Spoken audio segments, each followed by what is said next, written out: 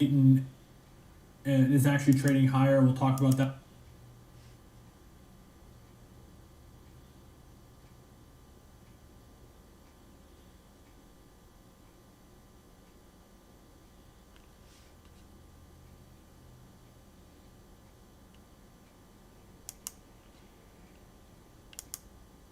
S&P 500 higher and about 65. Also of the NASDAQ 100 higher. Magnificent 7 is up about 1%. I don't know if I said it yet on our show, but I brought this to a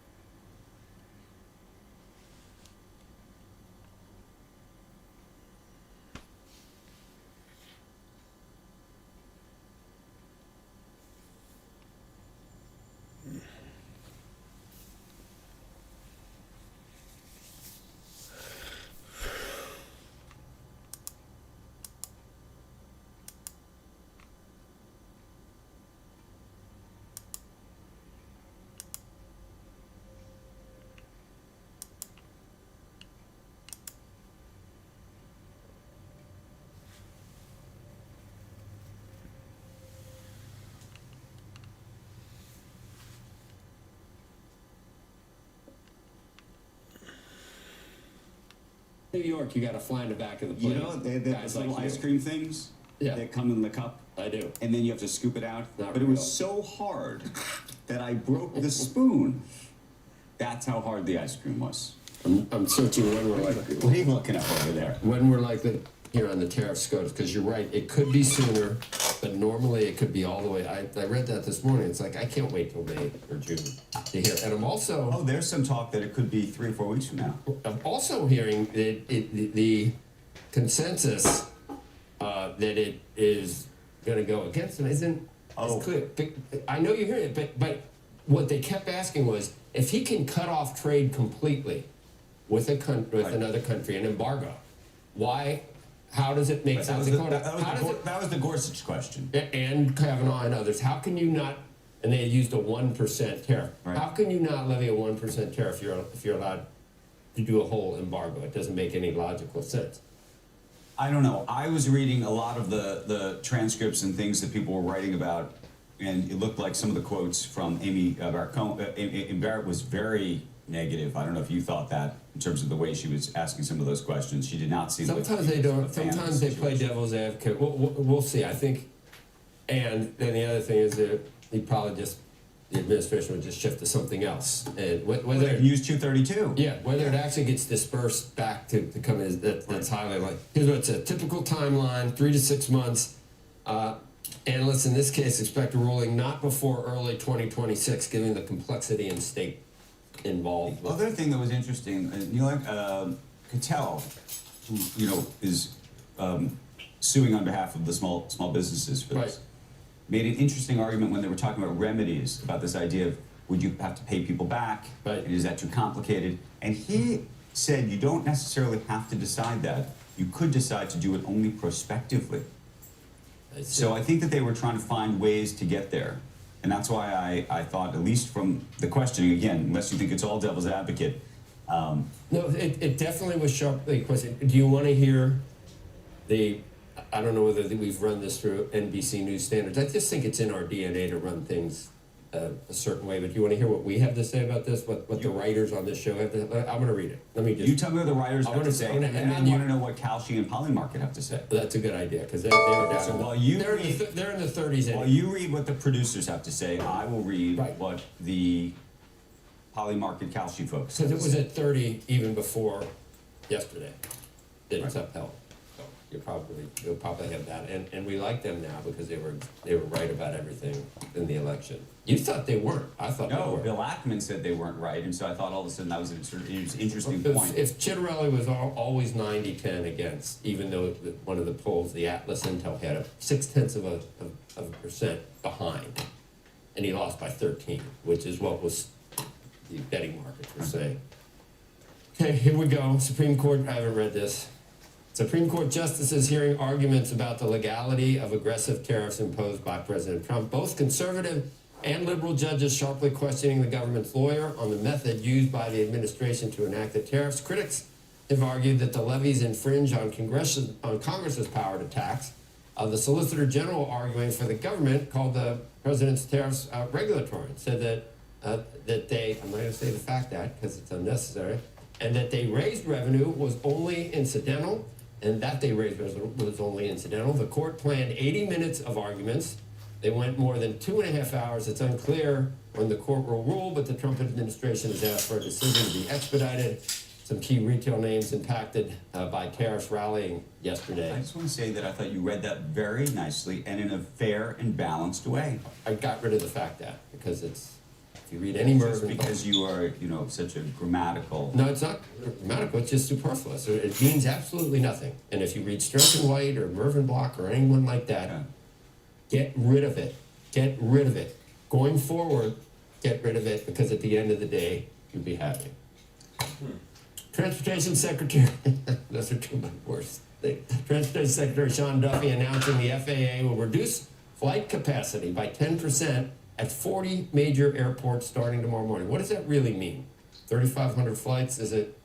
Would it change things that much in a low travel time? I don't know, but I want to go back because I told you that I was going to give you the calcium numbers, and we're down at 25%. 25 that it's upheld. 25% that it's upheld. Right. 75% that it is not, obviously. I trust that more than all the Okay. anything else. Air traffic control has been working without pay since the government shut down on October 1st. The FAA administrator saying increasing staffing pressures are forcing the agency to act. It's unclear which airports will be affected, but we're likely to learn today. Secretary Duffy and the FAA chiefs say that they're meeting with airline executives on implementing the reductions, and experts predict hundreds or perhaps thousands of flights could be canceled, I guess cumulatively, because I think it's 3,500 a day or so. You got more on? No, just giving you the numbers. And what's the truth? What they can do it another way? It's just they just shift to. There are ways that they can shift to, but they can't do it then permanently. And some of the rates, and it's not clear they can do it to every country. I mean, it becomes much more complicated. You heard my question yesterday. Fentanyl. I don't like fentanyl. I guess more people have died from that than in all the wars combined, or something. Some horrible number. So it is bad. Whether the trade imbalance suddenly became an emergency with every single country, blanket, By the way, that was Amy's question. Right. That's so what she's saying. That's a tough one. But So how do you say we're having a problem with because French? China and rare earth metals, that rises to the level of an emergency, I think, where you could say, look, everything, those things, it goes into everything, just about. It's almost like you could cause I don't know what the hit would be to GDP if we didn't get those metals for, let's say, 3 to 6 months. Sure, but I think it's Around the world. There'd be a global But I think problem. it's very difficult to declare an emergency unless the rest of the world is also declaring the They emergency might have with you. They might have on the rare earth. Right, and then you would have metals. done that collectively, and then there Oh, wouldn't be a don't case. ask for collective acts. And now we're going back to what the coalition of the willing. We lead the world, my friend. And if you go to the UN, there's going to be 2 outlier countries that don't let you do anything. I mean, you can't say anything without What about Sudan. how about just Congress? How about a coalition? They might be worse. How about a coalition of Congress, the voting representatives? To do Fordo, would you have gone to Congress to be able to take out the nuclear facilities in Iran? You would have done that? You think you can possibly tell AOC you're going to do that and it's not going to? Not necessarily, but that's a totally different. Well, you're just saying there are times when you can't go to Congress, Andrew, right? Well, no, but this is now a wartime situation. We're not, the rare earths are not a wartime scenario. Economic war. Some people call it the economic equivalent of a nuclear war. You know what we got to talk about later is the filibuster, because I'm very concerned. Okay, we will put that on the list of Do you know when it came conversations. about? 1917. It's not in the Constitution, but can you believe it's lasted that long? Because all you need is a simple majority in the Senate to get rid of it. And Manchin and Sinema, Right. heroic. Heroic, so you should be holding steady. I am, but you know why Trump is not holding steady? Because he knows next time Democrats get a majority. Because he knows he's got 3 years to do what he's got to do, Right, and wants to do, and he doesn't care. You know what after he that. said? He said, well, that's true. But also, he said, Democrats are going to do it anyway. They're going to stack the court. They're going to, anything you want to do, you can do anything you want. Climate change, gun control, with 51 votes. Can you imagine? Anything And you can get maybe- rid of and old laws. Sure, and then that. No bipartisanship. So therefore, you should be, I speaking out am, except I boldly. see what he's saying in that they're going to do it anyway. So Why do you say they're going to do it anyway? Because they tried to do it last time. But invariably, maybe there will be a cinema if you're so happy about I what hope she was so. doing, or a mansion. Yeah, it looks like the party's moving that way towards the center. Welcome to New York. This can be a long 3 hours, folks. Buckle up. When we come back, we got a warning from NVIDIA's CEO on the AI race with China, and then later in the show, don't miss an interview with Chicago Fed President Austin Goolsbee. I jest. It actually is going to be a fun one because we got a lot of big stories and big guests coming up. Don't go anywhere. Blanketed.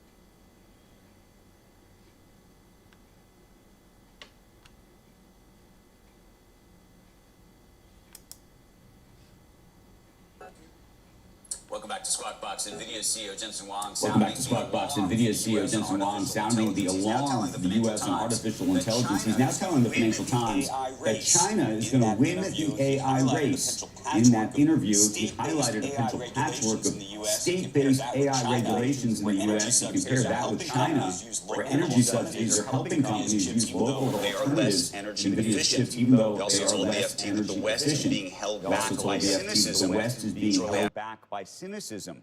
But shortly after that report was published, the In a CEO statement on appeared to NVIDIA's soften X his account, stance. In he a said, statement on quote, NVIDIA's "As I X have long account, said, China he is said, quote, as I've long said, China is nanoseconds behind America in AI. It's vital that America wins by racing ahead and winning developers worldwide. Those developments coming after President Trump told 60 Minutes last week that NVIDIA's most advanced AI chips should be kept out of China. So that debate continues. But it's very clear what he's doing. Yes, playing both sides is what he's doing. Playing both sides, but also saying, look, we're ahead now, but if you don't loosen up some of these state regulations, if you don't make it, you don't come on our side, which would help his business, but if we don't get with it, we're going to fall behind, is what he's saying. Sure, but I think the biggest issue right now is I think he's not actually wrong, meaning there's stuff going, even though we are ahead, sort of, there's stuff going on there now because of actually how they're daisy chaining these chips together and how, frankly, inefficient the energy piece is, and they don't care because they're just subsidizing anyway. They can basically replicate a lot of what we're already doing. Even without Bingo. And that's his argument. Is he arguing that we might as well sell him Blackwell anyway? Then? Pretty much. I think that's where he's going. So it's all about his own situation. What else? Because not everyone is like that, Andrew. Not everyone. You're not. Right. Right, I know. Look at how often I take risks for life, limb, and everything else, and employment. The futures right now is Back you do. you get to a certain point where it's like you saw risky business. Sometimes you just gotta say it. Joining us now, Gabriela Santos, Chief Market Strategist for the Americas at J.P. Morgan Asset Management, in studio. Welcome. I'm not going to grill you on Jamie Dimon's comments just yet. He's going to grill me on him. Don't worry. Thank you, Andrew. You rightly point out that some of it came home, a couple of chickens came home to roost with the AI valuations. Mm-hmm. Is that going to continue, or do you just try to focus on other areas of the market you feel more comfortable with, or do you make a decision to step back in when there's a pullback?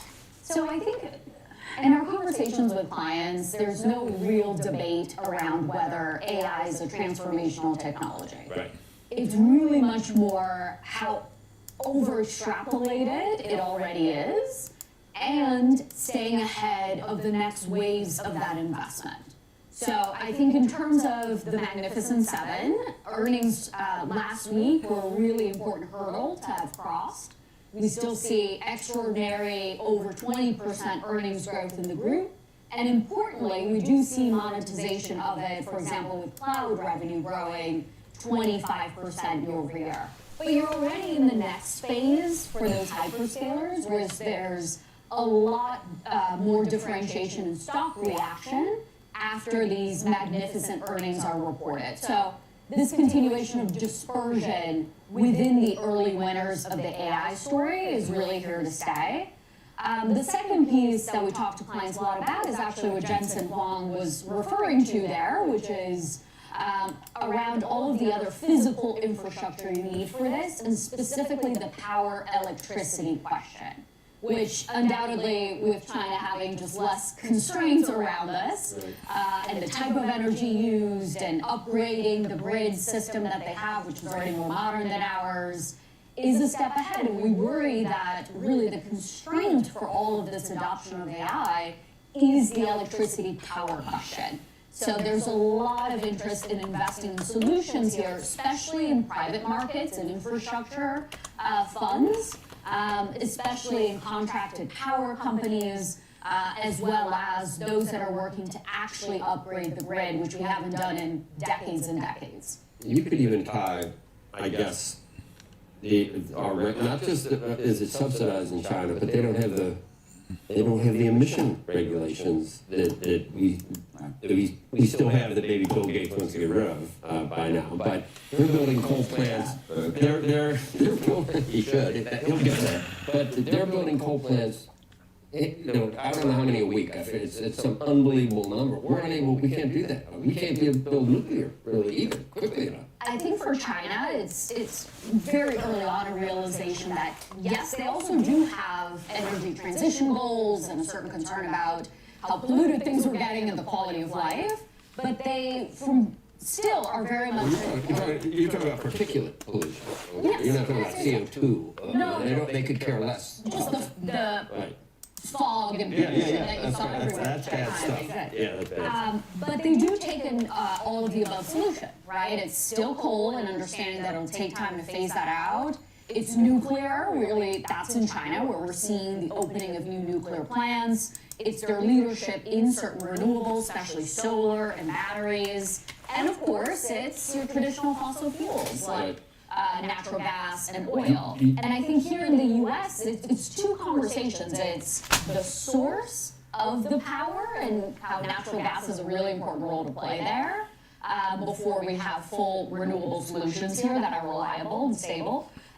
But it's also the grid, the actual transmission of that power. We have not upgraded the grid in decades. So for positioning a portfolio, you would tell clients that the promise of AI is equal to the internet. It's a multiple of what the internet delivered, or it's 0.5 what the internet delivered. Because if it's 3 or 4 times the way the internet changed my life, then you just have to be willing to wait things out and maybe buy during pullbacks, don't you? Even if it is over.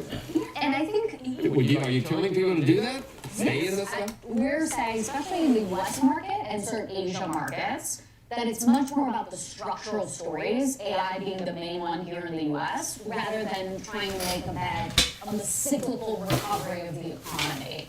And so we really don't think it's the time for small caps or consumer names. Let's lean into the AI story, but that evolves over time. And so a much more active focus when it comes to tech and growth funds, because there is more dispersion in those large companies. And think outside the box here, not just in public markets where you are seeing industrials as well as utilities top of the leaderboard now because of that AI infrastructure, but look at private markets and specifically infrastructure funds. That's where you're going to have your regulated and especially contracted power companies that are hopefully going to solve some of these bottlenecks for us. And it's a combination of public and private money.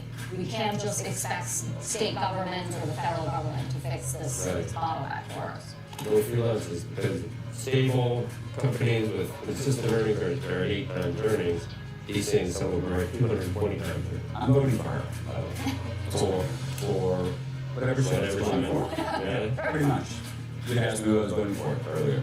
You vote for her? I thought you decided that it regulations, there are journalistic. Right. But that's why I say I'm voting.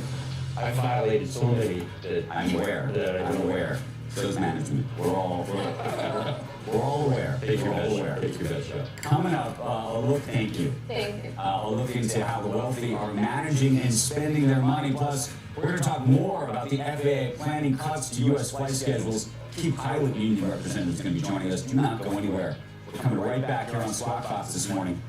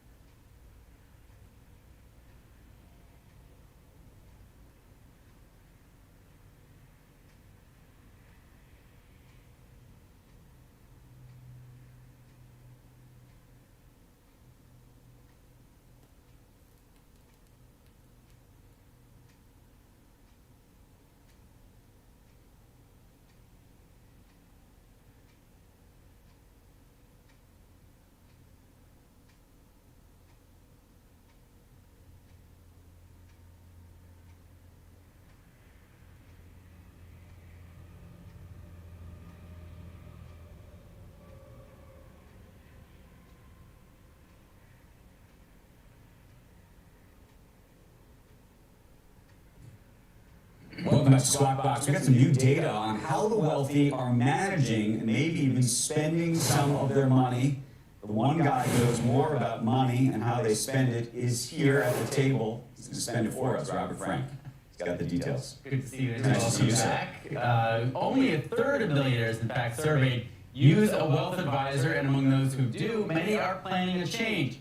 A survey by Long Angle, that's the network of high net worth founders and executives, found that using an advisor does rise with wealth, so only 22% of those worth less than $5 million use an advisor, while nearly half of those worth more than $25 million use an advisor. A quarter of them are considering switching advisors, with most of the complaints around cost, a lack of personalized service, and slow response times.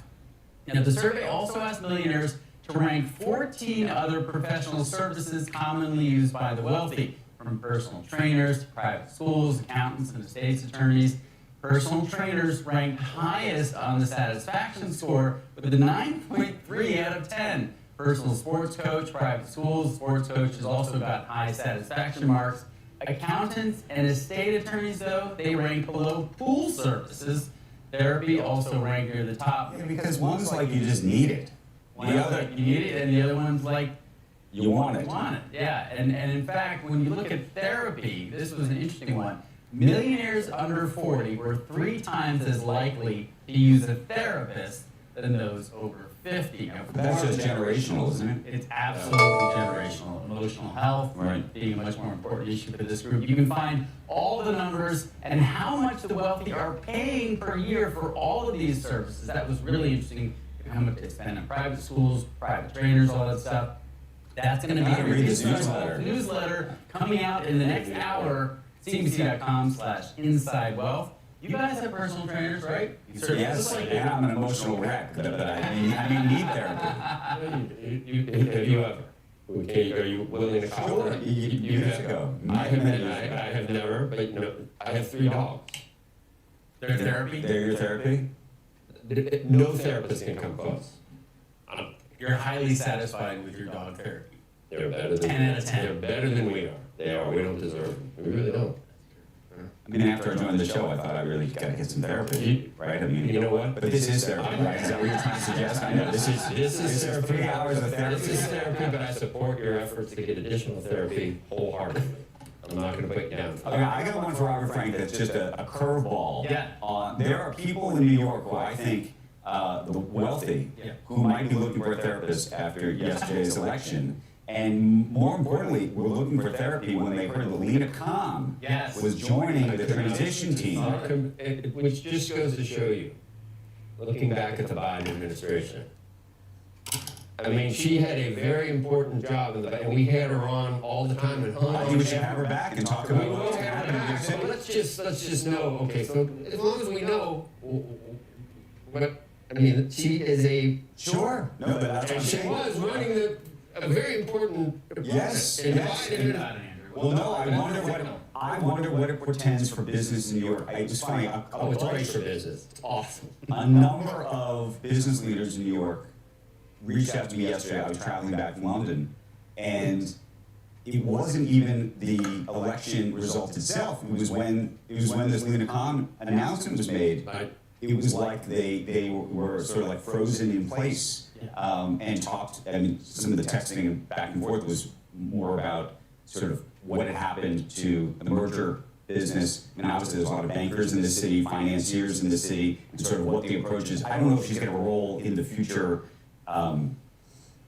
What did she do, though? I mean, the future group or not. What my question was, this appears to nationalize a city mayoral staff, right? Instead of saying we're going to operate the city as good managers, which is what the mayor's job is, it somehow makes it seem like we're going to be a platform for some national ideological. I don't know. I mean, I was also surprised by that there were so many people from the de Blasio administration, of all things, and they were pointing to that as if, given that they have quote unquote experience. But the truth is, I think most New Yorkers, no matter what your politics, did not think that was the golden era in terms of managing the city. What is she going to do? What is her role? Did they say what her role is? I could not ascertain that, Yeah. but I will work on it. I'd love to have her on the show just talk about the future of New York. Great. Robert Frank, Thank you. thank you for helping us. So I gotta get a therapist. I'm gonna be good with a therapist and a Make personal sure your trainer. pool services are well taken care of. But then what about the accountant? The estate accountant? Now I need the A real, better accountant and better trust and estate attorney. because I'm living in the city. Exactly. Gotta upgrade. The dog in there. It's too hard. Gotta take him out every single It's not time. nice to the It's dog. not nice to the dog. If it's a big dog, a small dog, I think is okay. He can. No, I just meant the mask is coming off in hindsight on some of the stuff. Biden was good. The mask is off. That's coming up. We're gonna get you up to speed on some key earnings movers, and then later, House Speaker Mike Johnson is going to join us. First, as we had to break down, here's a look at yesterday's S&P 500 winners and losers.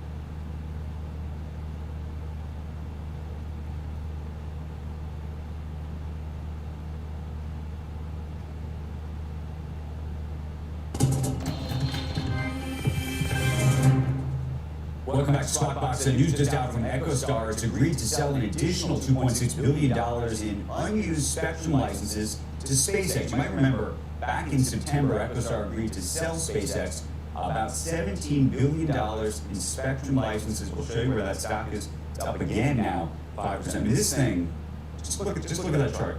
Look at that chart. How happy would have you been if you had bought in over the summer? That's just this week, isn't it? What is that? Oh, no, okay, yeah, you're right. Yeah, and then it took off. Took off. I mean, people thought this thing was left for dead. It's just so hard to read. I don't know. So intraday is up 3, okay. Well, you can't even see that. That doesn't, you don't see that at all. I'm focused on the August September move there. I saw 3 and I'm thinking, it's another whole issue. Meantime, take a look at shares of Lyft because they're also higher. We'll get you a chart, maybe you can see a little bit better there. Again, a stock you would have been happy to have bought perhaps in the summer, maybe August would have been a good time. Earnings of 11 cents per share beat estimates of 8 cents. Revenue coming in just below expectations, but gross bookings and active riders both topped estimates, and guidance for bookings came in mostly above expectations. The company's CFO, Aaron Brewer, is going to join us at 7:50 a.m. Eastern Time first, right here on CNBC. And actually, I'm going back and looking at that August date. We had the CEO on. I don't remember. I was out in San Francisco, and he basically said what was going to happen has happened. So it's that's a pretty nice little ride there. Yep. DoorDash is lower today, sharply lower. Earnings missed expectations, down about 10%. Revenue's up 27% from a year ago, as above expectations, and total orders were up 21%. However, guidance for the current quarter came in mostly below estimates, and the company said it plans to spend several $100 million on new initiatives and development in 2026. Commenting on the higher spending plans, the company said, "We wish there was a way to grow a baby into an adult without investment, or to see the baby grow into an adult overnight, but we do not believe this is how life or how business works." Can I just ask you one thing? Please. Is it possible that for the rest of the country and our viewers, Yes. that we focus too much on what happened in New York with the mayoral race? Or is it so sort of transformational in terms of the national discourse with where the Democratic Party is headed, that it's fair game for us to continue? So I'm going to quote one of your comrades. One Yeah. of yours. We don't have comrades on my side. Okay, just That's saying. Now you're getting confused. That's your side. Ross Duluth, Yeah. a conservative who writes for the New York Times, Yeah.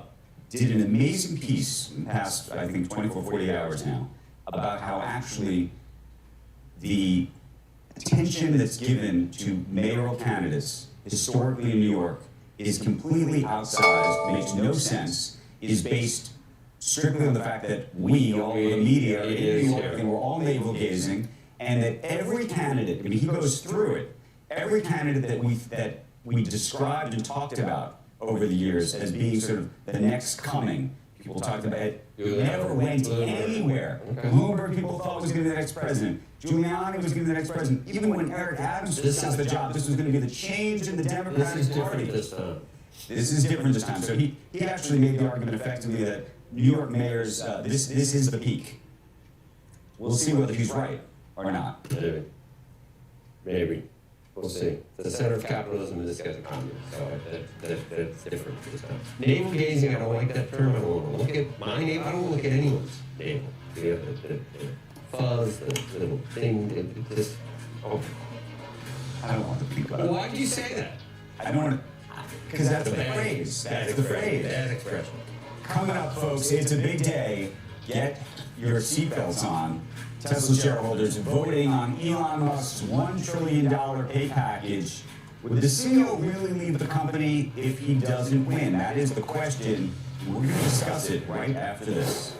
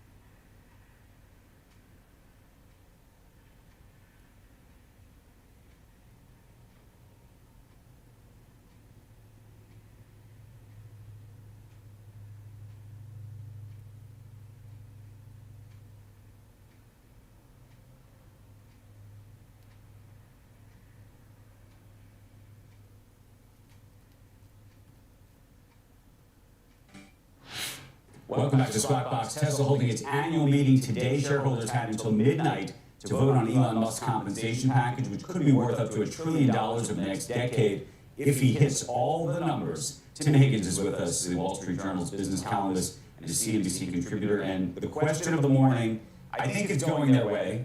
I imagine. I could be wrong about that. I don't know what you think. But my bigger question is, if for some reason it doesn't, what do you think happens? Ooh, that's the big question, right? I mean, I think that's the fear among Tesla and Elon supporters is what does happen. It's hard to imagine the company being valued as much as it is, right? Because the vision for the company is Elon Musk's vision for the future of not just cars, but robots. And that is a vision that really has helped that value of the stock go so high, make the car company the most valuable car company in the world, and really put it in the minds of as a stock, as a tech company story rather than just a traditional car company. I think that is also the concern that Chair Robin Denholm has been out there with. Imagine Tesla without him. She paints a picture that it's not really something that investors are going to like. As a result, though, there are other shareholders who are voting against this proposal, in large part because they think they're being held hostage. Yeah, absolutely. In a lot of ways, maybe they're right. In some ways, Elon has a gun to their heads saying, show him the money. He says it's about control. He wants more control of the company. He doesn't want total control, he would argue, but he wants to have enough ability to kind of block things that he doesn't like. He's concerned about developing this AI, this powerful tool, kind of falling into the wrong hands. You know, he's worried about activist investors and that sort of thing. It's clearly between a rock and a hard place here. If you are a Tesla investor, you're betting on Elon Musk, and this is a huge bet on him, not necessarily the rest of the company. I mean, look, the thing that I can't figure out, I made the argument back in 2017, or it was 2017 when the first proposal came out, it is as shareholder friendly as they get, meaning nobody gets paid unless it all works out. Having said that, interestingly, ISS and Glass Lewis, who I know Elon's talked about being terrorists in the sort of governance space, makes it an interesting argument which I haven't fully delved into, but this argument that somehow the board could somehow give him compensation even if he doesn't hit the targets, claiming that either there was some kind of regulatory issue, or if there was a flood or a storm, or some kind of ancillary or exogenous event. Have you focused on that at all?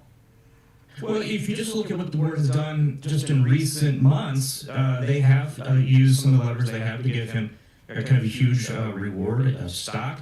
It's trying to make good for that package that was taken down by that Delaware judge. They're trying to make good on all that money that they feel like they owe him, that he feels like he's owed, as they try to litigate and appeal that issue. So they have figured out ways to kind of throw the money at him. They're the board. They can do these sorts of things. How much, in terms of the valuation, do you think is now betting on robo-taxis and Tesla cars versus the robots? That's a good question. I think when you look at, I'm not one to do valuation, but people talk about a good chunk of that is in the valuation of those robots, the potential for them. Robots that we haven't seen really that are capable of doing all the things that he imagines them to be able to do. They're not R2-D2, they're not C-3PO level yet, and who knows how many years away that could possibly be. But there's definitely a belief in that. He's talking about Tesla being worth trillions of dollars, the largest, the most valuable company out there, based upon the idea of what those robots can do, and then people are going to rush out there and buy them. So that's kind of the vision. Who's to say, what it is in the today? I wouldn't be able to say. Tim, we're going to leave it there. We will see what happens. It's a big day in Tesla land. Yeah, absolutely. Thanks. Trump is buying private market platform Forge Global. Forge Global has been a partner of CNBC and allows people to buy shares of private companies. It's a $660 million deal. CEO Kelly Rodriguez told CNBC a few moments ago that the deal will give 47 million investors great access to private markets. All right, coming up, a top OpenAI executive pouring some cold water on the idea of an IPO. Details on that on when Squawk Box returns.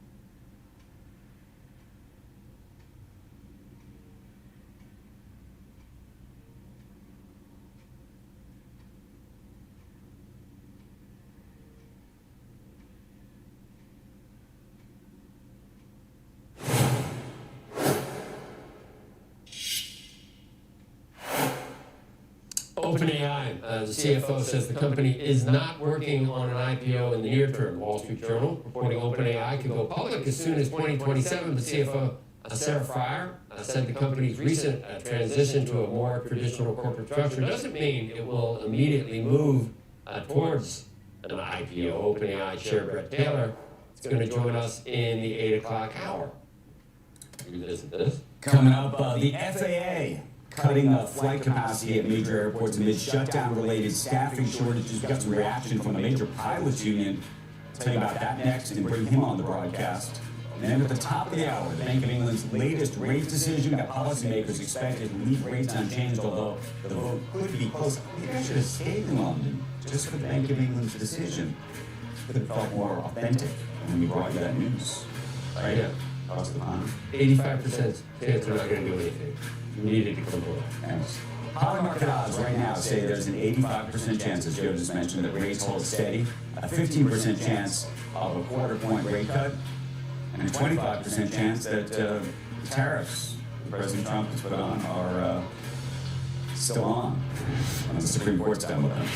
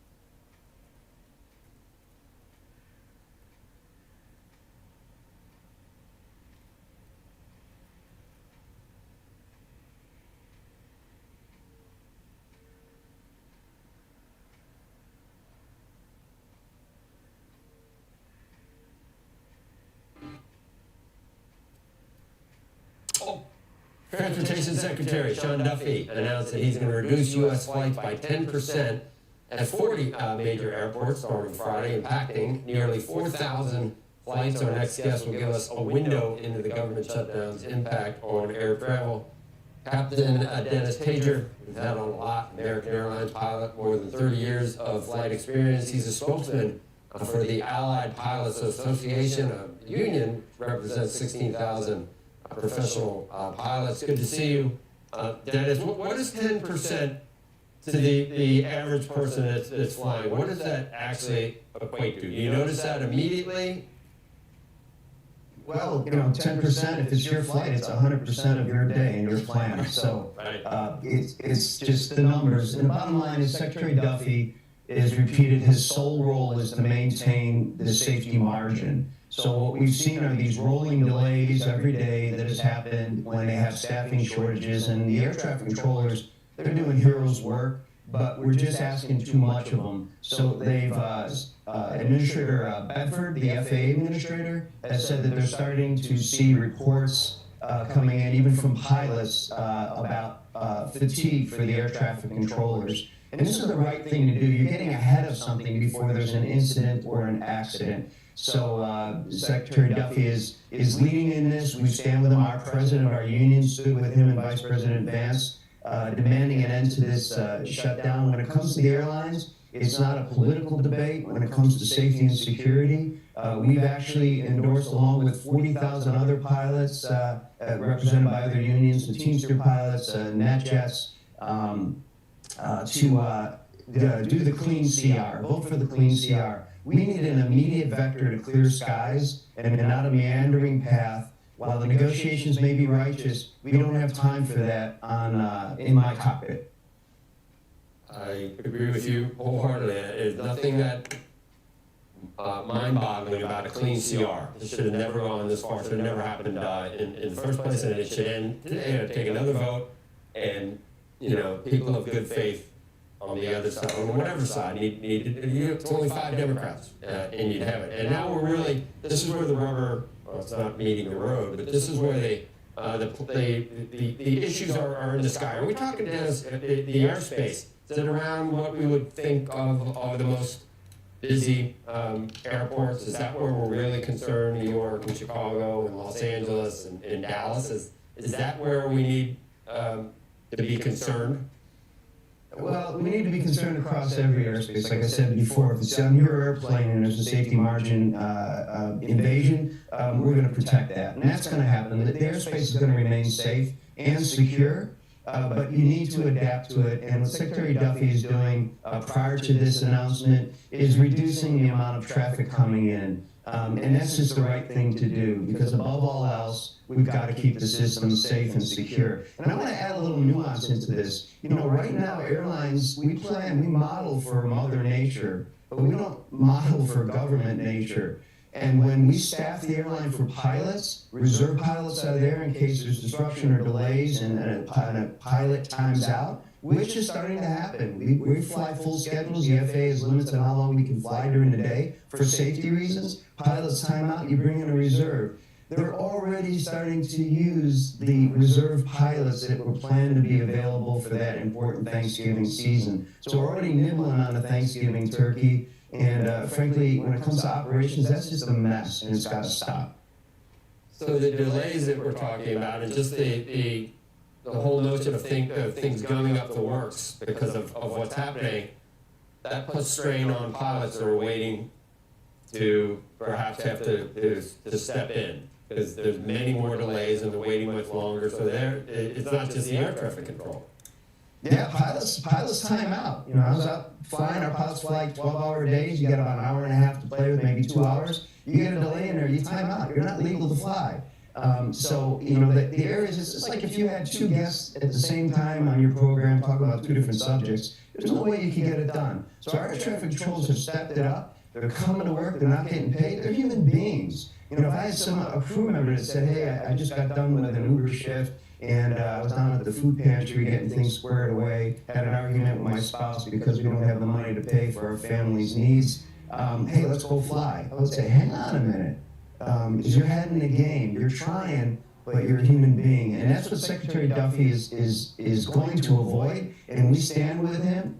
We're not picking a political sides in this. You can't bring your fight into my cockpit. My airplane has nothing to do with this righteous and noble fight that you're having outside. But if this was happening outside the airplane, I wouldn't allow you to board my airplane because you'd be distracting my crew. And the air traffic controllers and TSA officers, they're part of my crew. Stop messing with my crew. Get this thing done so that we can get back to flying in clear skies.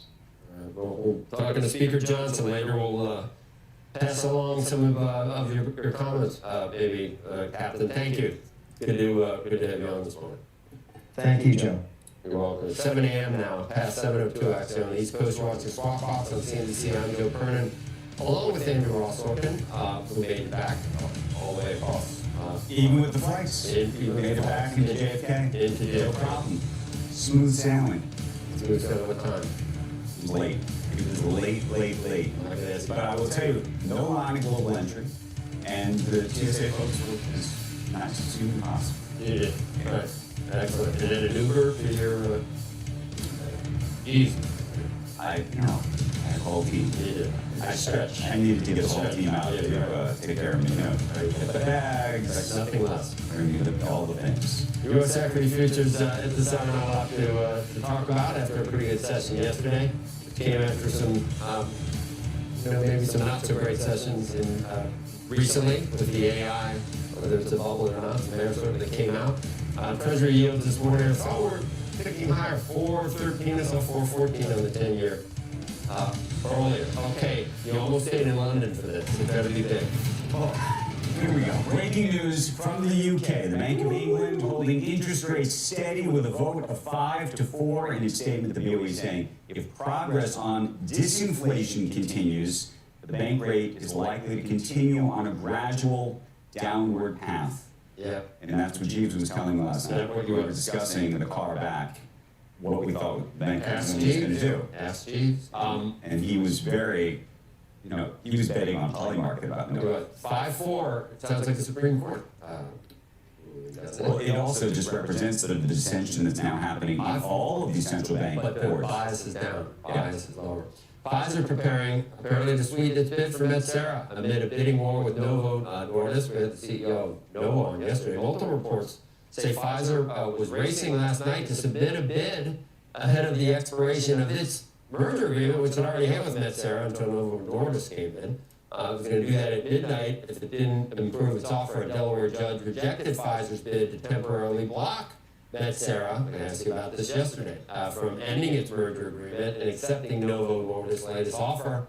We were watching for word this morning on whether Pfizer indeed did submit a new bid and for higher and higher. Metsera doesn't have the drug yet, the weight loss drug. 100 employees, no real products yet, but it shows you how important this type of medicine is, especially Pfizer. Got stuck with COVID stuff. And Talked about that yesterday. Took its eye off the ball for other things.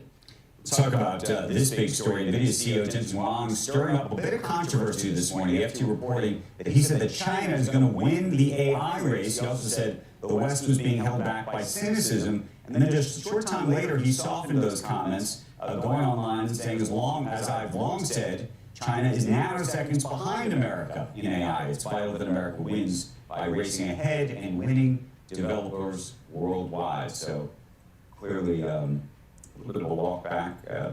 By the way, FT very well read in both Europe, but of course also in Asia. So folks in China probably read that, and folks in the U.S. read it and a little bit of cleanup. We're going to talk about a lot more of that with John Ford in just a minute. I want to get his perspective on that, but we also want to get to Qualcomm. That stock falling after hours despite beating estimates on the top and bottom lines with strong guidance. John spoke with the company's CEO last night in a first on CNBC interview. He joins us live this morning with that. Good morning. Yeah, good morning, Andrew. There was also a little tax-related charge that Qualcomm, so people might have paid attention to. I did speak with Qualcomm CEO Cristiano Amon right after the earnings call about what was driving the upside with the phone business, with consumers around the world trading up to premium phones, even though major AI features haven't launched yet. Here's what he said. I think what you see is phones are becoming more useful. I think the AI transition on phones is not like binary, it's a crescendo. And I think that continued to drive people to say, this is a very important personal computer that is going to do more things. AI makes the ability for you on a small screen to do more things with that device, and I think that's driving that trend. Now, Qualcomm's also announced data center chips to challenge NVIDIA, AMD, and others. Amon said the company will share more in the first half of next year, and he argues there's room for a more efficient chip in the data center. Actually, all of those valuations expecting that all those companies building a data center, they're going to generate a lot of profit from the AI. And what it means is they're going to go from training to inference. And I think the addressable market for Qualcomm is all of it. The question is pretty simple. There is a fast cadence of new technology. You started to hear companies saying, I'm not going to use this GPU, now I'm going to wait for the next one, because every time you get more efficiency, more density, it changes the economic. So our approach is very simple. We said, we bring some unique things to the table. We're designing a whole different architecture. And Andrew, Cristiano's not the only one thinking about trying to dislodge NVIDIA, as you were just talking about. Jensen Huang very much weighing in on the global dynamics and U.S. competitiveness and NVIDIA's competitiveness, but, you know, and the statements about China, perhaps moderating things a little bit as people digest them. What did you make of that back and forth? It's almost really a back and forth between himself, the comments he made to the FT, and then, of course, the comments that he made online.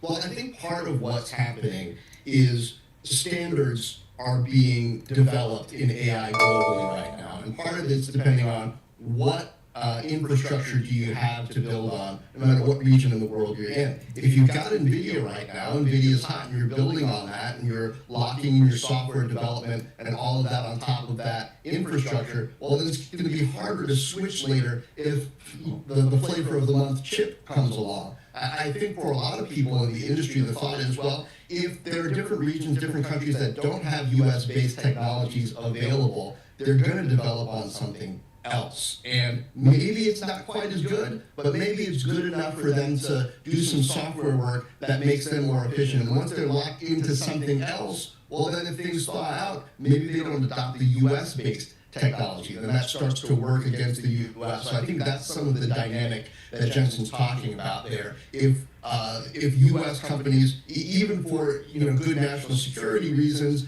get locked out of certain markets, it could have long-term economic impacts. So some of the players in the industry would prefer that if there is a middle way to allow the U.S. to have their technology strategically placed in these different markets around the world, then that might be better economically in the long term. John, I want to thank you for your perspective and analysis of all of it. I'm sure we'll talk to you again very, very soon. Thanks. When we come back, a lot more on Squawk. ARK Invest, Kathy Wood joins us next on why she's supporting Tesla's proposed compensation plan for Elon Musk that could potentially pay him as much as $1 trillion. We're going to talk to her about that. And then later, House Speaker Mike Johnson's going to be with us on the latest negotiations on Capitol Hill, hopefully finally end the government shutdown. We'll get an assessment of where things stand. Squawk Box, right back.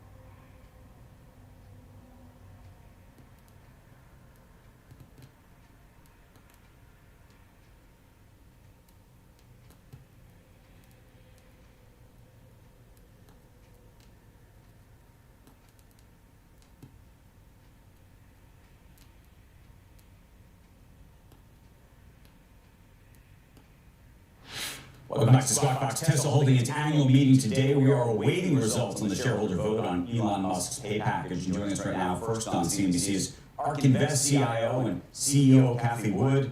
Good morning to you. We are awaiting these results. I don't know if it's a foregone conclusion. If you look at some of the betting markets, whether it's Kalshi or Polymarket, it's like a 90+% chance that Elon Musk's pay package is approved. Obviously, that still means that there's a 10% chance it isn't. If in fact it isn't, what do you think actually would happen?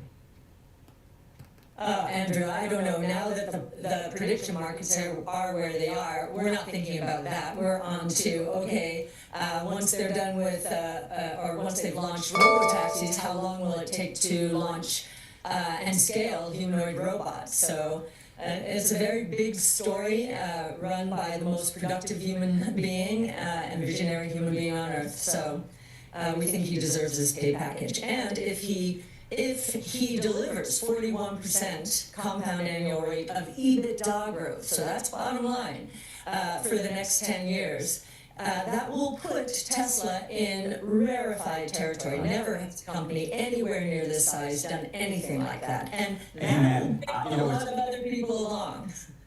Amen. I find the argument against the package. I mean, look, I understand why people don't like the package. There are people who feel that they're being held hostage, and I get that. But the truth is, he will not get paid unless they get paid. And so I've been surprised. Have you talked to actually any of the, governance firms like ISS or Glass Lewis or any of these pension funds that have been raising red flags? No, I haven't. I do think, we don't think ISS and Glass Lewis are doing the right kind of research to understand, to put into perspective what this company is doing, and therefore what a compensation scheme should look like, actually. Pay for performance, align company management with shareholders long term. Right now we have shareholders very short-term focused, and that has made management teams very short-term focused, and it's a big problem for this market. Tesla's doing things the right way, and I think this is a very important vote.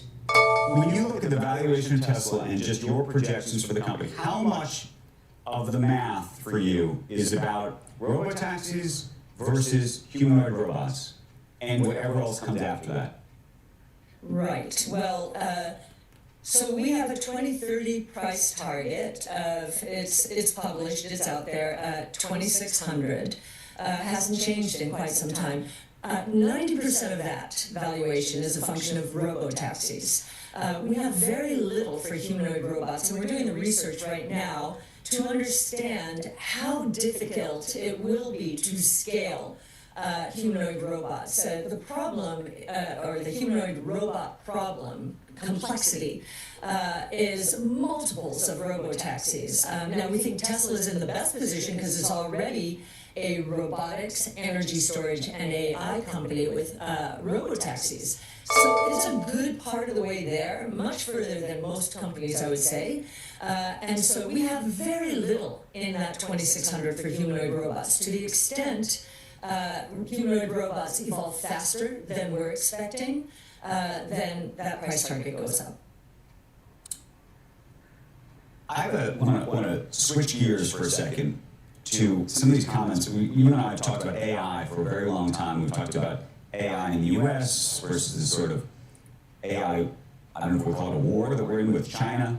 I don't know if you've heard some of the comments that were recently made just in the past 24 hours by Jensen Huang, who runs NVIDIA. He was quoted in the Financial Times effectively saying that he thought that China was ahead, oddly enough, of the United States. And then he sort of walked them back a little bit online. Where do you think the U.S. is relative to China in this moment? I think we are ahead. I mean, we monitor large language models and have been very impressed since DeepSeek with China's progress and surprised. And I think one of the reasons is they've gone the open source software route. We forced them to do that. Our software companies stopped selling into China because of IP theft. So they went the open source route, which is very fast moving, and you had President Xi Jinping shift from common prosperity, the slogan, common prosperity, to new productive forces, which was all about technology. So we think this is command and control, as always, in China. And they're very fast moving when they put their mind to a project, and we think AI is one of their biggest projects. So, you know, we don't think they're that far behind, but we think they're running very fast, and certainly I think they are within competitive range of the U.S. Because now I'm going to put you in charge of national security for the United States. Should we or should we not sell some of these most advanced NVIDIA chips to China? Part of the argument that I think Jensen's been making is effectively that they are so close already with their own chips that we are better off selling our chips to almost crowd them out and effectively create the standard and the platform going forward. Is that the right decision or the wrong decision?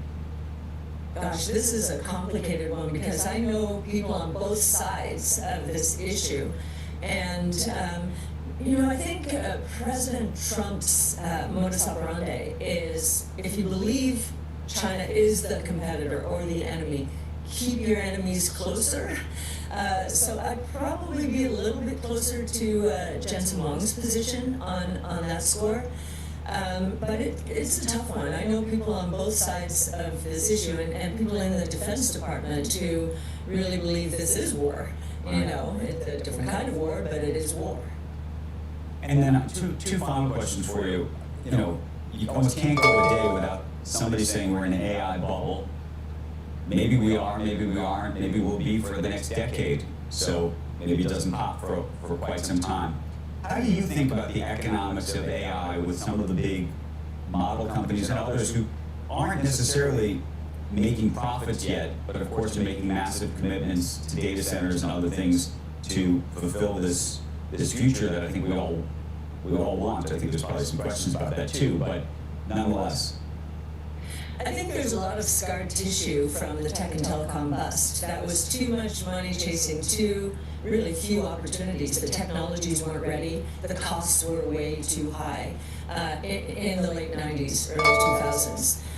We're in a completely different place now. The seeds for everything happening now, they were planted in the 20 years that ended in the tech and telecom bubble. And so now they're beginning to flourish. Now, here's where I will make a difference. I can see on the consumer side, you can see with OpenAI, it's scaled to 800 million users. Distribution's critically important here. So that's terrific, and they are scaling their revenues. I think they're tripling on a year-over-year basis. And the profits will come. On the corporate side, and you know the MIT study saying there's no productivity here. We can understand why that study came out, because corporations, if they are going to transform completely, and this is a transformational opportunity from a productivity point of view and a competitive point of view, it is hard work. It is going to take a long time. And you can see from Palantir's report this week, U.S. commercial, I think it was up 123% on a year-over-year basis. There is a sense of urgency now. Companies who get this at the highest levels, they're going for it. And Palantir is the platform as a service company out there to make this happen for enterprise America. Okay, final question. Bitcoin down about 16%, I think, for the month now, past month. We're at what, 102 now, 103, something like that? Where do you think we're going? I know you have big ambitions for Bitcoin. Yes, we do. I will say one thing that has shifted for us in the last few years. Stablecoins are usurping part of the role that we thought Bitcoin would play. So our bullish forecast out there is 1.5 million by 2030. Given what's happening to stablecoins, which are serving emerging markets in a way that we thought Bitcoin would, I think we could take maybe $300,000 off of that bullish case just for stablecoins. So watch that space. Stablecoins are scaling here, I think, much faster than anyone would So have Cassie, expected. this is news because this is a different expectation. To the extent that stablecoins become an even larger part of the market, would you take the top number down even further? I mean, if stablecoins do become this, the sort of transaction currency of choice, if you will, how does that change the dynamic of Bitcoin being the sort of digital gold? So I was holding all other things equal. Digital gold, if you look at what's happened to the gold market, we were saying digital gold could usurp half of that market, or at least become as big, become additive in some way. So that's the other dynamic at work here. And the other thing is institutions, this is a new asset class. Stablecoins are cash, they're dollars. Bitcoin is a global monetary system. It is the lead in a new asset class, and it's a technology all wrapped in one. So while I say $300,000, that would be holding gold constant, let's say. Gold has doubled here since we made that forecast. So again, there are puts and takes. I just wanted to highlight stablecoins because they are happening faster. They're scaling faster. I think emerging markets are huge in this regard, and we're starting to see institutions in the United States focused on new payment rails with stablecoins at the core. So very interesting movement. I think the whole space gets bigger. This is a global monetary system really going digital without government oversight. Very private. So it's a very big idea. Yeah, that doesn't change your view of digital gold aspect of the Bitcoin at all. I mean, that's not even related to it. So maybe you had 1.2 million based on digital gold and 300, another 300 from the transactional. So I think I understand what you're saying. And institutions really have just dipped their toes into this space.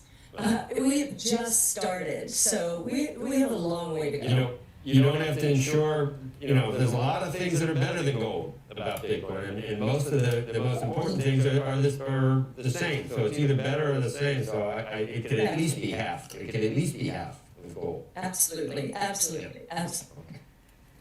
Kathy, I want to thank you. Always love talking to you. I appreciate your perspective and maybe a little news with some new numbers and new views on Bitcoin. We'll talk to you again very soon, I'm sure. Thank you. All right, thank you. Coming up, we're going to talk to the filmmakers behind Netflix's nuclear threat thriller, A House of Dynamite. Director Catherine Bigelow, writer Noah Oppenheim will join us after the break. It's going to be big. Yeah, as we head to the break, check out the shares of Warner Brothers Discovery. They still report results, obviously, but we know what people are focusing on with this company. But 6 cents a share loss was 2 cents worse than expected. Revenue of $9.05 billion was slightly below. They did end with 128 million streaming subscribers, which is 2.3 million subscribers more than the prior quarter. But they're also saying they are evaluating a broad range of strategic options, including proceeding with the planned separation, a potential deal for the entire company, or anything in between. And they're not going to say anything else until the board okays a specific transaction or whether further disclosure is necessary. Scott Box, will be right back. Time now for today's Aflac trivia question. What company spun off Pizza Hut, Taco Bell, and KFC into a new company called Tricon Global Restaurants? The answer when Squawk Box returns.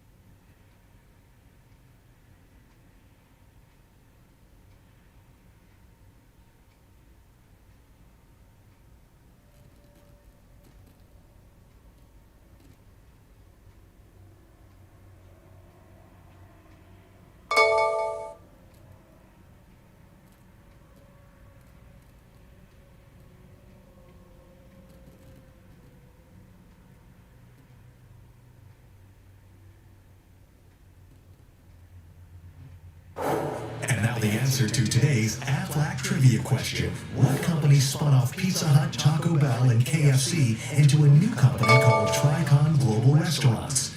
The answer? PepsiCo. In 2002, Tricon Global Restaurants changed its name to Yum Brands. Welcome back to Squawk Box. We've been talking about this show on Netflix for quite some time, the past couple of weeks, Joe and I. House of Dynamite paints a picture of what could happen if the U.S. faces a rogue nuclear missile. Joining us, the movie's director. This is big time. Catherine Bigelow is with us, and writer Noah Oppenheim. Good morning to both of you. It's nice to see you. Congratulations on the film. I've now watched it twice, and it keeps you on the edge of your seat. We've been talking about the show, the film, I should say, a whole bunch past couple weeks because it'll scare you. I mean, it'll scare the bejesus out of you. And all of her stuff. And Hurt Locker, Jeremy Renner's back with another. All of it. Right. So I want to just go back in time before we even get into it itself. How did you decide you were doing this? Where did the original idea come from? And what were you trying to say about where we are in our society and the world at this point? Well, actually, it started as a kind of what-if question. What would happen if there was a nuclear ICBM headed toward North America? What happens in the halls of power? What happens, what's the chain of command? Like, what's the protocol? And so I was lucky enough to be able to have a conversation with this gentleman here, Noah Oppenheim, and he spun out this incredible scenario, and I said, wait, hold it, let's write a script about that, and let's make it. And it was very fast. From that conversation to finished script was very fast. Noah, how much did you know before you started researching this, and how were you surprised? Were you more scared at the end? I was definitely more scared. I knew some, but one of the many things that make Catherine such an extraordinary filmmaker is her commitment to realism and authenticity and an almost journalistic approach to filmmaking. So from that initial conversation, we began building the story like you might actually report out a story for a newspaper or for a news outlet. And we just called the folks who had actually worked in these rooms, people who had served at the highest levels of the Pentagon, the White House, and said to them, hey, if this ever were to happen, how does it work? What do you do? What are the steps that get followed? And at the end of every conversation, we'd say, who else should we talk to? And so we kind of built it from the ground up. And yes, we were both terrified increasingly as we had those conversations, terrified by how short a period of time decision makers would have, terrified by the fact that the president has the sole authority to make the call and has probably never rehearsed for it before. So yeah, it definitely kept us up at night, I think. How much debate was there among folks you talked to in the sort of defense complex? I know that there's some folks at the Pentagon who have tried to suggest since the film came out that we'd be able to that the film would end much earlier than it does, if you will, because there wouldn't be the prospect that these nuclear missiles would be coming towards us and we'd be able to actually hit it. How much of a debate was there as you were writing the script? On that point, there was very little debate. I mean, the statistics are actually in the public domain in terms of the Pentagon's testing of our missile defense system, and the statistic in the movie, which is 61%, is fairly accurate in terms of the testing record over the last 25 years. They've gotten better. It's possible you could knock a missile out of the sky. It's just very hard, and the odds aren't terrific. But they're working to improve, and I think the debate we wanted to open was, do we need to build better missile defense, or do we need to reduce the number of weapons in the world? What's the best way to get us safer? Is that the moral of the story? Golden Dome, like an upgraded Iron Dome that Israel has? Is that what the moral of the story is? I don't know. I think we reduce the nuclear stockpile. That's the moral of the story. Well, you only need one, though. I mean, there's thousands. I know. I mean, I don't. Only need one out of. How many does Russia have? Russia has thousands. We have thousands. Yeah, we're not going to zero. Yeah, we're not going to zero. Yeah. Well, there are a lot of levers you can pull, right? I mean, the last remaining arms control treaty we have with Russia, New START, is set to expire at the end of the year. That negotiation or renegotiation is starting. So reducing the stockpile is one lever. Iron Dome is a much easier problem. Those missiles are moving lower, slower, and Israel's a small area to defend. But it's worth discussing, and that's why I think that It used to be salt tax actually meant something instead of state and local taxes. They sold that. They sold that. So Catherine, there's a movie theater in the White House. I think you can also watch films on Air Force One. If the president were to watch this film, what would you want him to take away from it? Again, reduction to denuclearize the world, but at the very least, a conversation about it. Do we need to be living in a house of dynamite? That's what the phrase refers to toward the end of the movie, where we've built this world that is ready to blow at any second. So it's a very combustible environment. And the movie ends really with the question, do you want to live in this world with that degree of combustibility? I mean, I know how I feel. Well, I know, but we wouldn't unilaterally disarm, right? And it looks like we're ramping things up. We're not ramping things down. That's the discussion now. If we start testing, Putin just yesterday said, if you're going to start doing it, we're going to start doing it. But it's always been about that anachronistic idea of MAD, mutually assured destruction. And we couldn't do it unilaterally, right? I know, but exactly. But, obviously you have to. We have done it before, though, Joe. I mean, the thing to keep in mind is however many thousands of weapons we have now, we had a lot more during the Cold War. And we've seen the global powers get together and reduce those number of weapons. We've seen countries give up their arsenal. I mean, South Africa, apartheid South Africa gave up their nuclear arsenal. So it's not an impossible dream to try to, reverse the trend here. But in this case, it's not even Russia or China. It's from what I can tell. I haven't seen it yet. But if it's a you don't know. Once again, you only need one. It doesn't even have to be. So I have a creative question for Catherine Noah, without trying to give away the ending. But I'm not going to give away the ending, I promise. Does the world live? Well, there's a question about that, and I want to know sort of how you were thinking about the ending of this film. If you can somehow describe how you thought about it without giving away the ending. I know this is like a needle to thread that's very hard.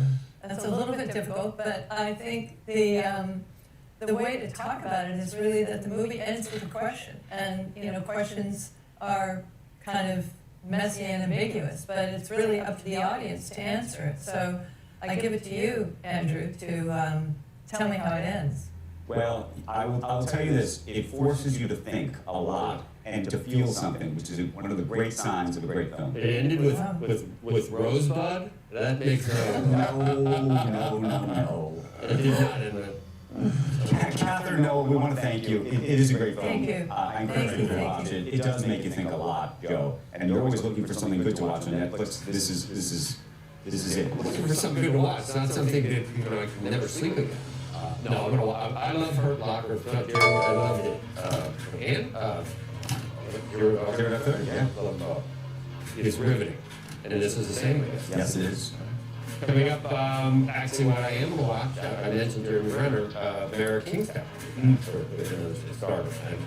Republican Senator Katie Britt is going to join us on the negotiations to end the shutdown and her meetings with Democratic leader Chuck Schumer. Squawk Box, be right back.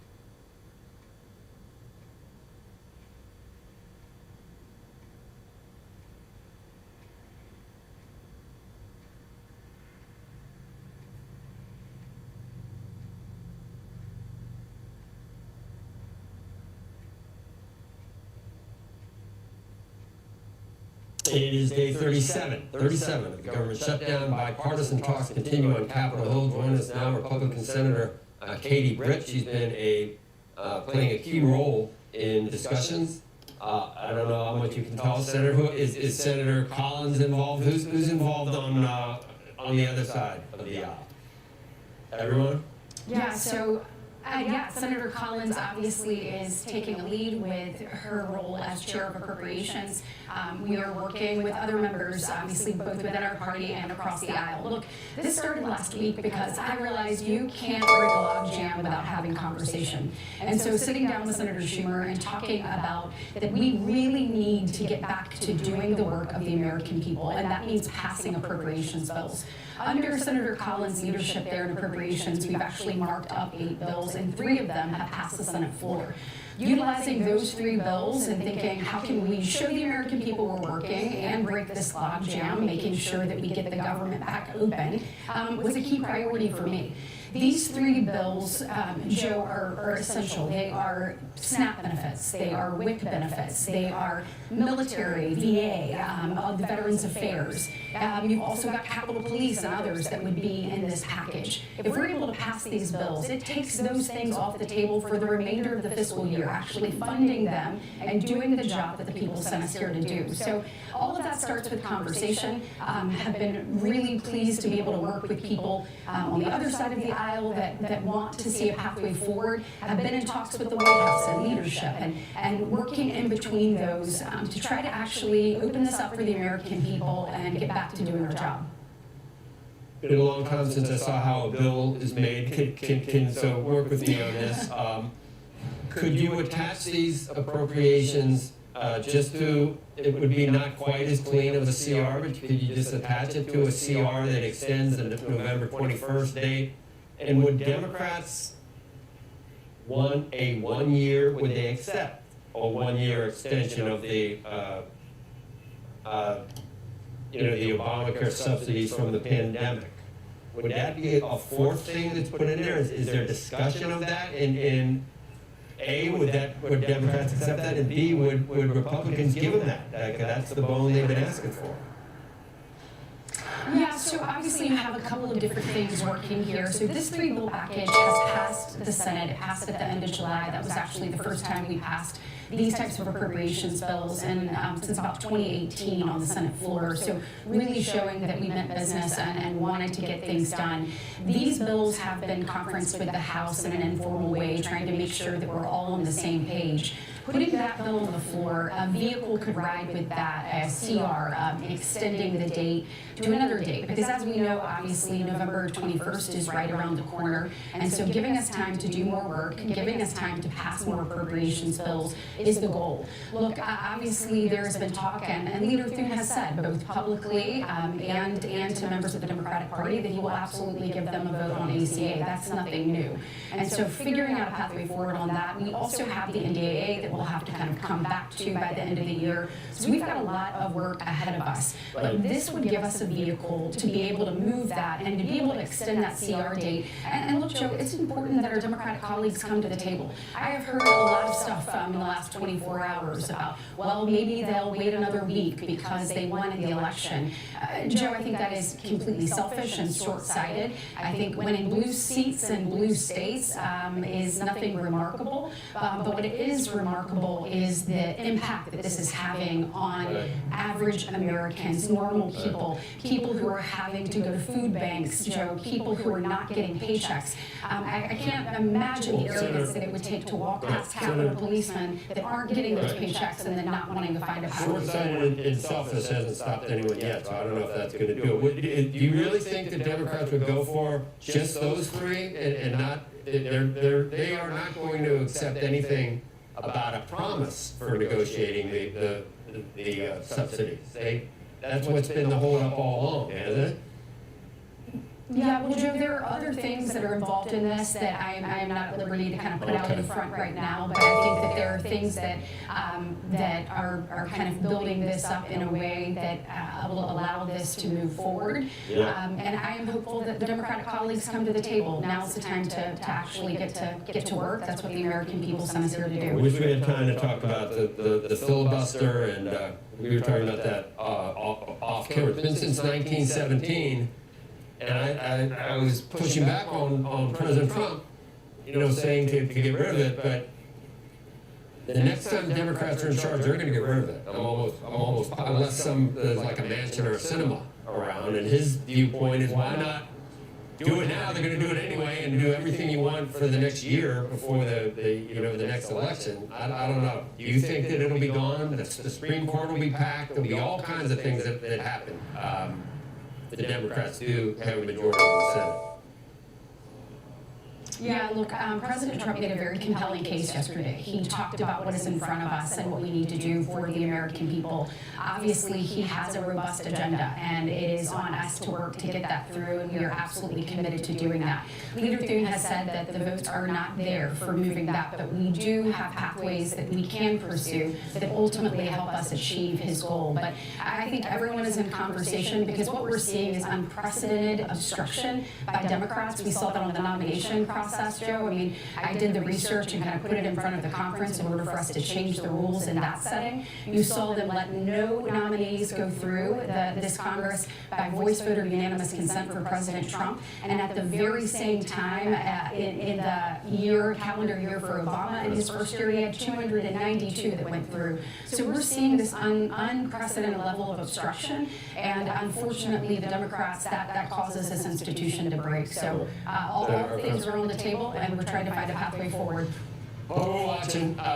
Appreciate your time today, Senator. Thanks. Thank you. I appreciate it. Coming up, we got new jobs data just out from Challenger. We'll bring you the details next. You got to see this. Plus, Chicago Fed President Austin Goolsbee is going to be joining us with his outlook for the economy and the odds of a December rate cut. We're going to go inside the boardroom of the Federal Reserve. Squawk Box, and right back.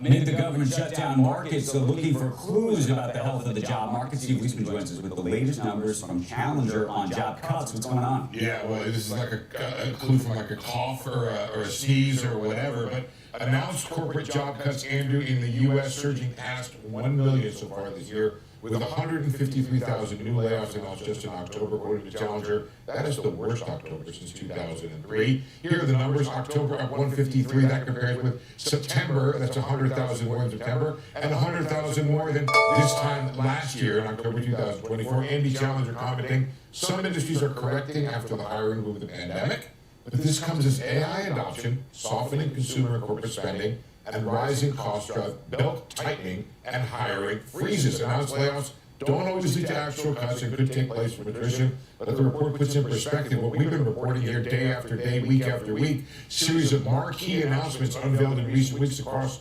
U.S. industries, including UPS, Amazon, Target, among others, Paramount, Rivian, all these companies there. Government has been responsible year to date for 308,000.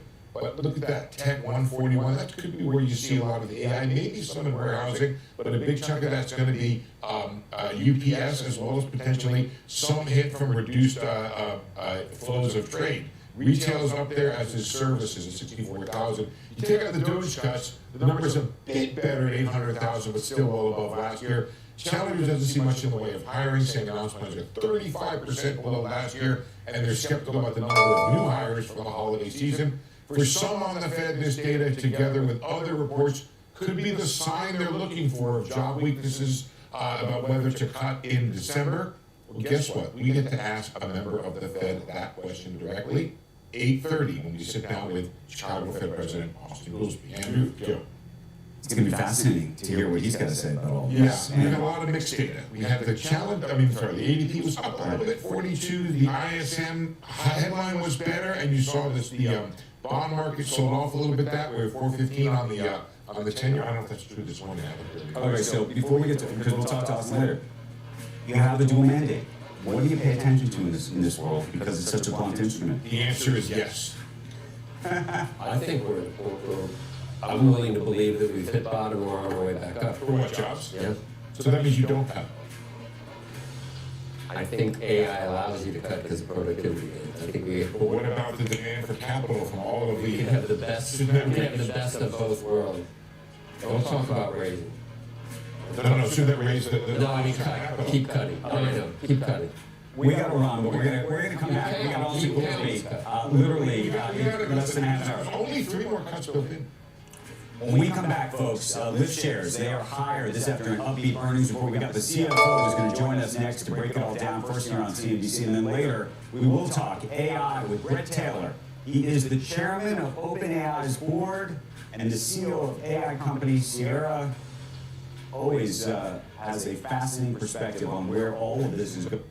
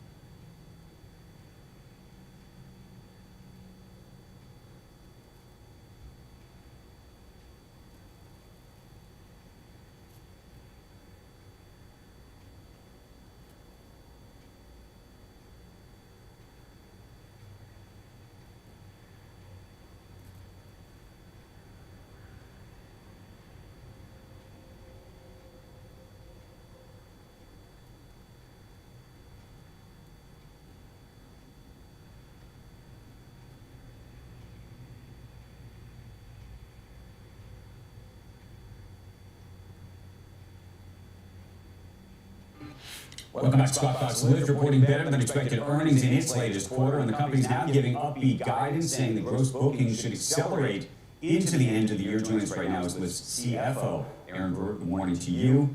It's nice to see you looking at the stock on a nice little move this morning, up about 6.5%, close to 7%.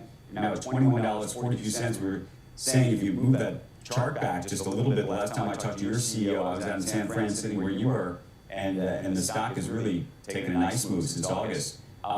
What's happening here? We talked to Uber's CEO earlier this week. How much of it is just the wind at the back of this whole industry and space? How much of this is operational and taking share from other competitors?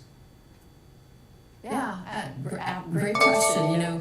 Rideshare is still, if you think about the whole market opportunity, still relatively underpenetrated. As we look at our business, both in North America and now in Europe, we see a $300 billion personal vehicle trips happening, and rideshare is just penetrated only a portion of those. And so it's a growing industry. We are certainly a growing platform, as you've noted. Gross bookings up 16% in Q3. We're going to accelerate that into Q4. Adjusted EBITDA up 29%. We generated $1 billion of free cash flow over the trailing 12 months. Our marketplace has never been healthier, and we see great opportunity accelerating into Q4 and into 2026. Tell me about pricing, because there have been periods of time where obviously there's been a super high price, which is you've been able to capture margin. There have been other periods of time where you've been able to capture more volume. Where are you in that?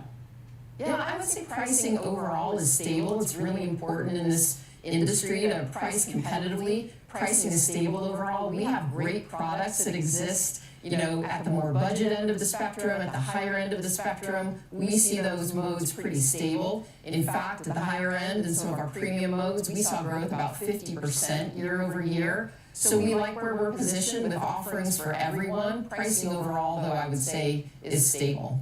Where are you in terms of thinking about the customer? There's been this sort of, people talk about the tale of two countries, tale of two cities. High-end luxury consumer doesn't seem to care about price. It's as elastic as elastic can be. On the lower end, we constantly hear from companies saying that they're getting pinched. Yeah, the consumer is resilient on our platform. We saw a record number of riders taking a record number of rides. And that includes our entire company, but also in North America. Looking back less than a week ago at Halloween, whether you look at the day, the weekend, or the entire week, we smashed records in terms of rides, riders, the number of drivers spending time on our platform. So we are not seeing weakness. We are not seeing trade down in modes. And from what we can see, the consumer remains resilient on our platform. What's marketing spend like, and what's working for you and what's not right now? Yeah, absolutely.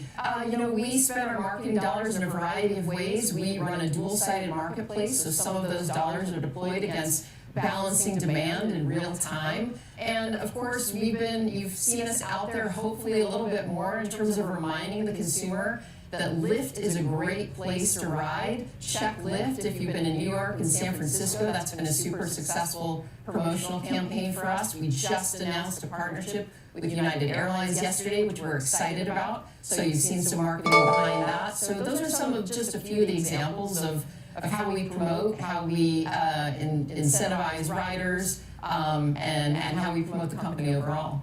And then where do you think we are in robotaxi land? Autonomous vehicles we think represent a great opportunity, and we feel really well positioned to take advantage of that. We think they will expand the market overall. We've got a number of partnerships in place, some cars on the road today that'll expand into 2026. We talked a little bit on our earnings call yesterday about our upcoming launch in 2026 in Nashville with Waymo. It's a pretty differentiated model that we're excited about, but overall this represents a great opportunity for our company, for our industry. Aaron, I want to thank you for waking up early on the West Coast. Thank you. Yeah, great to be here. Thank you for having me. Thank you. It is just past 8 a.m. on the East Coast, 5 a.m. on the West Coast. That's why I mentioned she's up early. What time was it in London? You were on at noon. I was up. You know what? Actually, it's interesting. Right now, there's only a 4-hour difference, only for like this two-week window here. So I was starting the show at 11 a.m. got my beauty sleep in the morning. I didn't get my beauty sleep because I'm waking up early to go on Wilfred Frost show and the BBC and all these other broadcasts. I'm Andrew Ross Sorkin, by the way. That guy's with Joe Kernan. So in Davos, we're on at noon. In Davos, we're on at noon. You can sleep and wait there. But I know you have so many breakfast meetings and things that are out late at night. Breakfast meeting with some of those, like croissants. That's your meeting with the croissants. Yeah, they're good. They're good. Somehow you can lose weight eating those croissants in Europe. I don't know why that is. Let's show you some of the big headlines that are making news this morning. The biggie, the Supreme Court hearing arguments on President Trump's sweeping tariffs. Justices from both sides questioned whether he overstepped his authority under the International Emergency Economic Powers Act. Some very aggressive questions, unclear what the justices ultimately will do, decide, and frankly how quickly they will decide. Typically, it could even be something that might take months and months and months before we hear from them, but this administration asking for a quicker verdict. Meantime, Transportation Secretary Sean Duffy saying that the FAA will cut flight capacity by 10% at 40 major airports starting tomorrow.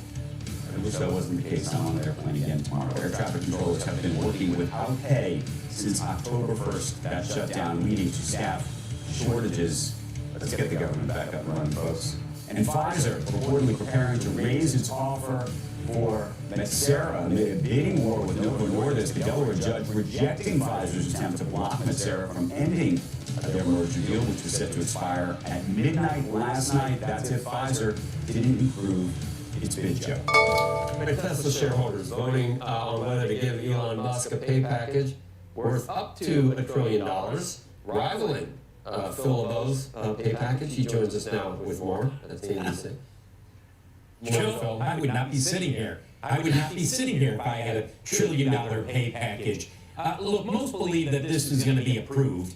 Remember Elon Musk himself, who has 15% of the shares of Tesla, he can vote as part of this. This is not where he's restricted from voting his shares, so he's going to obviously vote. And when we'll talk about who's for and against this in just a little bit, the pay package itself, keep in mind, it is worth up to $878 billion, but much like the previous package that was ultimately rejected by a chancellery court in Delaware, it's got very tranches in there. It raises Elon Musk's potential stake to above 25%, and those performance metrics, those tranches, they must be met. As they are met, it unlocks more shares for Elon Musk and obviously more pay. So what are some of those metrics? We're not going to go through all of them. We'd be here for a while. But some of them are very key ones. Deliver 20 million Teslas. Look, they've already delivered more than 8 million. Most believe this is the easiest of the metrics to hit. Deploy 1 million robo-taxis, have them in service, and deploy 1 million humanoid robots. So who likes this and who doesn't like this? Well, Elon himself, obviously, and those who have been rock-solid supporters of his, whether it's ARK Invest, Baring Capital, you know the usual players. They are the ones who have said, give the man this pay deal, because if he hits these metrics, we all win. On the other side, you've got a number of the retirement and pension funds who are saying there's not enough in here to hold his feet to the fire on things like not getting political or spending X amount of time working on Tesla projects. As you take a look at shares of Tesla, I'm going back to January 23rd, 2018. Remember that? I remember that day, guys. That's when the previous pay package was announced. And at that time, there were a ton of people. Andrew, we talked about this on air. There were a ton of people who said, yeah, he might hit a few of these. There's no way he hits them all. Guess what? He hit them all. This is what shares have done since that pay package. And we know everything that took place following the award of that pay package. I was held up, ultimately shot down in court in Delaware. And that process is still playing out in terms of whether Elon Musk gets some of that money. We should get the results, guys, shortly after the shareholder meeting starts at 4 p.m. this afternoon. And thank you, Phil, and you, early on, you distinguished yourself, breaking with the mainstream media habit of CEO compensation changing, which happens every year at all the, and you have said all along, you can do it, you deserve it. And I think you're saying that is why when you walk into certain buildings, you are seen as a capitalist in the organization, rather than, right? What do you see? That's a good question. I don't know. I guess fascist style. It depends on who you're talking. All right, I'm going to save you before we gotta go. I'm an anti. You know I'm an anti. We have a big guest coming up, folks. You do not want to miss this. House Speaker Mike Johnson right here on Squawk Box. We're going to discuss the shutdown negotiations, where things stand, whether we're going to get this government up and running. And then later, Chicago Fed President Austin Goolsbee is going to be with us, taking us inside the boardroom of the Federal Reserve. You do not want to go anywhere. Back after this.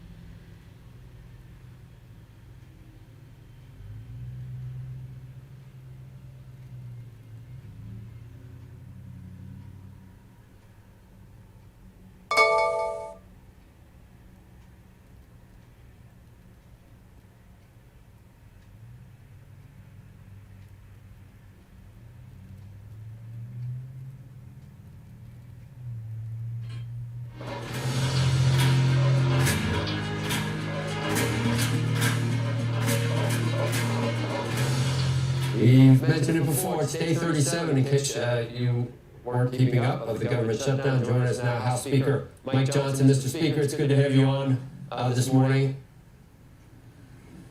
Good morning. Not a great day in America because of the shutdown, but I'm always happy to be with you.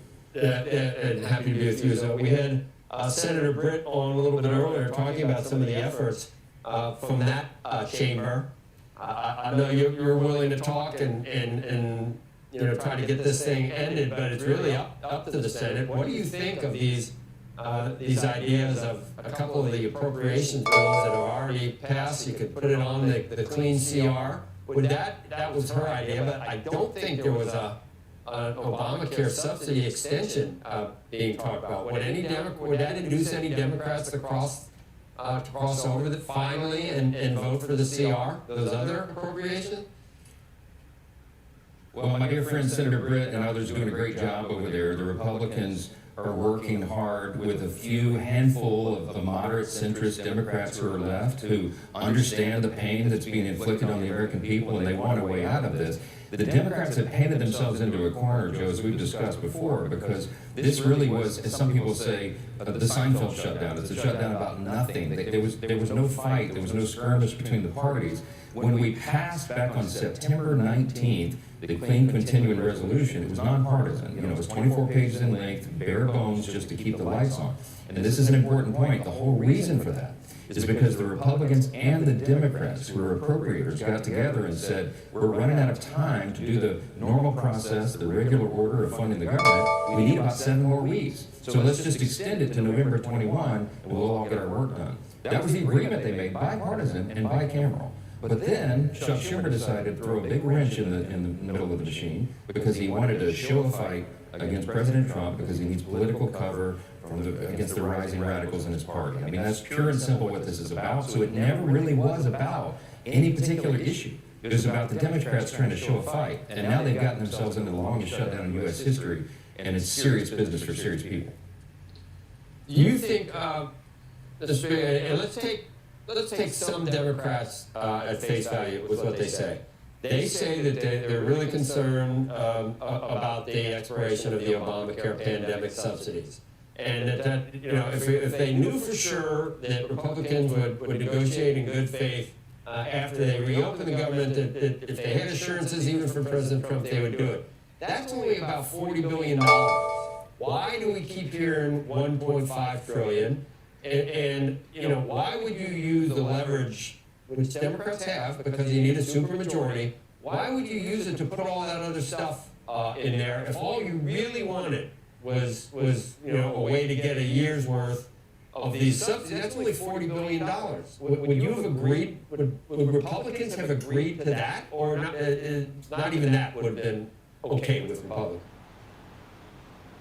What you're highlighting there is the entire point of this. When we say it's a shutdown about nothing, if you polled 100 Democrats between the House and Senate, you get 100 different answers about what this is about. That's the thing. It never was about one particular policy or argument or discussion.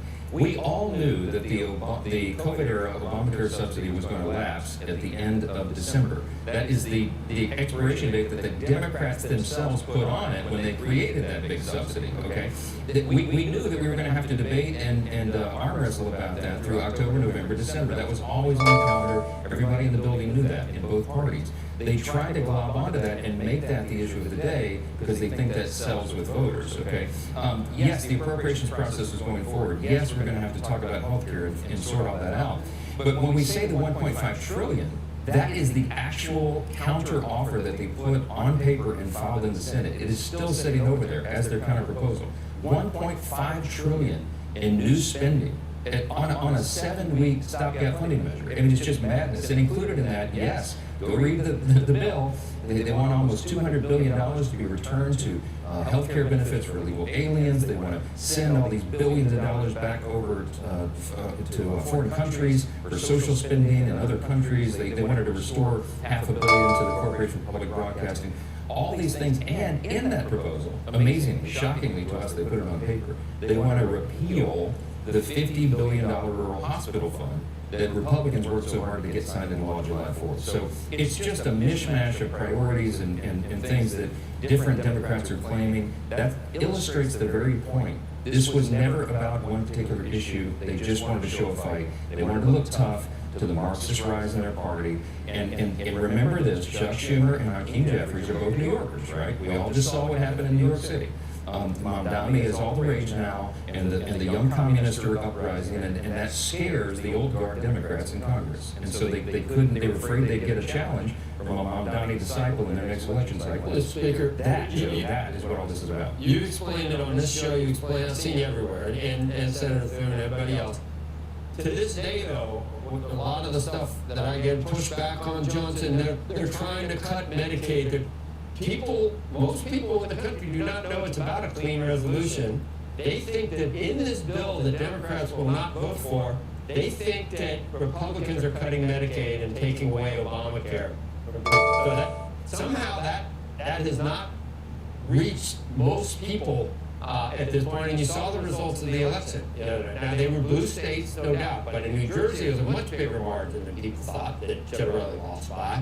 Virginia, even the Attorney General, even that guy was able to get it. So something about the shutdown is not getting out from Republicans, because the narrative from the left is that you're meanies, they're going to take health care away. Well, they're suggesting that's going to happen later, not necessarily as part of this, but they're trying to use it. It's a clean seal.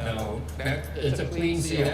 There's a lot of there's a lot of false narratives. It is a clean CR. It is exactly what they had already voted for. It literally, Chuck Schumer led the 10 Democrats in the Senate to vote for this same product back in March.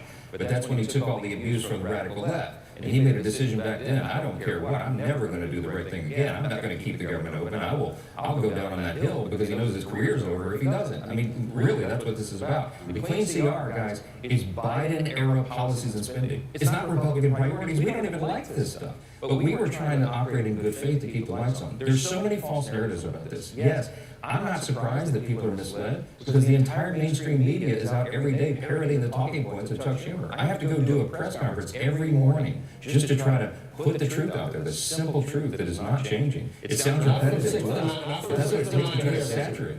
Not from 6 to 9 here, Mr. Speaker. We're not paranoid. I know. Mr. Speaker, I want to ask you. That's why I appreciate your show. Come on. I want to ask you something different, which is just a comment on what we heard yesterday at the Supreme Court, because a number of the justices, including conservative ones, Justice Gorsuch and others, raising questions to the Trump administration about the tariffs, and specifically asked at one point whether there were any guardrails that would prevent Congress from, quote, just abdicating all responsibility to regulate foreign commerce, for that matter, declare war to the president, effectively asking whether the president has too much power and whether Congress is effectively abdicating its power in this context. Yes, look, I followed it as much as I could in a busy day yesterday. That was what I used to do. I was a constitutional law litigator. I had lots of those oral arguments. I would not read too much into the justices' questions. I mean, that's kind of part of the process. It's to be expected. The vigorous judicial review is what you expect at the Supreme Court, and so they ask probing questions, and it's almost never indicative of how they'll come out in the end. I'm cheering for the president that the executive will win on this. Now, I say that as a jealous guardian of the legislative branch of government, Article 1. There's a reason we're listed first in the Constitution. This is supposed to be the place of greatest importance. We're the ones that are supposed to make the law and the policy, but we do give the executive traditionally a lot of leeway, a lot of discretion over international trade. And we had a serious problem in this country for decades. As you all know, and you've discussed many times, we had a big trade disparity. The president stepped in. I think he's used that authority appropriately. He's obviously created a lot of leverage for our trade strategy internationally, and it's yielded great results. And so I'm watching that carefully because I'm the guardian of the Article 1 branch of government, but I think he's well within the lines, and I hope that a majority of the justices agree, because if they reverse all this, it would really be chaos in the markets and in the economy. It'd be a real problem for the country. And that's a point that Justice Amy Coney Barrett actually asked about yesterday during the case about what kind of, quote, mess this could create. But let me ask you a question that she also asked of the Trump administration. She said, this is about effectively the law they're using to do this currently that was put in place in 1977 by Congress. You're asking us to read, quote, regulate importation, which is the phrase in that law, as a blank check. If that's what Congress meant, why didn't it say so? What do you think?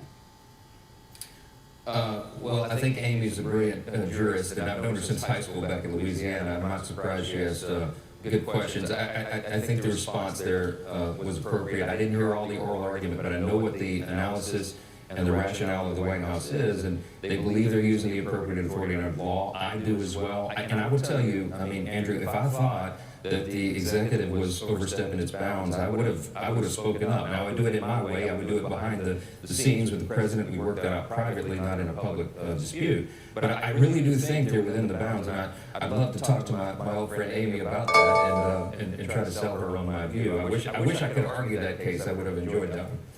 Mr. Speaker, this has got me thinking all kinds of different things, and a lot of the scenarios are quite horrific. And I'm talking about the filibuster, and the senators are pushing back on what the president wants to do there. But then I think about it, and he is right about one thing. If the Democrats have a majority without Joe Manchin and Kyrsten Sinema, they will get rid of the filibuster, and that would open up the floodgates for God knows what. Gun control, with 51 votes for gun control, for climate change, for whatever. So it seems like an absolutely, it has nothing to do with tariffs right now, but it seems like an absolutely horrific outcome if it were to happen. Is it going to survive? It seems like its days are numbered. It's been around since 1917. Do you think it should survive? Or because the president's pushing for Republicans to end it?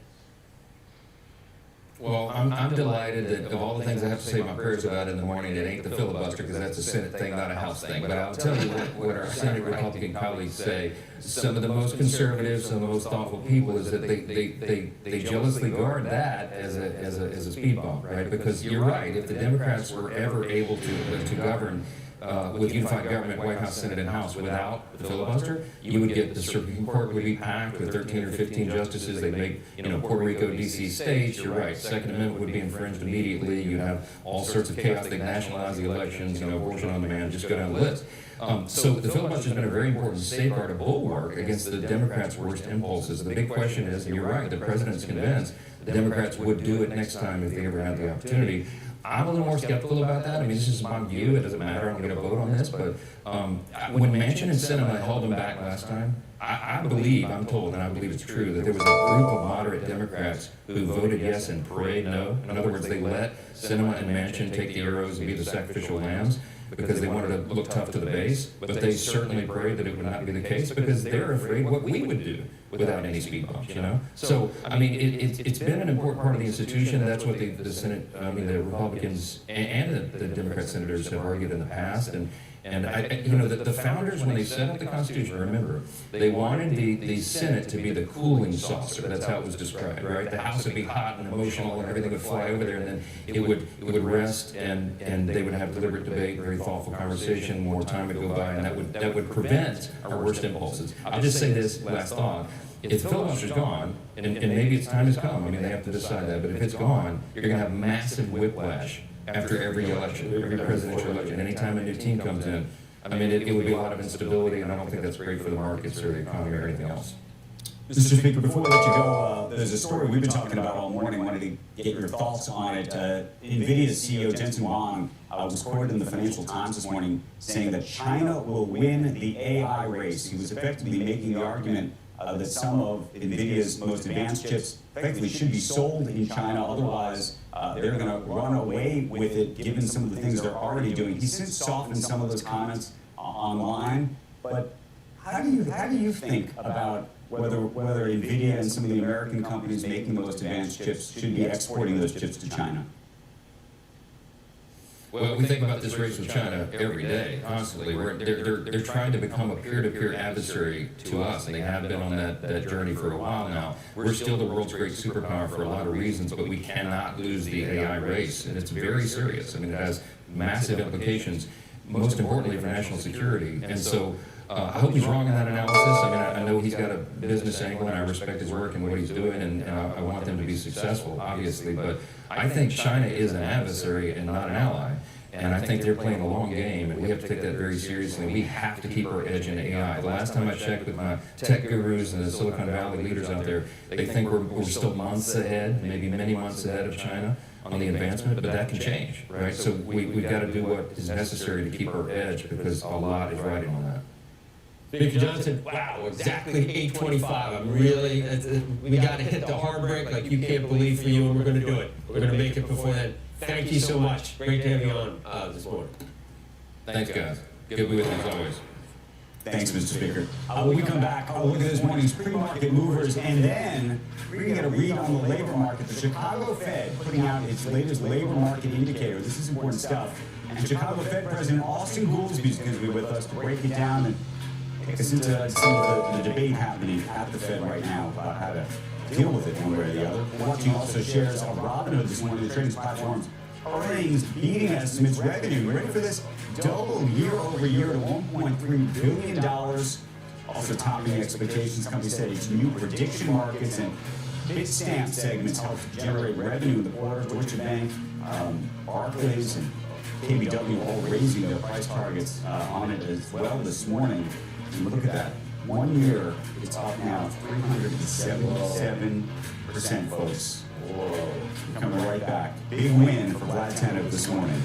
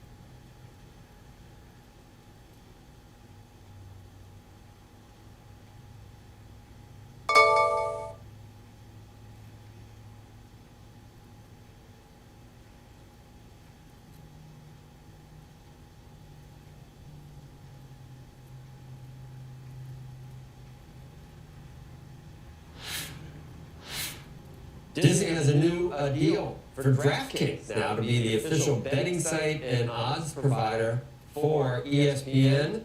Bloomberg is reporting that this morning. It allows for users to access DraftKings betting sites and fantasy contests directly through ESPN. Shares of DraftKings this morning are up a little bit on this, up about 4%.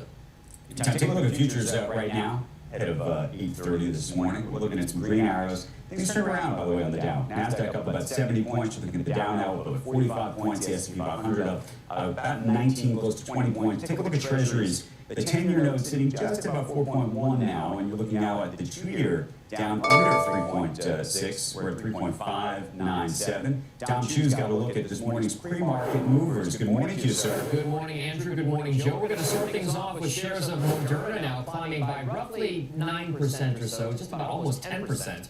After the vaccine maker posted better than expected results and also narrowed its full year guidance. The COVID vaccine sales of the company did plummet to around $970 million worth compared to $1.8 billion in the same time last year, but that still came in ahead of expectations. That stock is down more than 40% so far this year. Over the last 5 years, down about 64%, and it's about 90% below its COVID pandemic peak in 2021. So keep an eye on Moderna shares now up about 9.5%. Then you got shares of energy drink maker Celsius sinking by just about 13% right now after it reported results. Revenues did climb by more than 170% compared to last year, but much of that growth was inorganic. It came from recent acquisitions like Alani Nu and instead of the namesake Celsius flagship brand. Those shares, though, are still about a doubling of so far this year-to-date period. So Celsius, a lot of those expectations were high going into the print.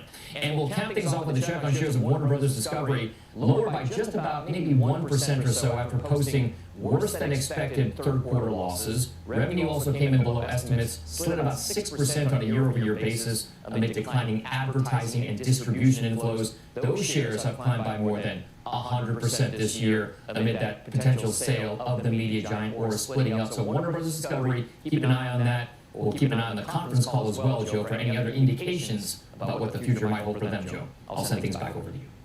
Right? They're not going to say anything until they got something to say, but they're considering all kinds of stuff. Up next, Chicago Fed President Austin Goolsbee with his latest labor market indicator, and then later, he's the co-creator of Google Maps and chairman of OpenAI. Brett Taylor, the CEO of AI startup Sierra, is going to join Squawk Box. We'll be right back.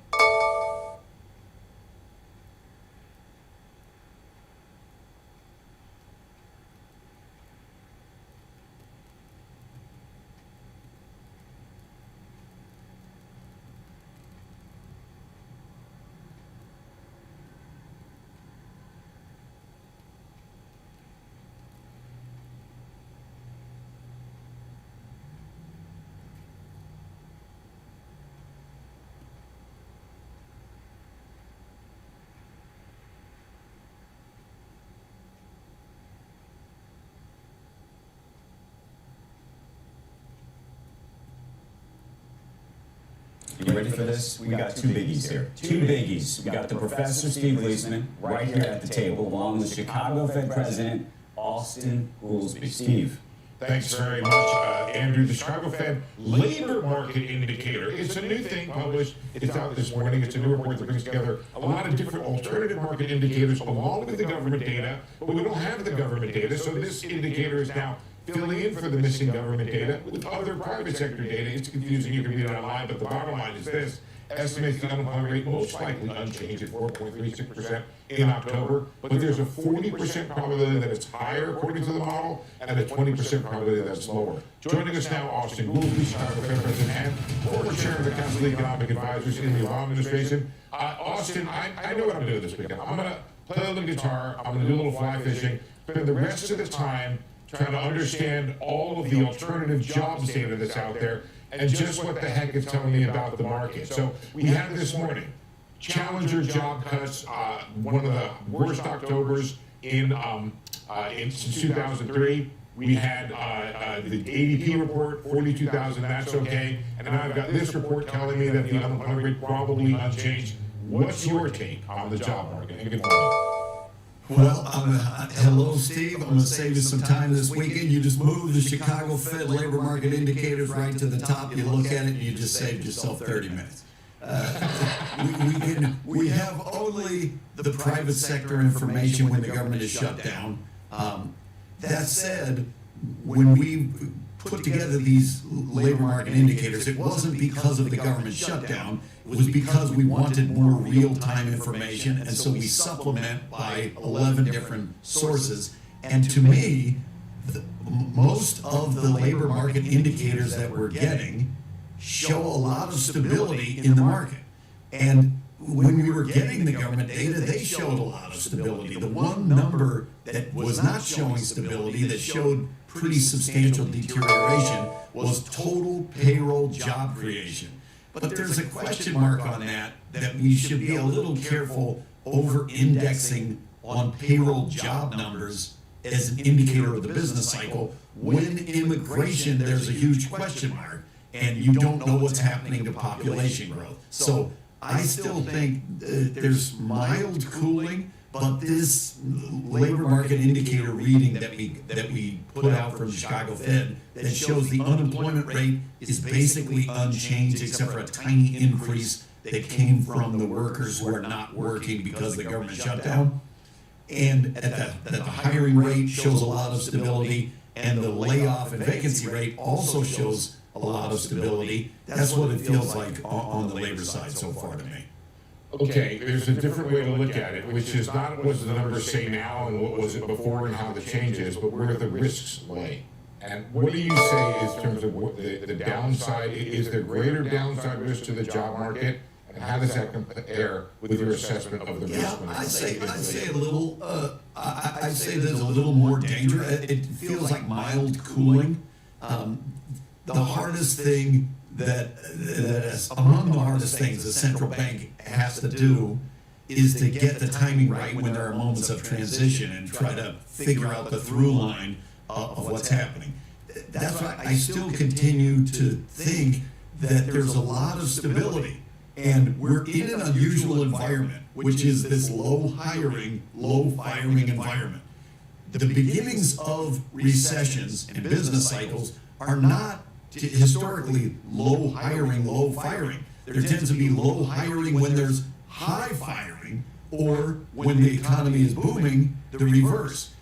It characterizes periods of high uncertainty when businesses pull back and they have both low hiring and low firing. And when I'm out here in the Midwest talking to business people in the Chicago Fed district, I still hear a lot about that. We don't know what the rules are going to settle down at.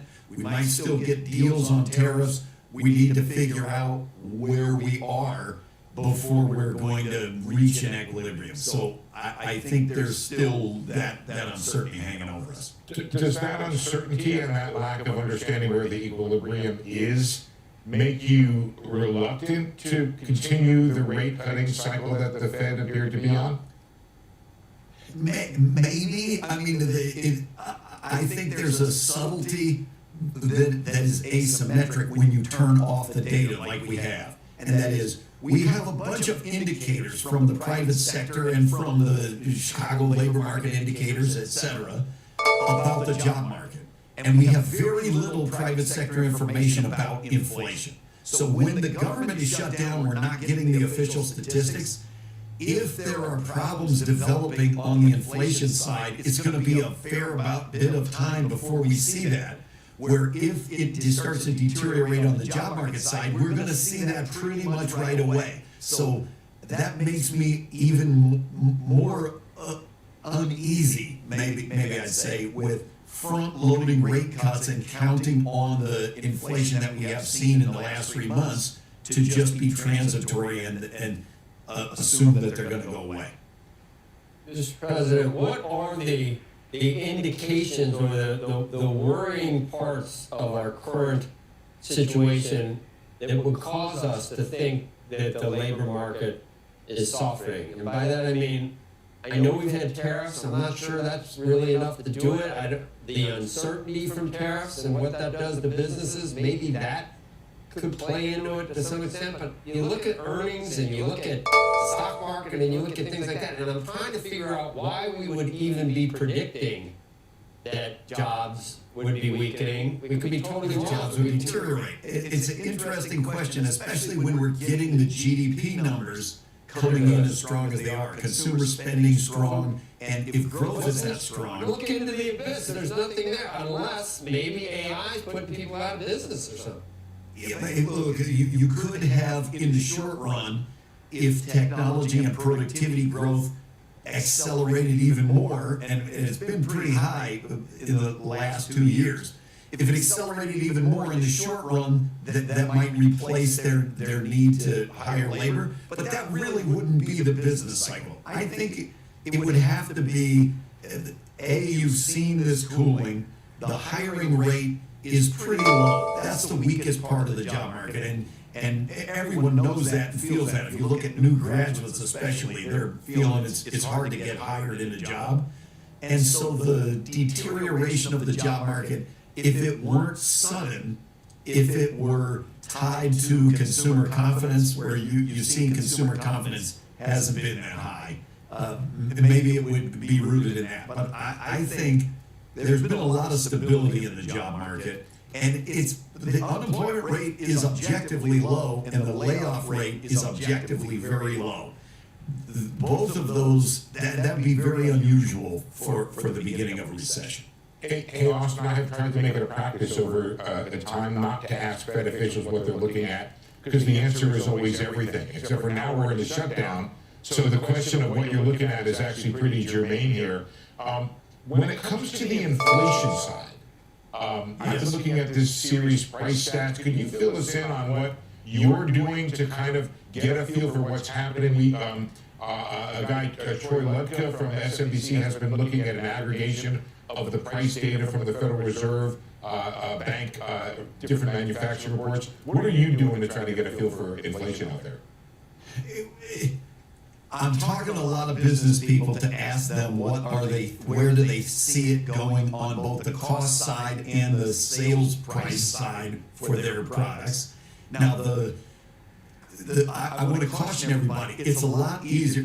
We don't get very much inflation information when the official statistics are shut down, and what information we get skews heavily to goods, that physical goods and physical manufacturing it's easier to measure. And the most troubling thing that came out of the inflation reports that we got right before it went dark was that services inflation, the 3-month core services inflation, was pushing 4% at an annualized rate.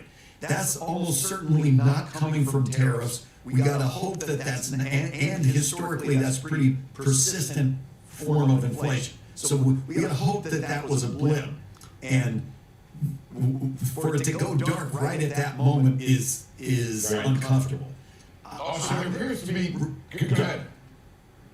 I was going to say, all we can do is rely. Before I was ever at the Fed, I was involved with the Adobe Digital Price Index project. I'm friends with the folks that started the Billion Price Project.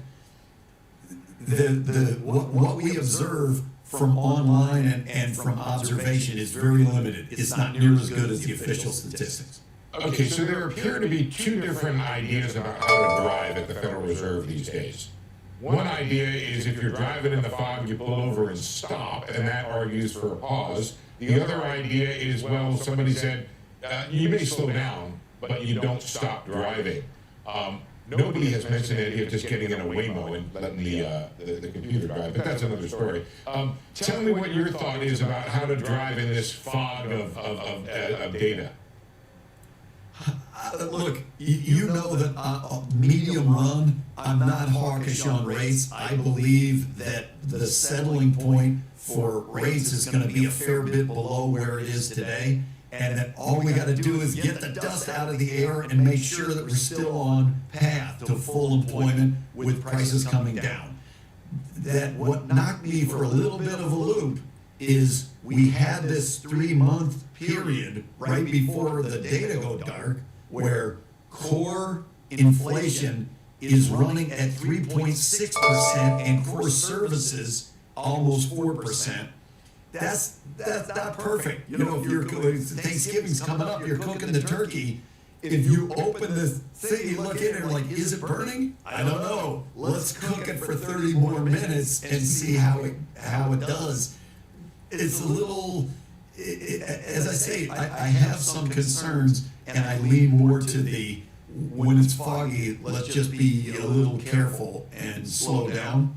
And this subtlety that the data being turned off, the official data being turned off, is more problematic on the inflation side than on the labor side, because if labor starts to go wrong, we're going to get observations that show that. But if inflation starts to go wrong, we're not really going to get observations that show that. That just that accentuates my caution of front-loading rate cuts and just assuming that the inflation that we've seen the last 3 months is going to go away.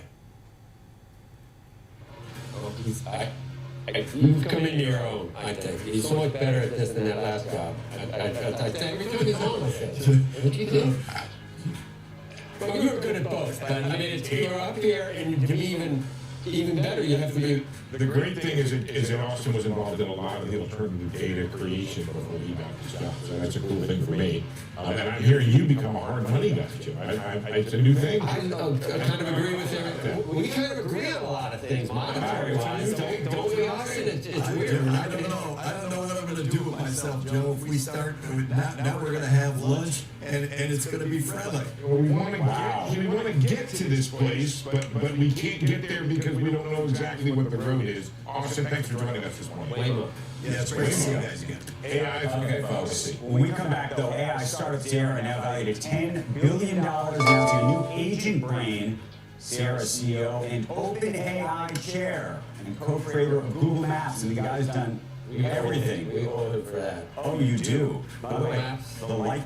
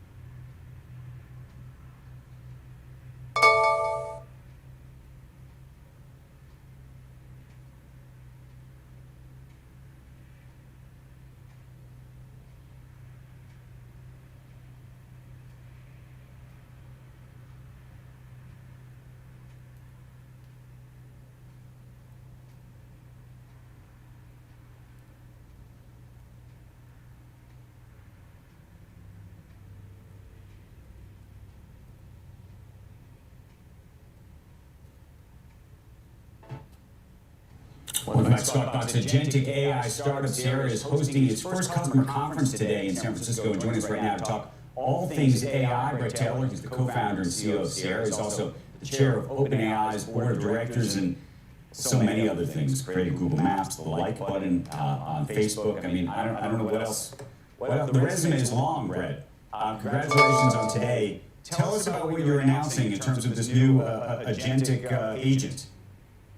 Well, first, we're hosting a lot of our customers here in San Francisco, which is exciting. We have people like Rocket Mortgage who have put Rocket Assist on their homepage, an AI agent that can help you refinance your home, Cigna Healthcare, Madison Reed, if you're interested in getting your hair colored. They've 2x the number of guests booking with their AI agents. So they're all getting together here in San Francisco, sharing notes, and then we have a lot of new products to announce. And as you mentioned before the break, our big announcement is something we call Agent Data Platform, which is a really fancy way of saying we're making agents that have memory and can really personalize their conversations, not just over days, but over months and years. You can think about it as moving from these AI agents that are customer service to AI agents that are really concierges for your brand that can help you not just with service, but with sales as well.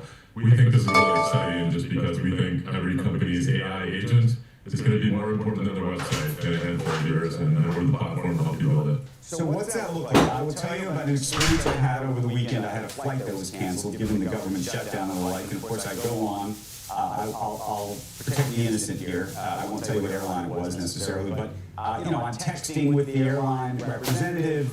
It's a mess. I'm going back and forth. It's a long, drawn-out process. In the future, would there be a human on the other end of that, and would they remember me and whatever situation I had in the past and be able to actually do all the things, or how would this work? Well, look, agents have some abilities that we don't have. They have perfect access to information. They can speak every language in the world. You don't have to wait on hold. Some of those moments when things are hard, like your flight is canceled, it's such a unique and delightful experience to just talk to someone who's informative right then without having to wait on hold. So I think an agent can be a better experience then. Now, what an agent can't do is fix whatever was wrong with your airplane or solve all of our problems with air traffic controllers. But what it can do is personalize that experience and make it more delightful. We had a guest speaker at the conference named Will Gadar, who wrote this book called Unreasonable Hospitality. He ran 11 Madison Park, and that was the place that did sort of famously what inspired The Bear, essentially deeply listening to guests in a restaurant and delighting them with unexpected personalized moments. So just imagine you're in the airport with your family and the airplane offers you, free coffee. When you land, they notice you're in a loyalty program, maybe give you some extra points. It's those things that an AI agent can do at scale. Just think about it this way. If you call a company on the phone, that phone call will cost about $25 today. And there's not that many customer interactions that are worth $25. Some companies' ARPU is less than $25. Now with AI, you can afford to have a personalized conversation with every single one of your customers, even if you have millions of customers. And those personalized conversations don't need to be transactional. This agent can help turn bad moments into good. They can take those paper cuts that just happen because life is hard and it's tough running an airport right now. And they can take some of that edge off and have you feel seen. And I think that's our vision with our platform. And you're seeing it across a pretty wide range of brands, which I'm really, really proud of. So Brett, here's the question I have, which is, the good news would be for the company side. I see that. Ultimately, by the way, I did get a flight by calling up and getting somebody on the phone. By the way, we spent maybe an hour on the phone with me, maybe longer, to try to get all this done. What I was going to ask, though, is, an AI agent invariably is going to be very rules-based. And I think actually the person that I landed on the phone, I think they followed all the rules, but they had to jump through about 100 different hoops and call other people to make things happen. And I wonder whether the AI would actually be able to do that. Absolutely it can. The word agent comes from the word agency, and it essentially means you're letting the computer be creative and make decisions. We like to say an AI agent, the difference between an AI agent and a chatbot is it's not just a set of rules, but goals and guardrails. And some of those guardrails can be, hey, you have the ability to break glass. So a great airline customer service representative, if you're going to see a sick family member, they'll break glass. They'll find a way to get you to your destination on time. And for the first time, technology can do that. And it's because AI agents and large language models aren't just executing a sequence of instructions really quickly. They have the ability to be creative, which is remarkable. And I mean, just to give you a sense, that I mentioned Rocket Mortgage, this is an agent that's helping people with, I think, one of the most complex considered purchases, which is refinancing your home or buying a home. The people who interact with this AI agent was 4 times more likely to actually complete that process. And, we're not talking a little complex conversation, we're talking one of the most complex financial decisions you've ever made. And it's because these agents are creative, they're empathetic.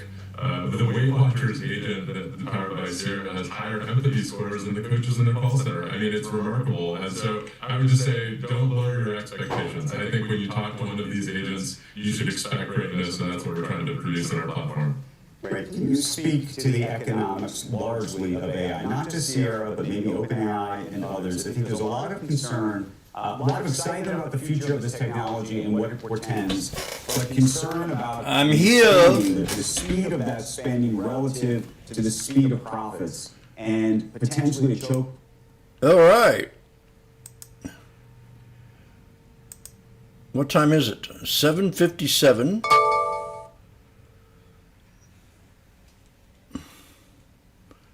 Charles Schwab Media Production Company. All rights reserved.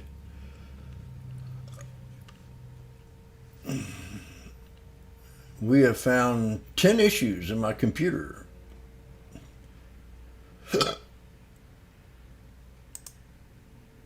The computer is protected. Very good.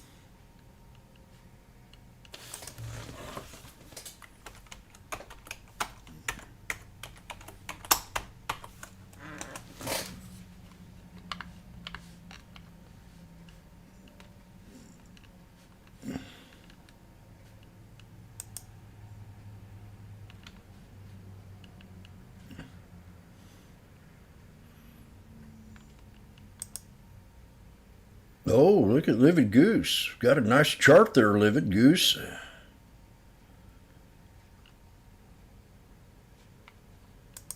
Jim appreciates charts.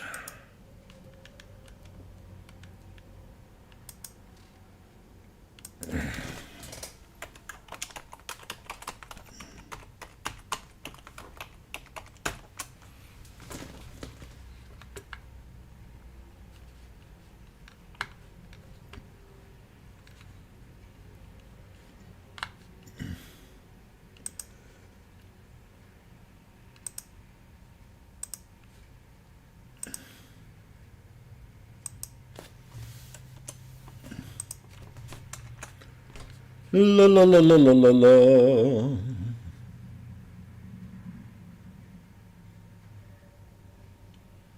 Right now on the 5 minute. How long is this? Has this been up here for a while? Let's hope not. No, it hasn't.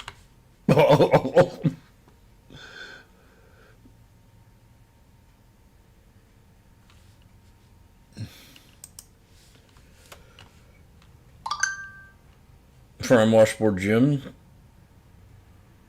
the founder of the Sneaky Snake Trading Strategy.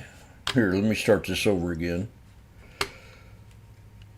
I gotta make this correctamundo. Hello, my name's Washboardjim. I am the founder of the Sneaky Snake Trading Strategy, where I talk about chart patterns, moving averages, and being in the now.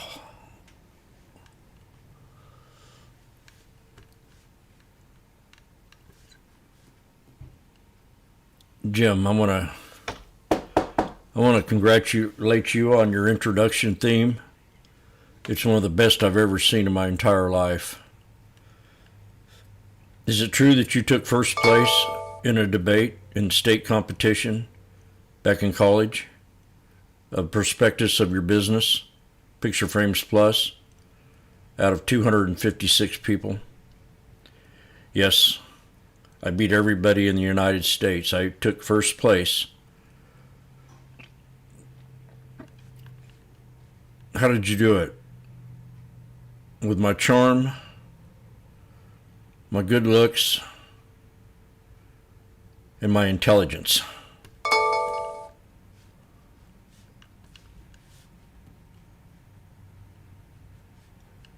No, that was in the state competition, not all the states, just in the state, of all the colleges.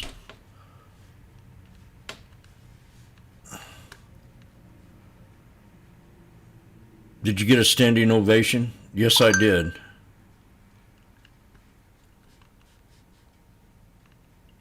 Do you have proof? Yes, I do. I have a gold medal. Could we see it? Yeah. I'll pull it out.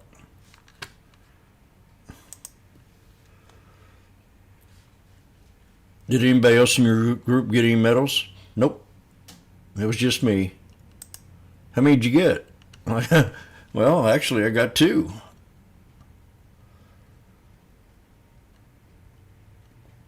One for being the sexiest man in college.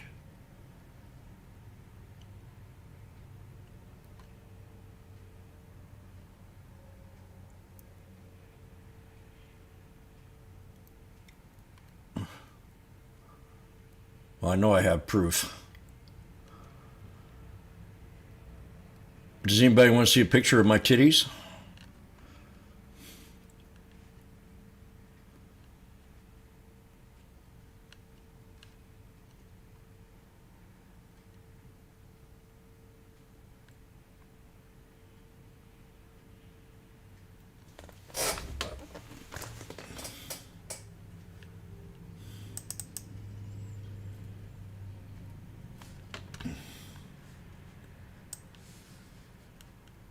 There's me right there with my gay mustache and my Picture Frames Plus hat with 2 medals hanging off my chest.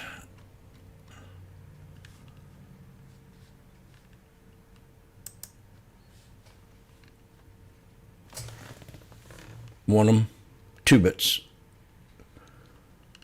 All these other guys were jealous of me. They were straw suckers. Woo! And they're all smiling, but me got a serious look. So I come here for business. There's my teacher. He said, I did a fine job teaching that kid.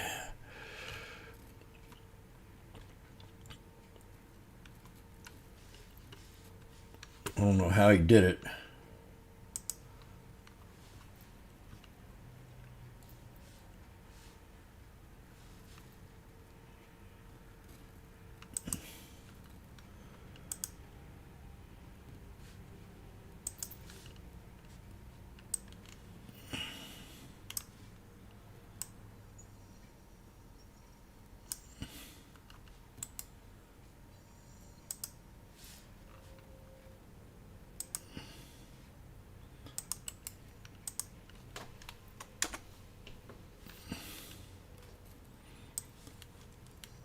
So that is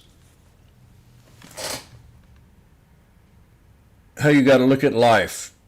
You got to try to do the best that you can with the circumstances and what tools you have to do it with. And if you don't succeed, try again. Eventually, the hard work and the effort you put into a project stimulates results.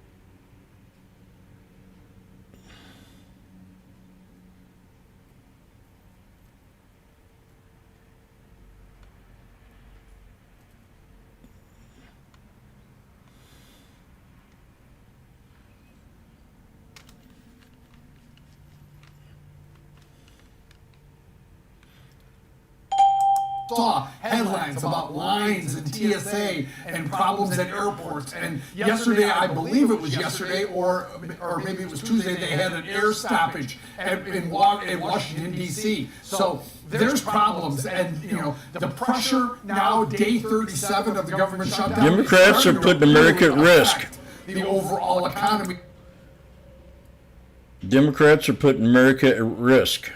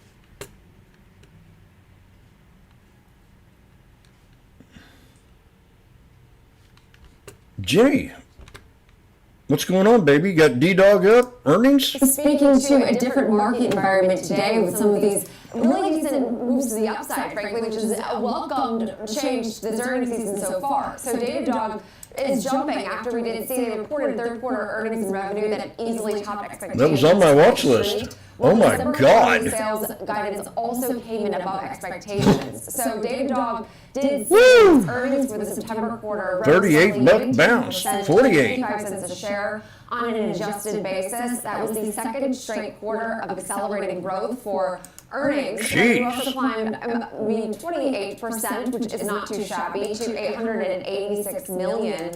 Meanwhile, that was also ahead of expectations, and in both figures we saw outperform what the street had been pricing in. Billings also rose more than 30% to $893 million, above estimates which called for roughly 26% growth. So really strong third quarter across the board after a more modest acceleration of growth we saw in the second quarter. Now for the current quarter, they're forecasting revenue of around $914 million at the midpoint of guidance. Street is expecting $890 million, so that's also a substantial raise as we review what's expected for this current quarter. Now, as a company that operates monitoring and analytics and overall just software development and information technology departments, this has been seen as a more resilient play as far as the overall tech landscape, but it hasn't been as of late. We've seen some concerns over the relationship with its big customer, OpenAI. OpenAI, of course, has been a leader of building out generative AI training models, and while they're currently a Datadog customer, they're building its own in-house observability tools platforms that threatens, of course, that relationship. Open almost had 666 yesterday. With AWS. I love you, Jenny. Have I ever told you that? I just need to fatten you up a little bit.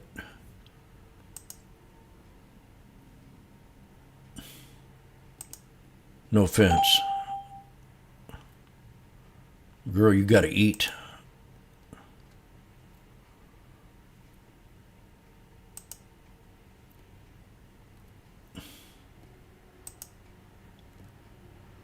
As I walk through the earnings watch list, we have a couple of breakouts.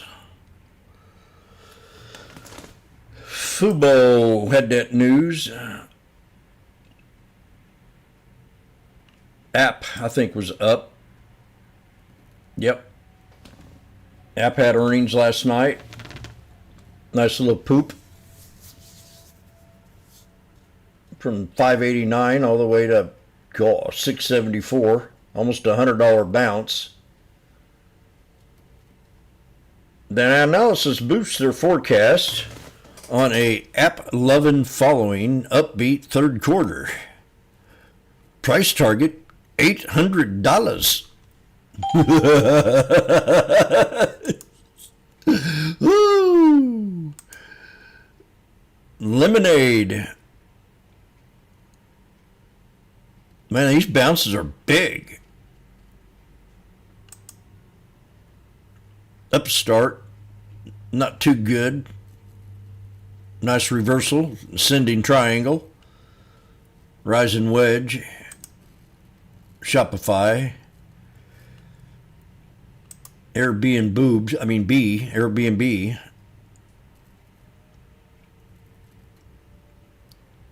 Did I say that? That was a slip. Yeah, man. Spotify's down quite a bit. This is one I didn't understand either. I mean, how it ran. I thought it was a little bit overbought. I mean, wasn't this one up $1,000 or something like that? Or was it Shopify? Oh, God. No. It probably was Shop. And what else was that? Netflix was having a split. That's going to be one I want to go long in. One guy says the split ain't going to affect stock. I don't know about that. AMC beats revenue expectations. despite demand softens. Well, that's not a very good forecast. If we were to go by guidance, that's horrible. Kava. And GMC. Oh yeah, we got to keep an eye on GM. It's about time for it to bounce.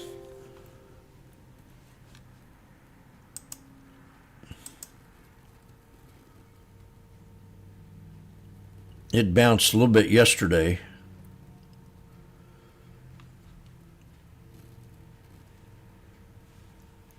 Well, I seen the media were kind of boasting about how the Democrats won all their elections, or some of them, most of them. They said, what a comeback. And then I realized that, well, they were Democrat states that were already run by Democrats. So it's not really a comeback. If they would have beat like a Republican state with the post being a Republican holding office, I would say, okay. Seems to me like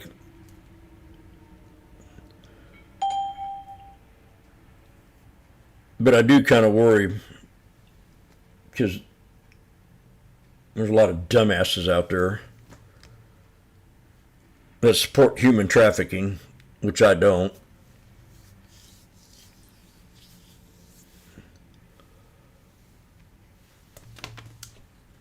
Heard that new mayor of New York supports prostitution, legalizing prostitution.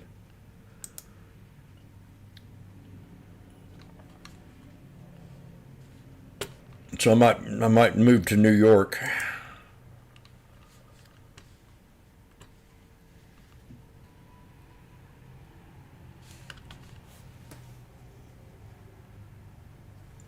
Need a side gig anyway.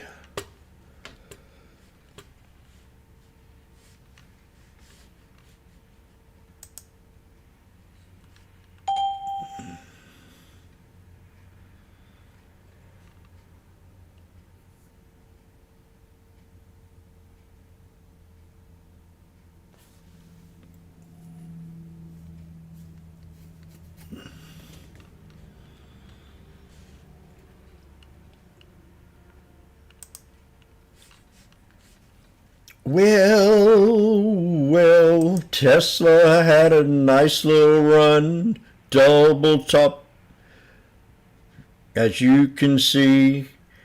If you know how to count to 3, it ended up being a triple top, unum, dos, tres,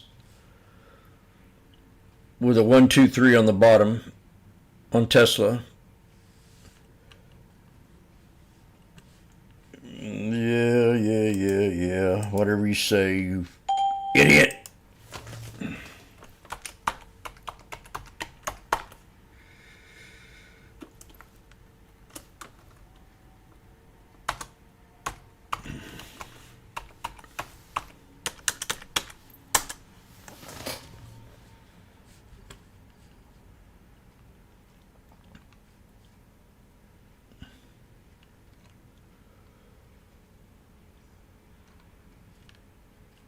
Oh, GCEHY.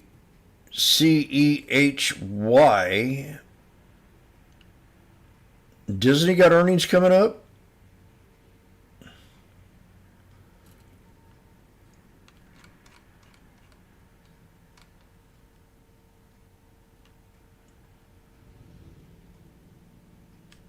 Does anybody in here eat at McDonald's?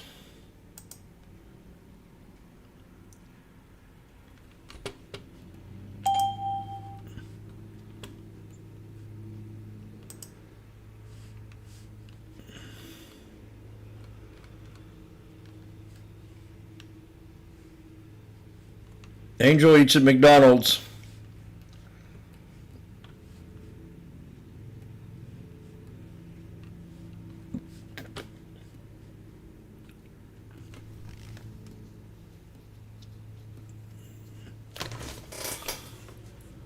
So we have 10 minutes left.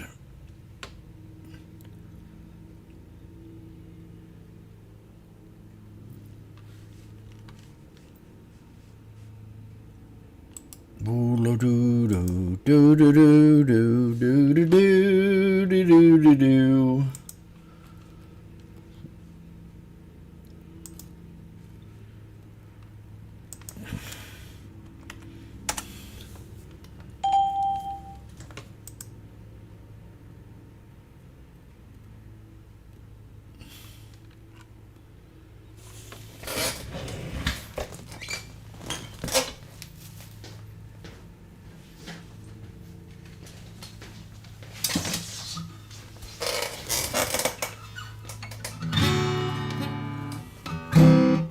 McDonald's is our kind of place. McDonald's.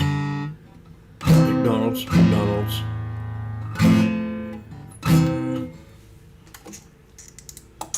McDonald's.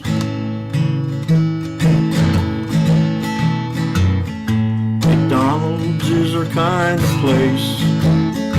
Hamburgers in my face. French fries between my toes. Mama takes us once a week for a McDonald's child play. That's how the story goes. McDonald's is my kind of place. I eat there once a week. I can go to Mexico. I can go to Jamaica. You can see one in the Bahamas. Anywhere you want to go, there is a McDonald's plate to go. When I was young, I got to meet Ronald. He looked like a clown.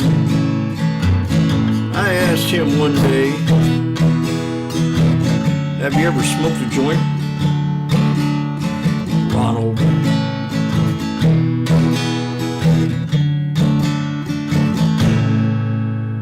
Whoa.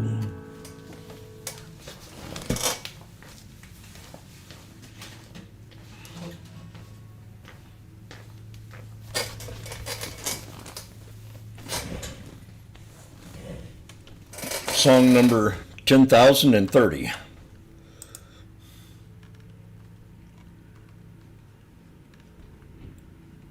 Donald McJoint.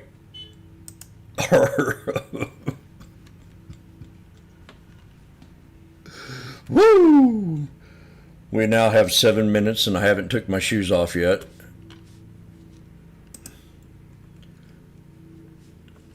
I'm going to clean up the chart on the SPX. I think I like it better than sex. Today's support to hold 67626.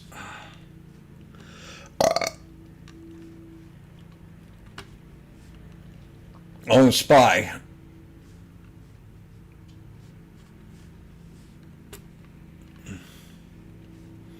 We are below the VWAP, so that will now become resistance. Do you understand?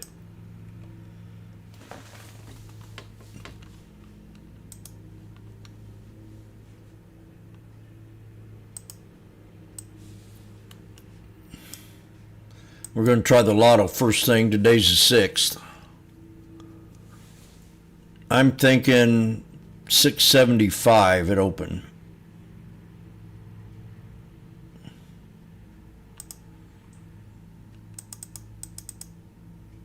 We'll do 5 to start with.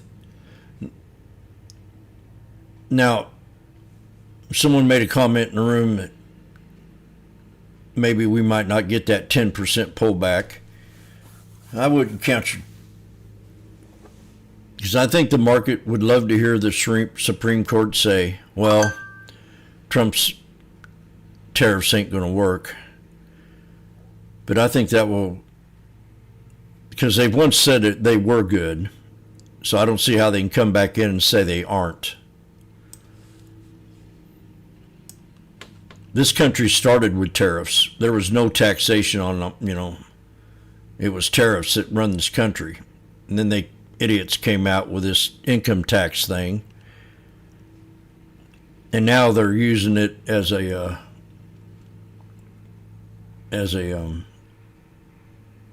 militarized the IRS.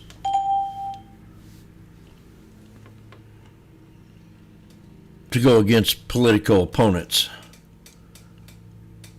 as we saw during the Obama years and during the Biden years.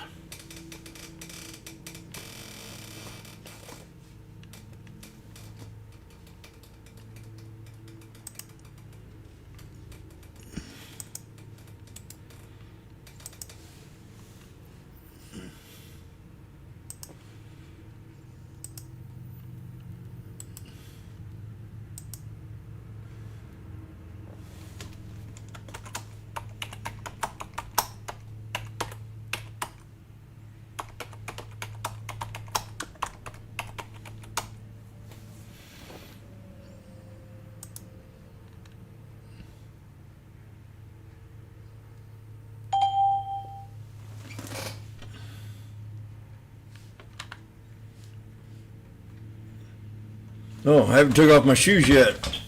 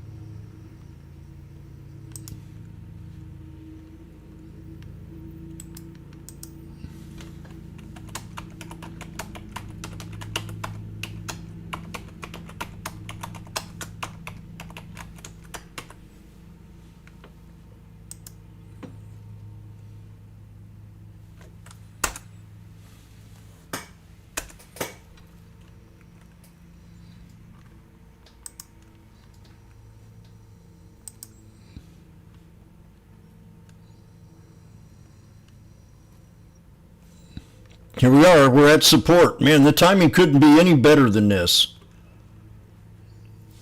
Prepare ye in the name of the Lord. Now I call the 675s. We're going to see where they are. But those are probably the ones I'm going to buy right at open. No hesitation.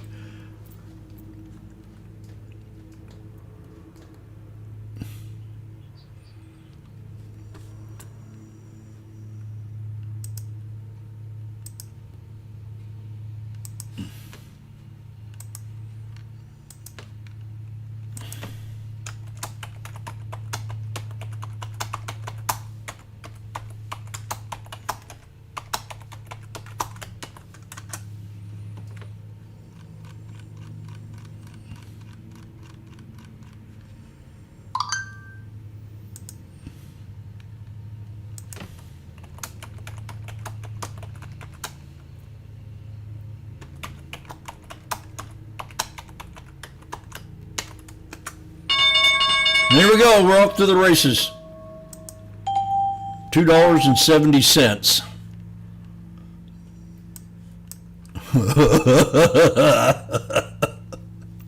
Woo!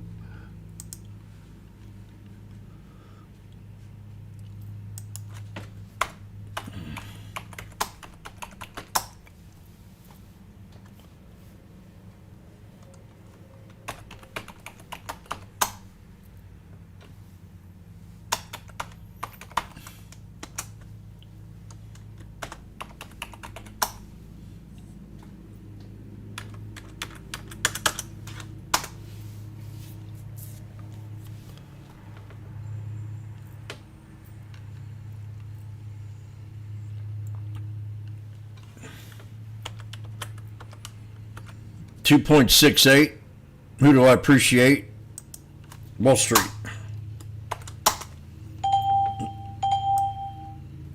Let's get a bounce.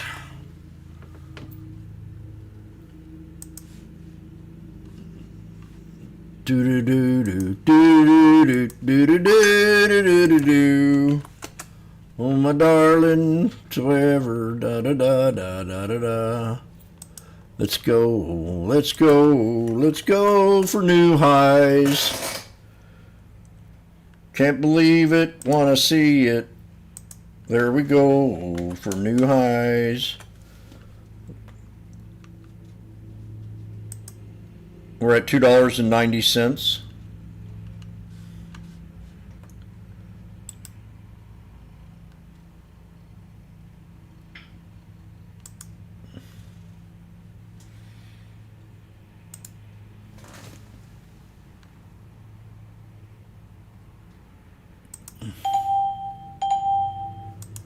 $3.01. I'm not sure how he does it, but he definitely called this one out.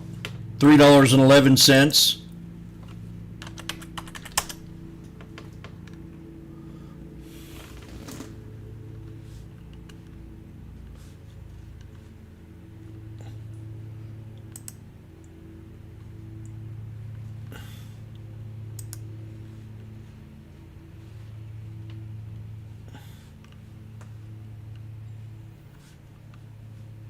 To the VWAP.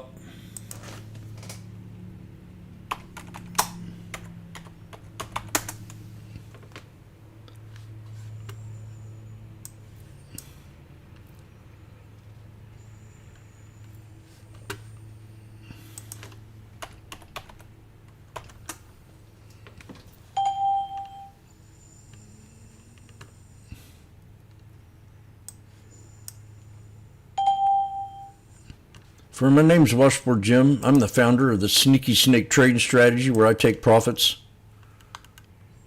First trade out of the way.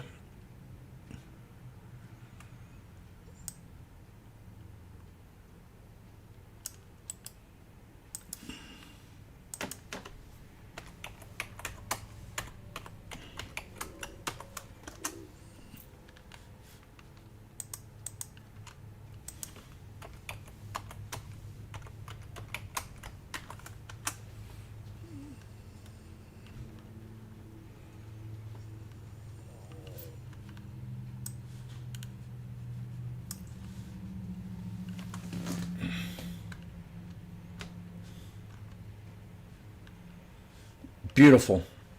Outstanding.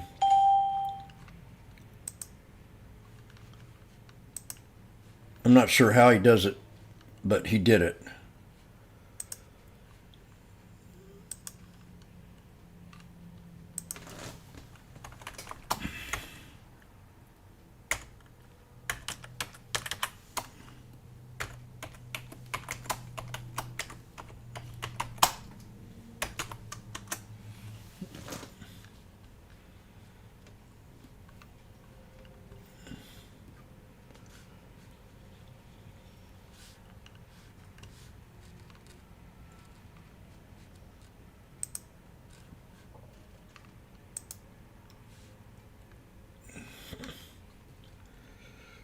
Do do do do do do do do do do do do do do.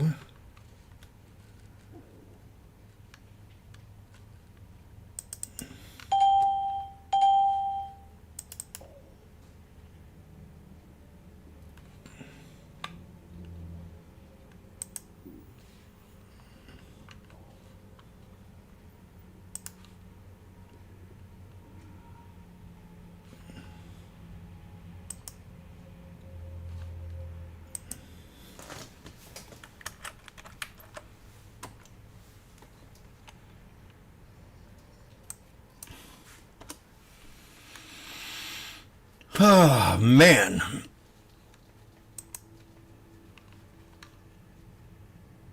AMD, keep an eye on AMD.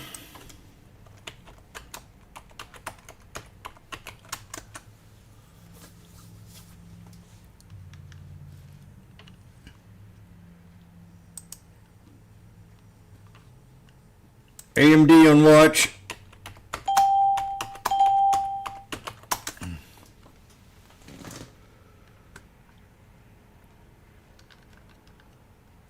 Magnificent, you can give me a grade for the first scalp of the day, please.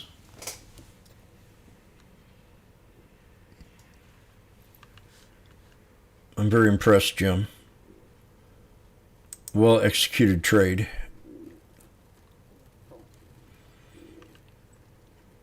Now we're building a symmetrical flag. Pay attention. Out of a snake. Right to support. Oh, what is that? That's called a long leg doji. And this candle respected that doji. So if we break the VWAP, we're coming up to the 200. And I'm not in the trade right now. My eyes are focused on AMD. IWM kind of hit a support level.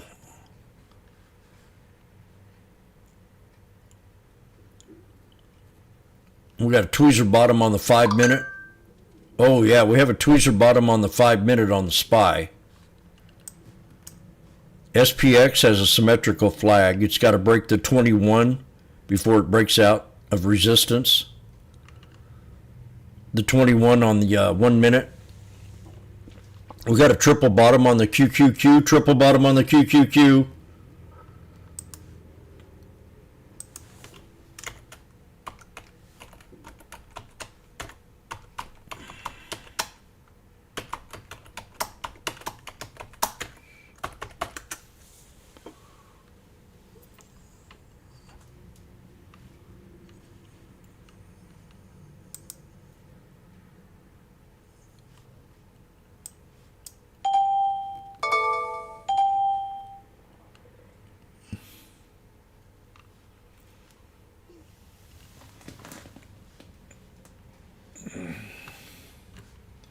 Watching the SPX here.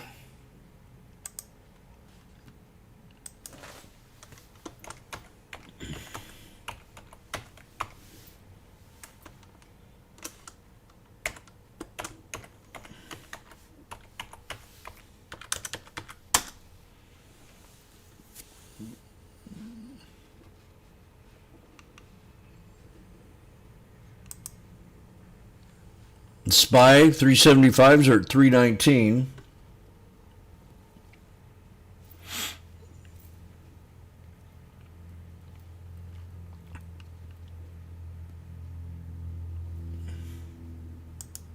Might be a good idea to get back in it here. But I'm going to check out the SPX. If we break this 21,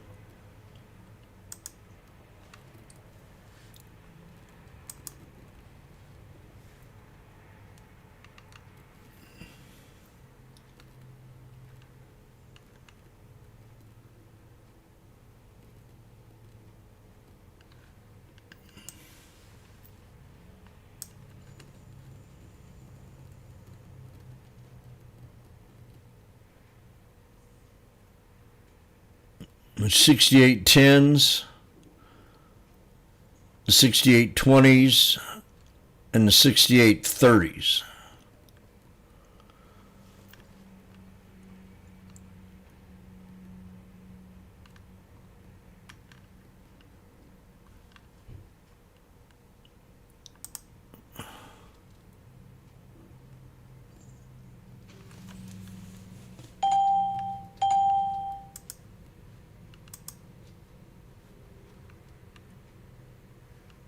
No, I can't do the strangle.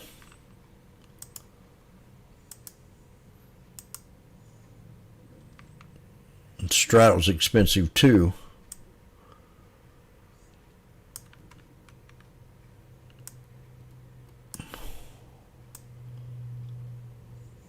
God.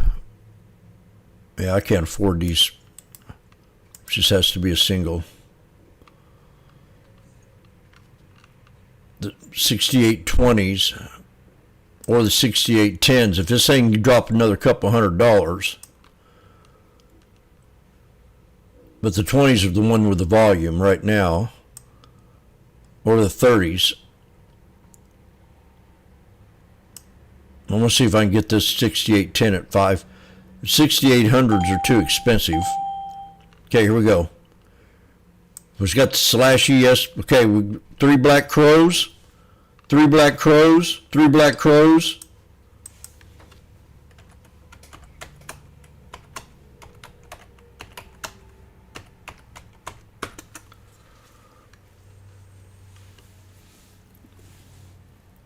Get ready.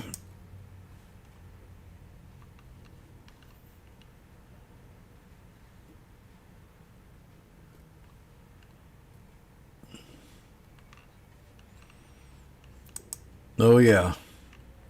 We're at 560 on the 6810s. We're at 360 on the 6820s. 340. Watch this. Prepare ye. We got a double bottom, double bottom, double bottom, triple bottom on the slash ES.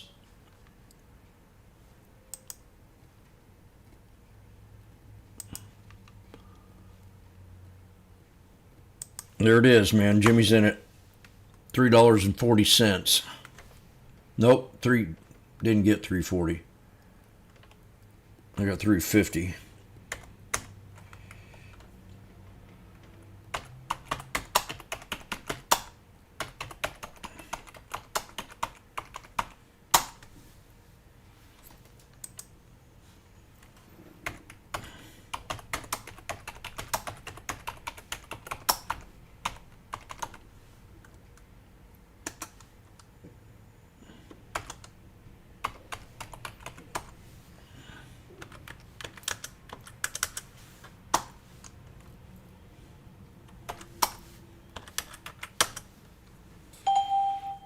With a tight stop.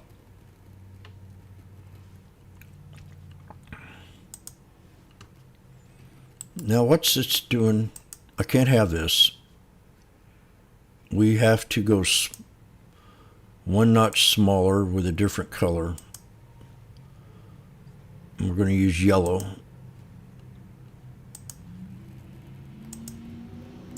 Oh, I didn't put default. That's what I didn't do right earlier. Okay. We have a tweezer bottom with 3 black whores.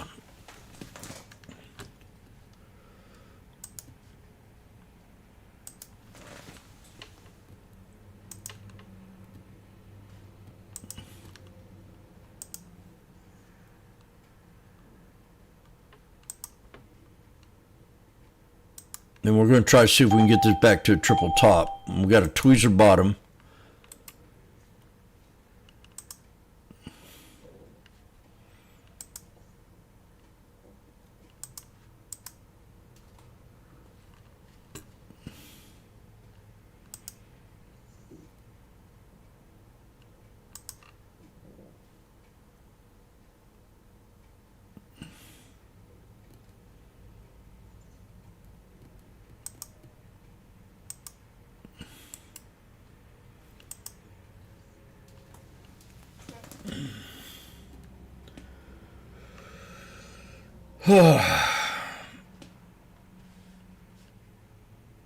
This really needs to hold right here. I might add 2 more.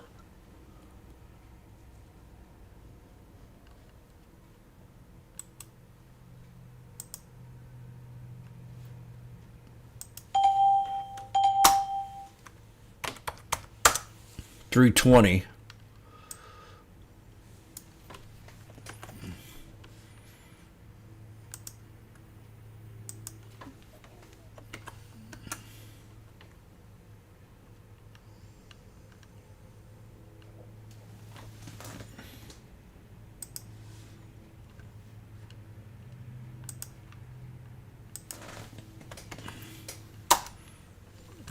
Oh my darling, oh my darling, oh my darling Clementine.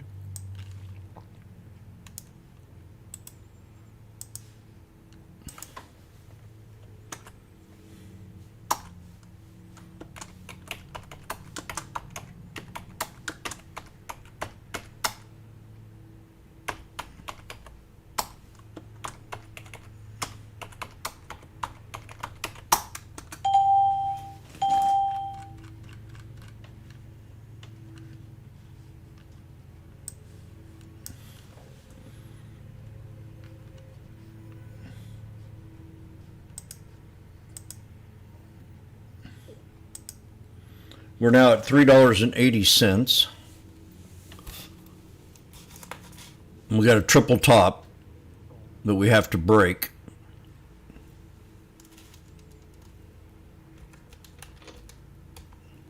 Now, if you're new to trading, do what Jimmy always does, so early.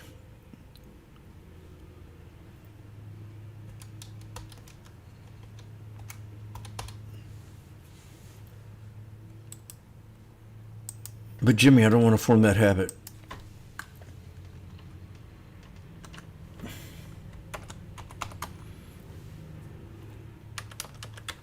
My average is $3.35. I've got 4 contracts and they're at $3.80. Now we have a triple top. Do you understand? That's a $4.10. Randy, your favorite number just came up, 420. Used to be Chris's. $4.30. Hello, I'm up $400 a contract. I mean a trade.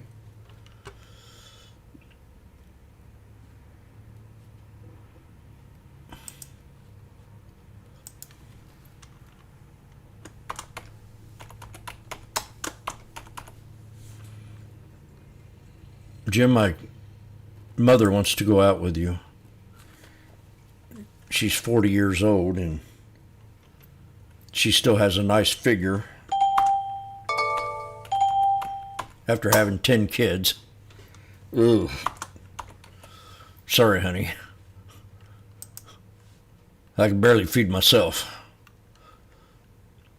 Can't imagine feeding 11 more mouths.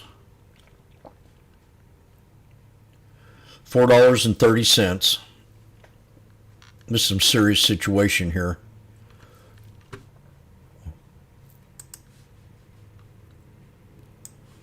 I'm done for the day.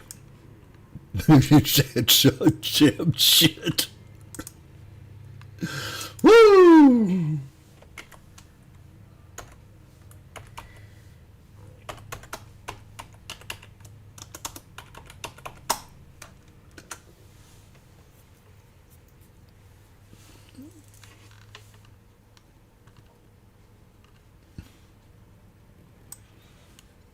There it is.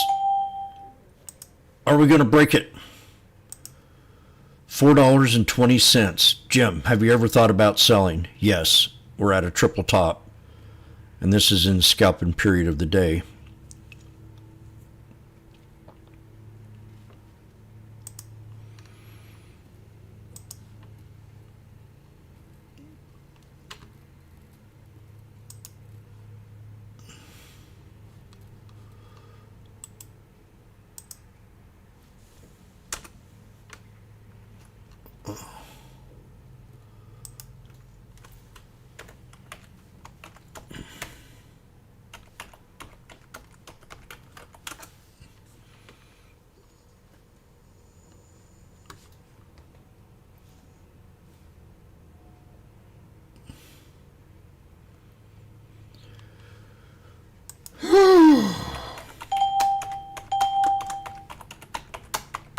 Sold at the triple top. Sold at the triple top.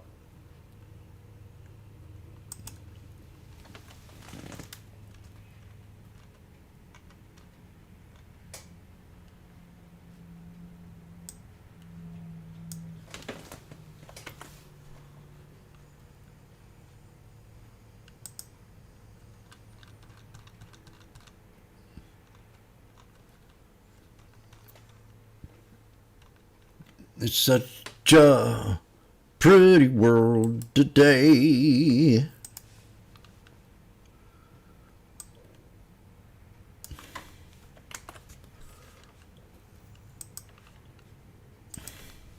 You see why you get out at resistance?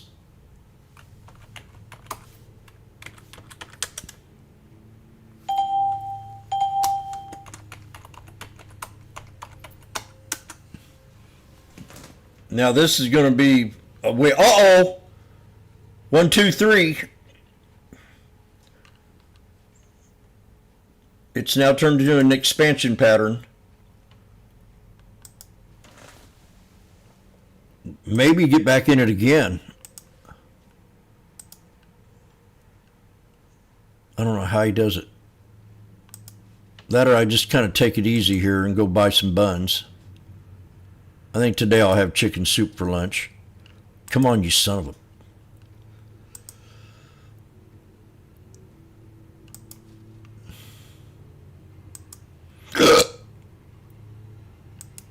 That was very unprofessional.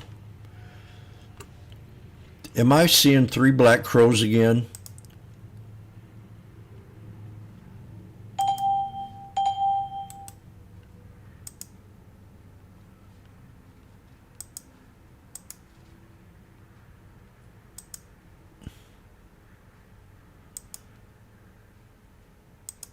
Is this going to be 3 black crow day?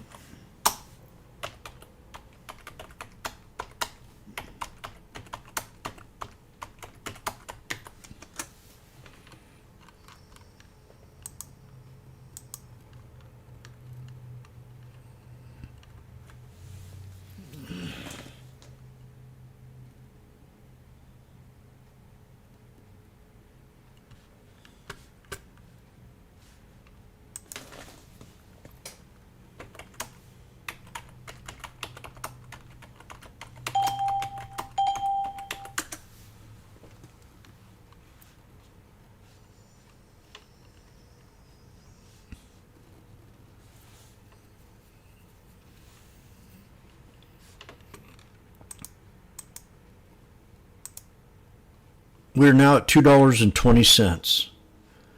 Jim, are you going to move up? Yes, I am. I'm moving my calls up to 6,800. We're moving them up to 6,800.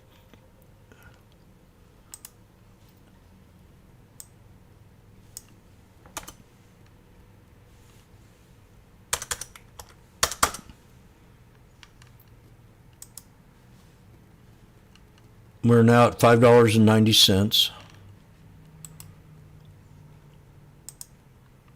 570. I think we need to be careful.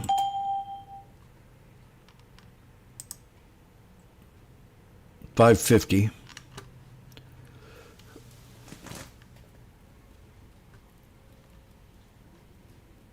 Prepare ye in the name of the Lord.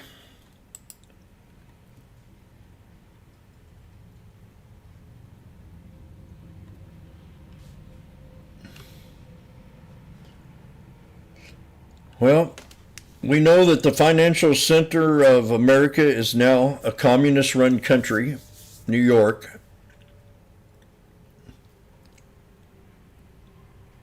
And I don't like the way that guy talks.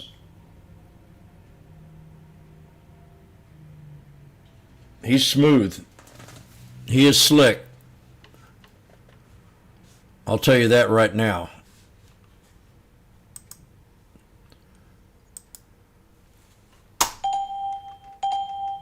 And I don't like people that are slick like that.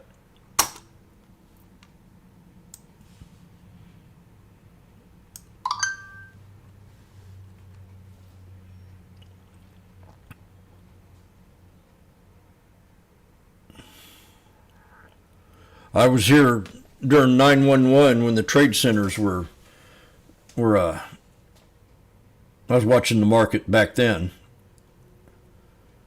I wasn't trading quite yet. I had Walmart shares all I had. But I started watching the market. That's when I started watching it because we had a crash for about 3 months. I'm getting ready to get in this trade. I should have bought it right there at 550.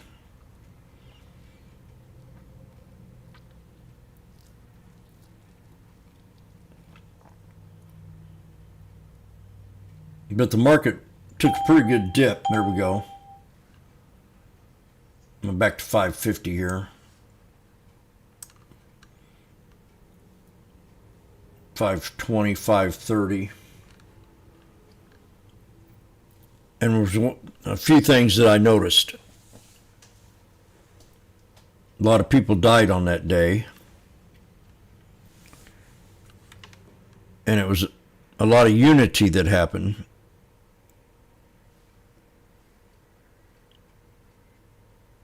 I've seen people come together.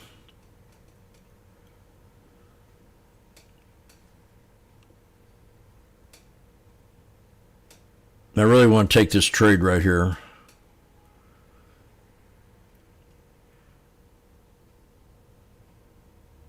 And it was short-lived. Trump was the only one, I think, back then that didn't want to go into Iraq.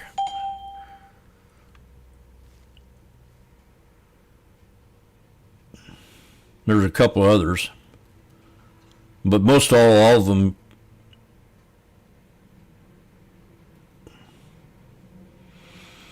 $5.20. Put a tight stop on it.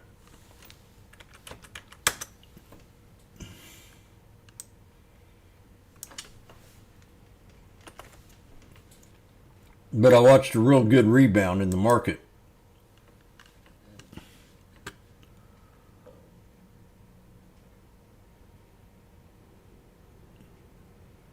And back then, New York was the financial centerpiece of the country, the World Trade Building.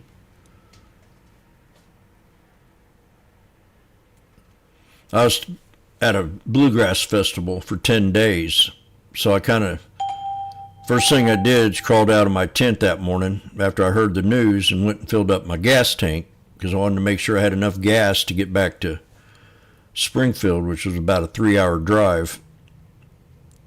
So that's the first thing I did. I mean, I crawled out of my tent, I'd ridden down to the gas station, filled the tank up. Right now we're at 440, so this thing tanked more. I just got one contract at 520, so I want to add 2 more.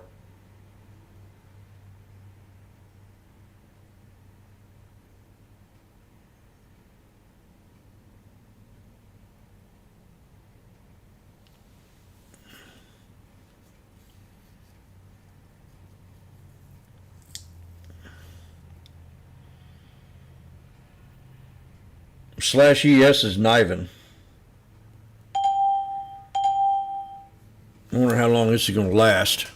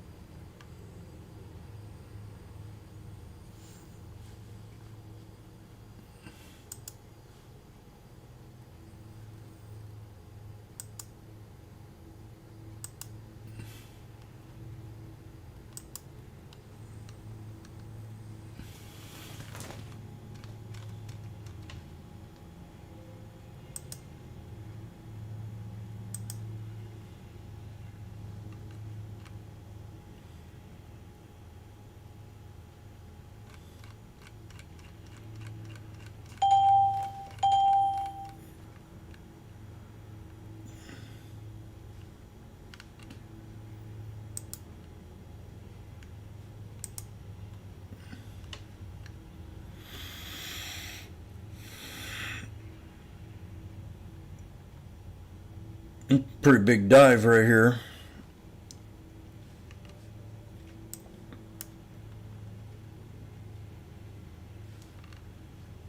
I think this is where I'm going to add on. If it doesn't hold, I'm going to get right back out.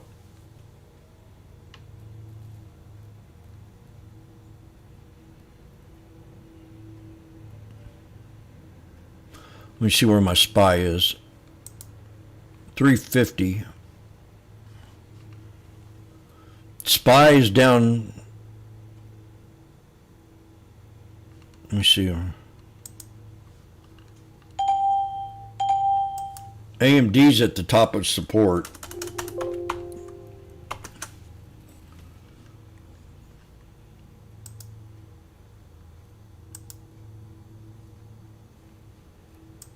Yeah, SPY's getting close to the low support channel.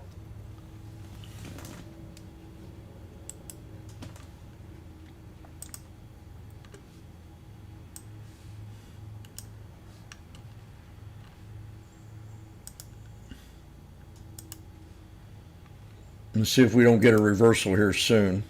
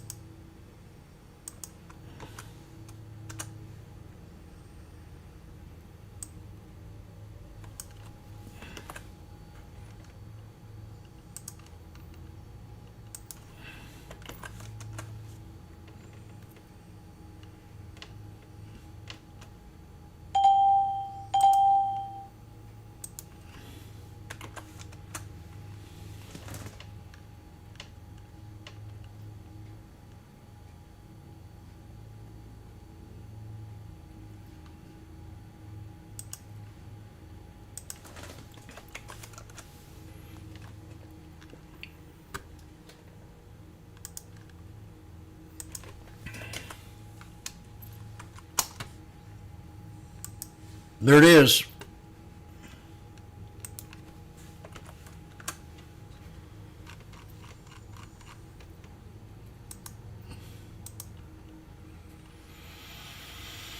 Okay, Jimmy, let's do it.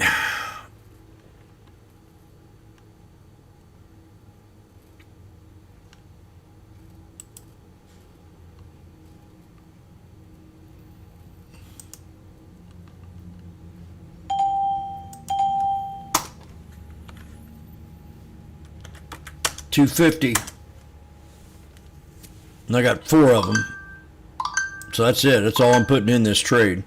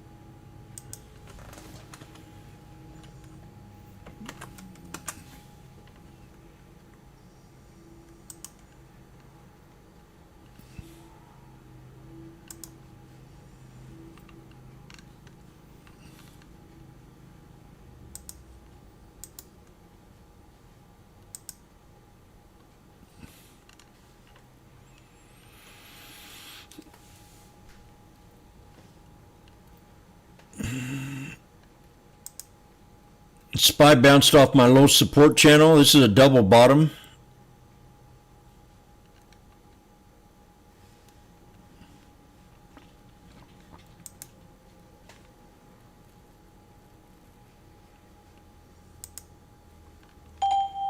We're at the 9.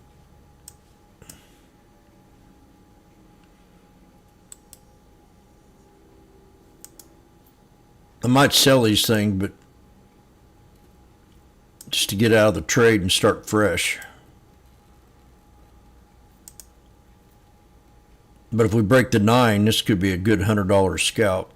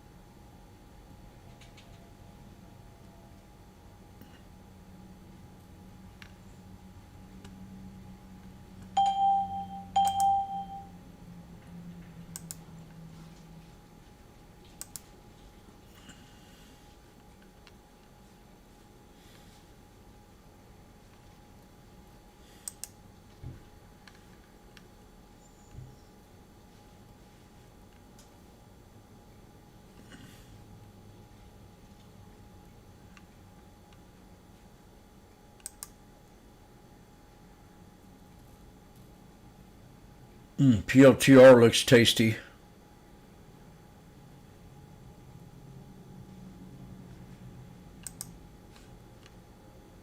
Nvidia's at 193.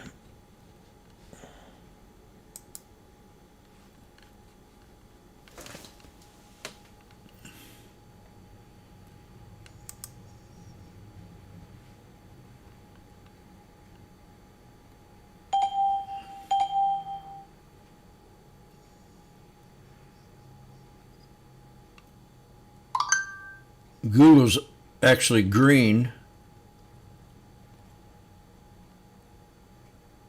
Hims is down a couple bucks. Meta. I've got to really watch Meta. Ooh, 360. Oh yeah, there we go.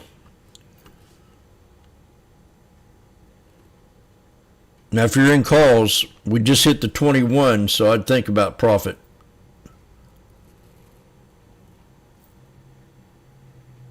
Now we're scaling out. I might leave one up on the table.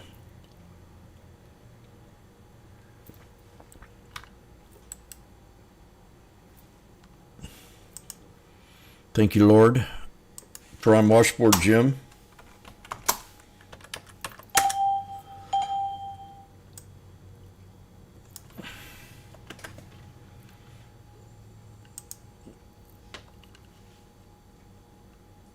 Holding one.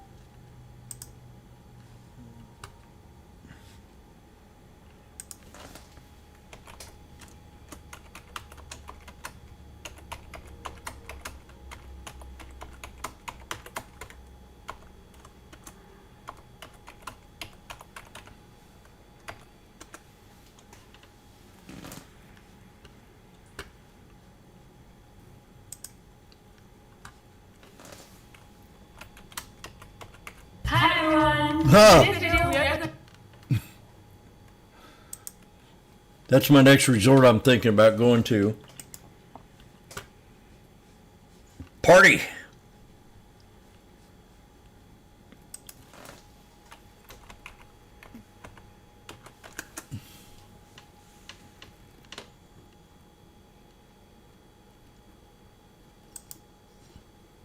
Send me money, please.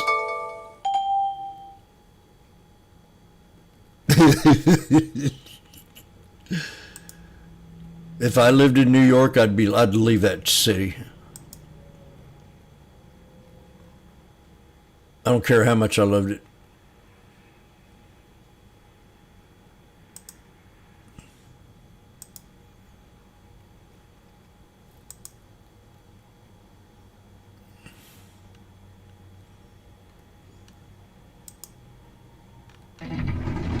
On 2,500 frames per second explosive cinematic poetry. Watching me on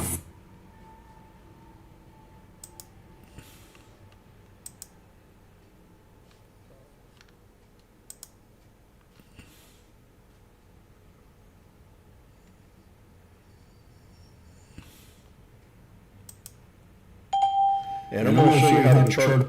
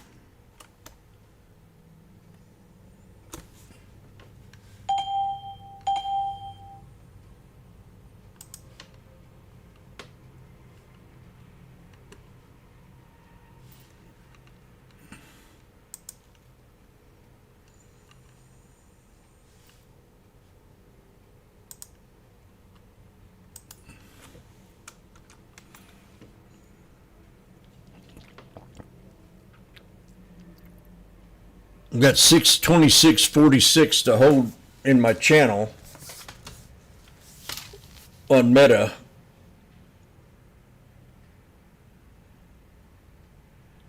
We got a Head and Shoulders on the 1 hour time frame.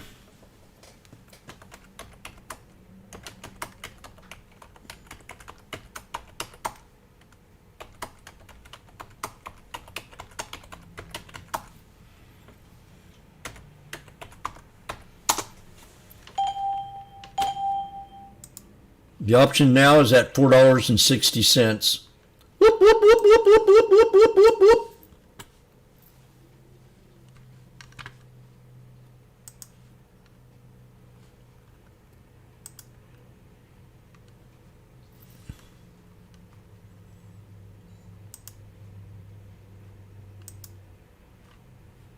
So that would have been a pretty trade.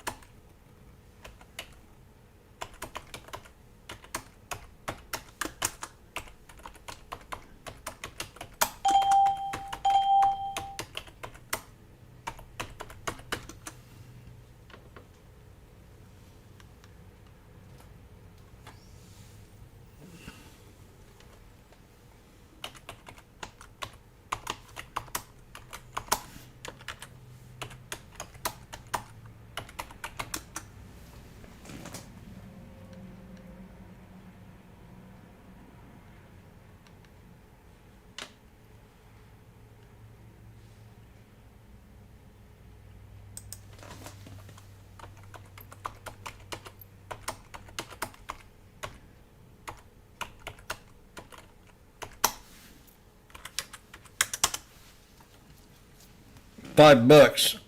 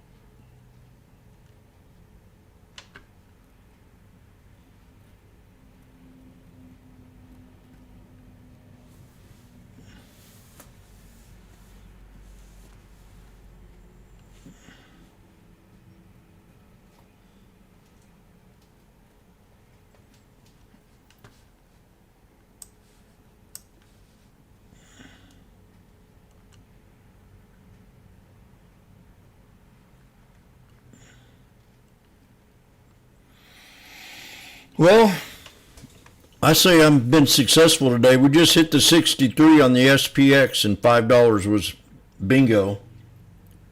So I'm going to go and warm up my soup. I'm going to take a break. I mean, I could really get into this today, but I don't want to be brain dead by I've already hit my limit for the day. This, you know, I've been through this before. First hour, hour and a half, that's a different period. I usually start taking my lunch a little bit, about 15 minutes. But,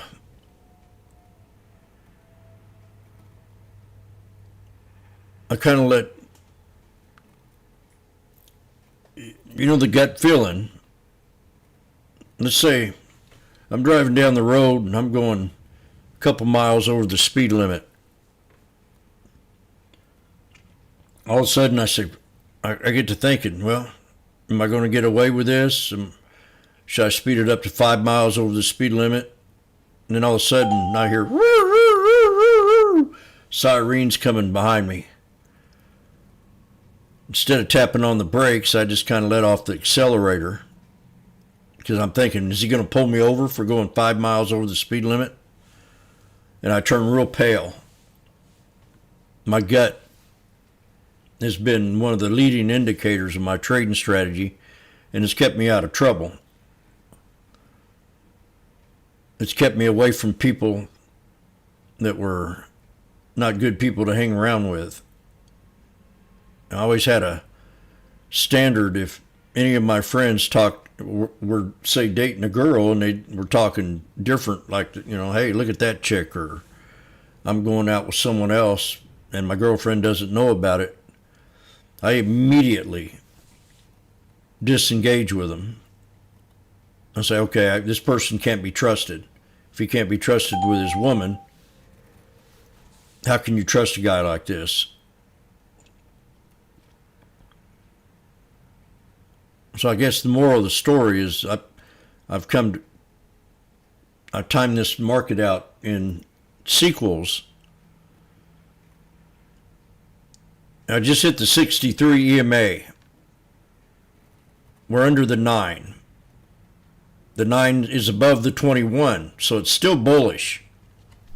We crossed the 9 over here, and I wasn't bullish until this broke the 21 EMA. I had the 9 crossing it, and we have 3 white soldiers. So we've pulled back to that 3rd soldier, which means if we can hold this support level, we're going to go ahead and break out of the 63 and run up to the 200 EMA. I got the 200 EMA and SMA. So for right now, the 63 is a hard resistance until we break it. But these 3 white soldiers is giving me some kind of idea maybe we are going to break it. And the fact that we pulled back to that 3rd soldier, I still want to stay. If I was in the trade, I wouldn't sell it yet. But it's down $120 from when I got out, 150.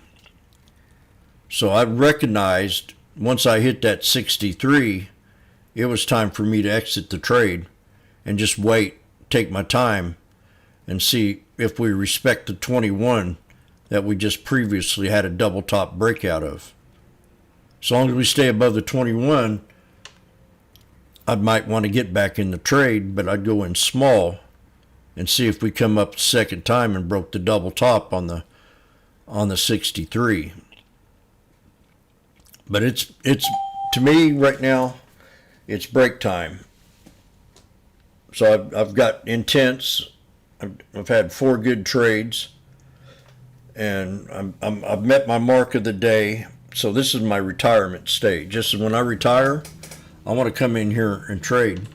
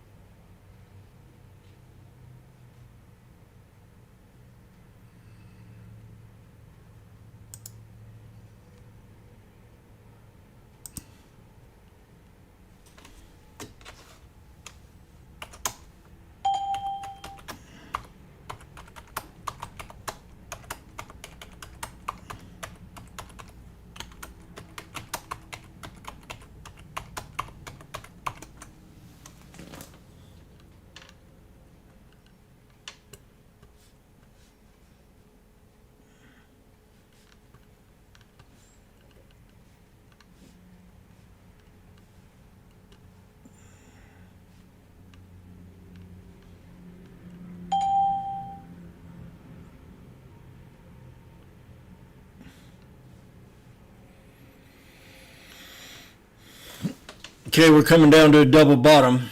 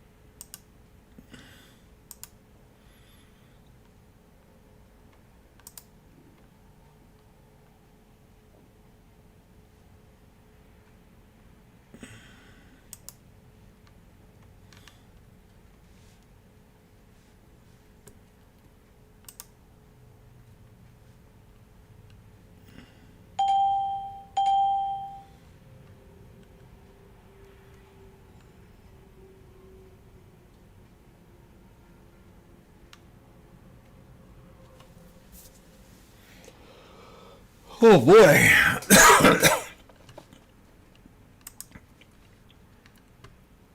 I guess that thing's still going on. Of many advisors the last few years, whether it's technology or the Magnificent Seven, it's just been such a tight part of the market. And so we really think about, how can we get clients a little bit more comfortable with the concept of diversification? It certainly doesn't mean you need to sell tech stocks or sell out of your Magnificent Seven stocks, but thinking about the concept of diversification. They wanted to broaden out so bad. Some of the concentrated areas. So, while that's all I've heard from these people.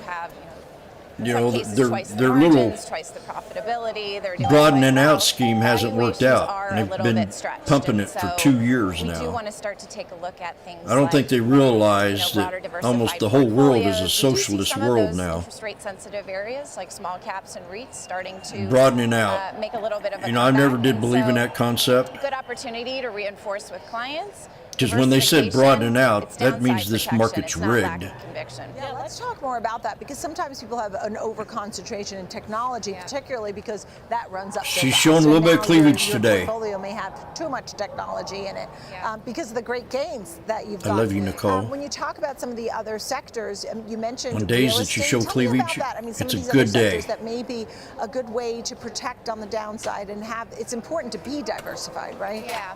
Absolutely, yeah. Particularly again, some of those interest rate tried my sensitive best. areas, small caps in particular have been depressed for a number. Marley's of not years, here today, small so I can get caps. away with So, it. we've started to see again a little bit of a comeback. She told us not Been a little not bit to of a show low cleavage. quality rally, so something to keep an eye on. We definitely like to stay more higher quality, keep an eye on that. Whether that's through active management and high quality small caps. Also too, looking at things like direct indexing, where you own, the underlying stocks in an index, and then you can remove the stocks that you have that concentrated position in. So thereby you get a little bit of diversification.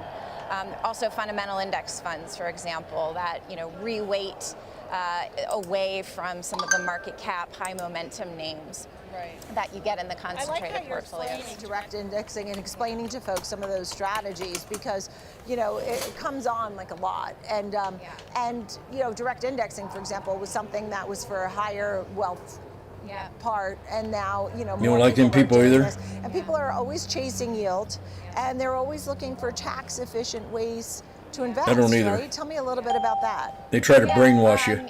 Certainly direct Come on, indexing, we're because stuck in it this allows broadening that out direct market. ownership of the underlying stocks. We need You help. can Take advantage of some tax loss. The sales pitch ain't working, When you're baby. looking at everything, right? Folks want to be tax efficient. Isn't that a big part of the question they ask you? Go with my sale pitch, honey. You want Not a to day goes by we don't you get want questions to about tax double your efficiency, whether it's portfolio. in the bond market. Just stick with the ones that have the best direct volume that are indexing, always which allows talked for that about. tax loss That's all you got to harvesting do. component. And it's also a great It's reminder that with simple, the bond honey. market too.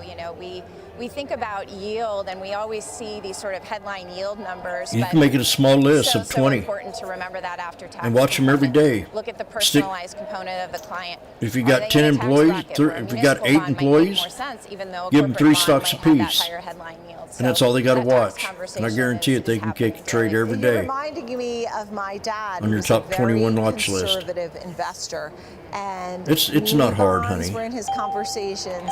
Dividend paying, stocks. Don't get were mad. Always part of his conversation. You talk about the total return approach versus income generating assets, like dividend stocks, like maybe some other ideas. Screw the dividends. Maybe, slow and steady. Them days are over with. Yeah.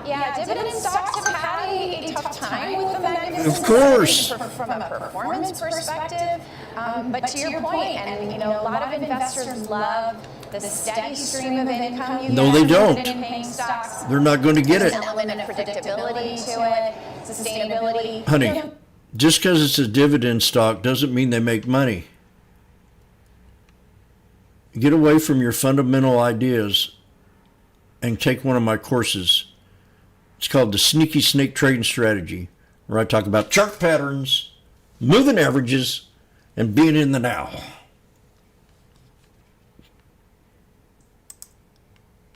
People need to diversify, make sure they're not overly concentrated in one area, but it's been an exciting one for 3 years, that's for sure. Thank you so much For 3 years. Inga Rockwald, Senior Portfolio Strategist at Swap asset management. All right, folks, keep it right here, live from the Schwab Impact Conference. Let me explain something to you, Nicole. When I first started trading, before I did that, we'd have a recession every 4 years. Every 4 years, we would have a recession. We've only had one since 2007, and that was COVID. So, why? Because the government had thrown so much liquidity into the market, millions, and it's called Obama's Share the Wealth scheme. And all it done is made the richer filthy rich and the poorer poorer. And it's going to keep doing that until they wake up and smell the coffee. So the less government spends, the richer the private sector will get. I know that doesn't meet your standards, but it's true. Warren Buffett tripled his income during the Obama years. He was trading stocks for 40 years. And then in less than 8 years, he had tripled it. I want you to think about that.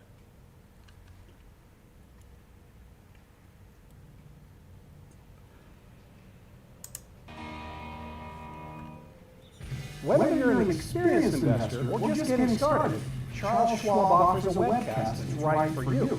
Are you a long-term investor? Okay, I'm done arguing with him. I'm going to make my lunch. Including growth, value, Am I right, room? and more. Best of all, you can ask questions by chatting directly. Am I right, Randy? It's interactive learning at its finest. Tune in live or on demand. Head over to Bullseye. Schwab.com/coaching and start learning today.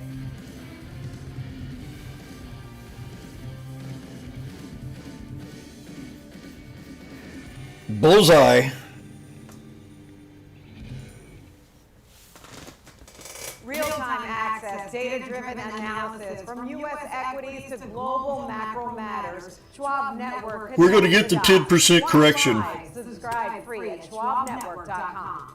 I'm going to tell you something. They're saying 10 to 20. Watch this market reverse at 7. Again, the fat cats are lying to you.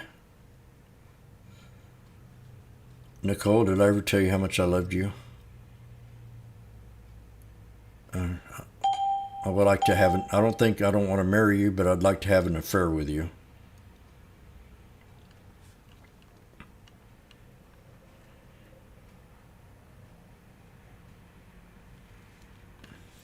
Maybe a one-night stand. Time in a long time, folks want to speak about fixed income, about credit products, about private investment grade, private high yields in general. So we've had a lot of conversations. 6,800s, 120 to 135. I paper traded it just now. I think a prime time now. I'll be back.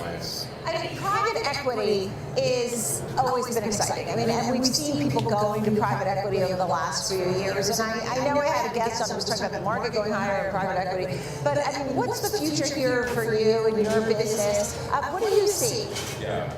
So it's really interesting because everybody is now speaking about private asset-based finance and private credit. The reality is these sectors, these asset classes have been around for decades. Right? Mortgage-backed finance has been around since the 80s. The question really comes up, why are people talking about it now? I think there's probably maybe two main reasons for that. One is that, thinking about what happened over the past 5 years or so, COVID, 500 basis points of rate rises, a lot of these origination companies that create mortgage loans, auto loans, equipment loans, they really need the capital markets to be efficient, to be up and running. And so when they're not, they need somebody to step in and provide capital. That's where private capital steps in. I mean, private credit, private equity always seems to be of interest to particularly some of the wealthiest investors were going that route, right? I mean, do you think they'll continue to do that in the future? I think definitively, private equity will remain an interesting asset class for wealthy investors. But I think when we look at portfolios, we look at a very complementary, broad-based portfolio that can withstand the downside stress.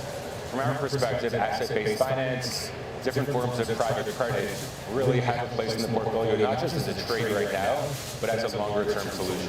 So what's on your agenda? Like, what excites you now? Because you talked about, I mean, COVID was something else, right? We have this crazy government shutdown right now, and markets that have run up. You know, we're 3 years into a bull market. What's on your agenda going forward? I mean, when we think about driving the expansion for you and your business, what are you focused on? So from our perspective, one of the things that we have a very hard time predicting in general, especially as a credit investor, is what the world will look like in 5-10 years from now.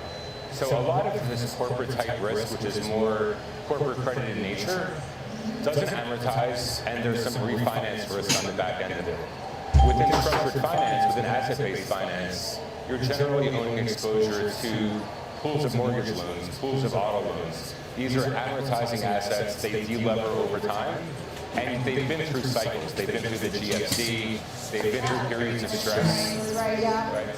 So as a result of that, you know, you really can't underwrite, hey, how would this asset class behave in a downside environment? And it sort of protects you, right? Doesn't it really diversify a portfolio? How so? Spot on. So tons of downside protection. Number one, across asset-based finance, you're dealing with things ranging from residential to consumer, commercial, infrastructure, hard assets, aviation. So you've got broad-based sector diversification, but then within each of those segments themselves, when you're involved in a segment of the market, you're generally backed by dozens, hundreds, even thousands of underlying assets that are all uncorrelated to the corporate credit market. I also feel as if things have moved along very quickly over the last decade, whether it's technology or the way the products are available, or, you know, strategies, maybe things being more accessible to more folks. We've seen a lot of that. The younger investors are more interested, more educated on investing. I mean, when you think of traditional ways that this used to be, traditional private credit, I mean, now, what are some of the differences that could drive us forward? Yeah, it's interesting. Some people often say decades happen in weeks, and it's really felt like that over the past couple of years. So from our perspective, what are we really looking to create? It's a portfolio that withstands downside risk, that's diversified, that's uncorrelated, and that's, you know, there's exposure that folks can get both at an institutional level, but even beyond that, and that's, I think, what the general market's working on right now. Do people have great concerns? I mean, why is everybody talking? Everybody's talking bubble because they're idiots.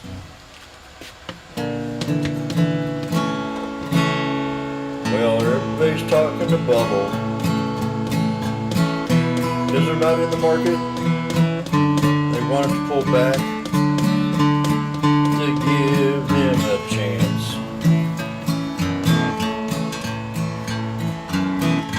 The SPX, if it breaks to 21, going to hit the 50 and the 63. But we're not bullish till we break it. The 21.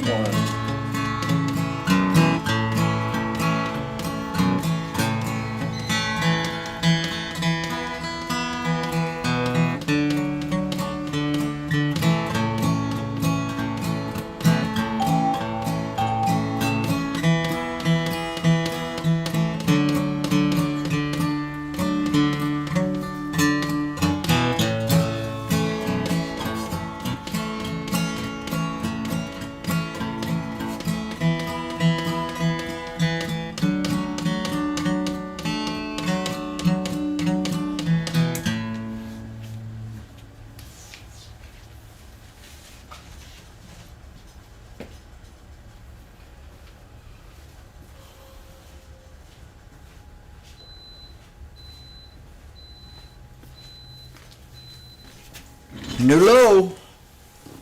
Don't take this trade until it breaks to 21. Then when it does, it might come back and retest. I'm Washboardjim. I'm going to have lunch soon. Market. Chris it's great to speak with you. Thank you so much. A nice different perspective from a lot of our other conversations. So, yes, sir. Really informative. Chris Malia, Very informative. Managing Director, Co-Head of Global Asset-Based Finance at KKR. Chris Malia, thank you. You need me up there. All right, friends, keep it right here. We're so glad you're with us here on Morning Trade Live, Schwab Network. We've got recovered from the Schwab Impact Conference with a slew of guests throughout this day. So glad you're with me. I'm Nicole Pedalides. I'm certainly see you at 2 p.m. for the watch list Eastern Time. Apple's very strong through all this.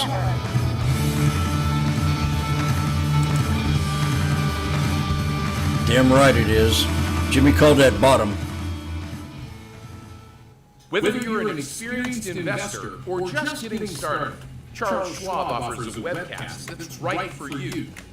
The Platforms and Tools webcasts are designed to help you broaden your knowledge of platform features and resources available from Schwab. You'll learn tips and tricks to help navigate Schwab.com, Thinkorswim, and mobile-based platforms.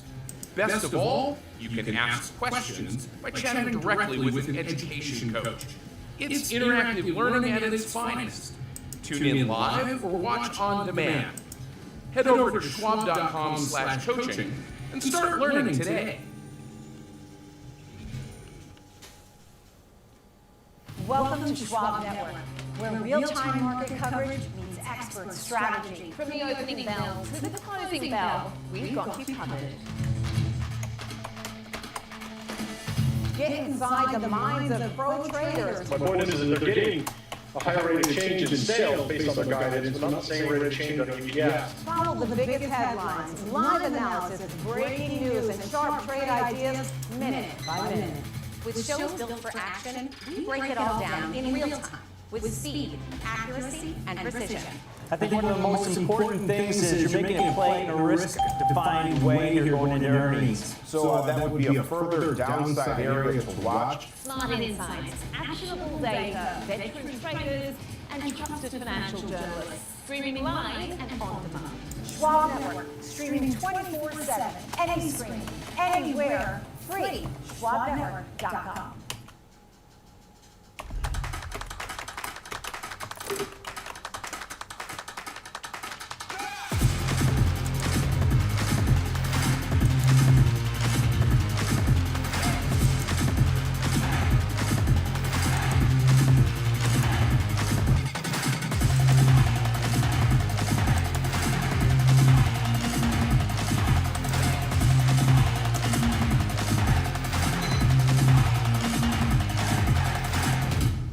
I'm Sam Barnes, live from the New York Stock Exchange. When the market moves, we're on it. Getting the reaction, the strategy, and sentiment in real time. Stream Schwab Network at schwabnetwork.com.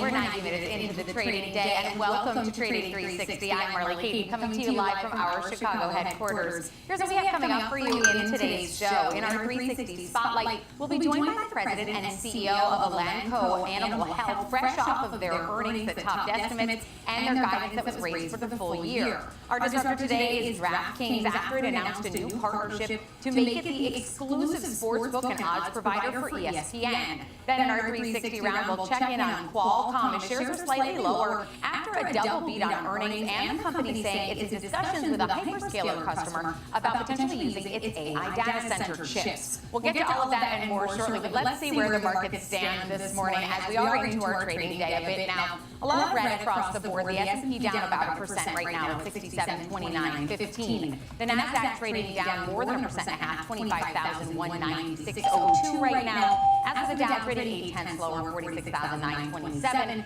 the Russell 2000 trading down almost 1.5% at 2430.28. Checking in with the 10-year, which we saw spike to almost 416 yesterday. If we can populate that screen here, which may be frozen on us, I'll just look over here on the big board. There we go. We're lower now. We're at 410 right now on the 10-year, down about 1% and a third. On the dollar here, trading 4/10 lower, 99.67, falling below that $100 level we saw yesterday. Gold trading at 39.91, almost unchanged. Crude oil at 59.19 a barrel, and Bitcoin down about 1% and a third right now, 1.75% right now at 102,335, but still above that 100,000 threshold we saw it dip below earlier this week. Do want to move on to one of our top movers today, bringing our first guest, Alex Coffey, joining us, co-host of Next Gen Investing and our senior equities market contributor here on Schwab Network, to talk about Datadog, a company I think a lot of people are maybe not familiar with, but rallying to levels it hasn't seen in years off the earnings report. Yeah, don't sleep on this one today, up over 20%, massive jump post-earnings, and you look through the report, makes sense why,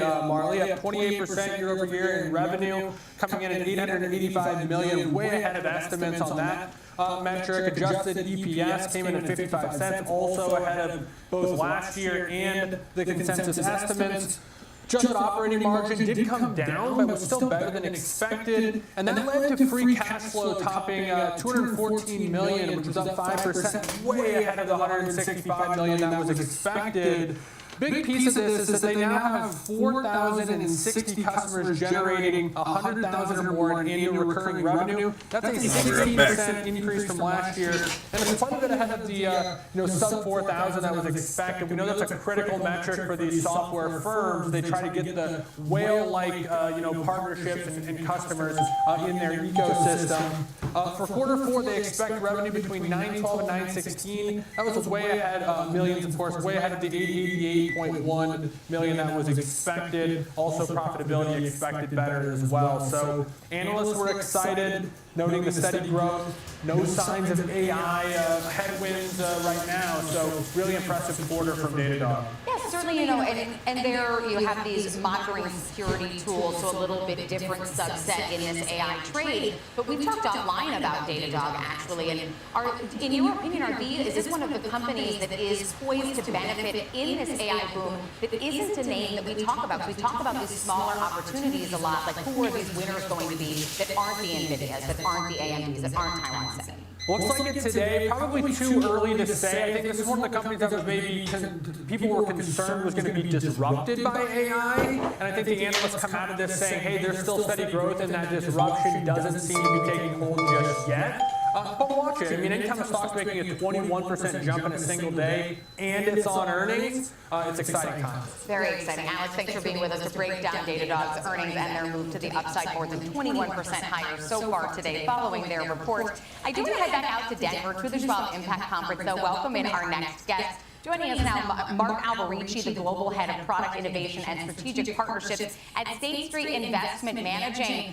Mark, good morning to you. Thanks for taking the time out of your conference day to be with us. I know you're an ETF specialist, and so I'd love to just start with your thoughts on these massive inflows that we're seeing in 2025 into ETFs, and also all the new ETFs coming to market.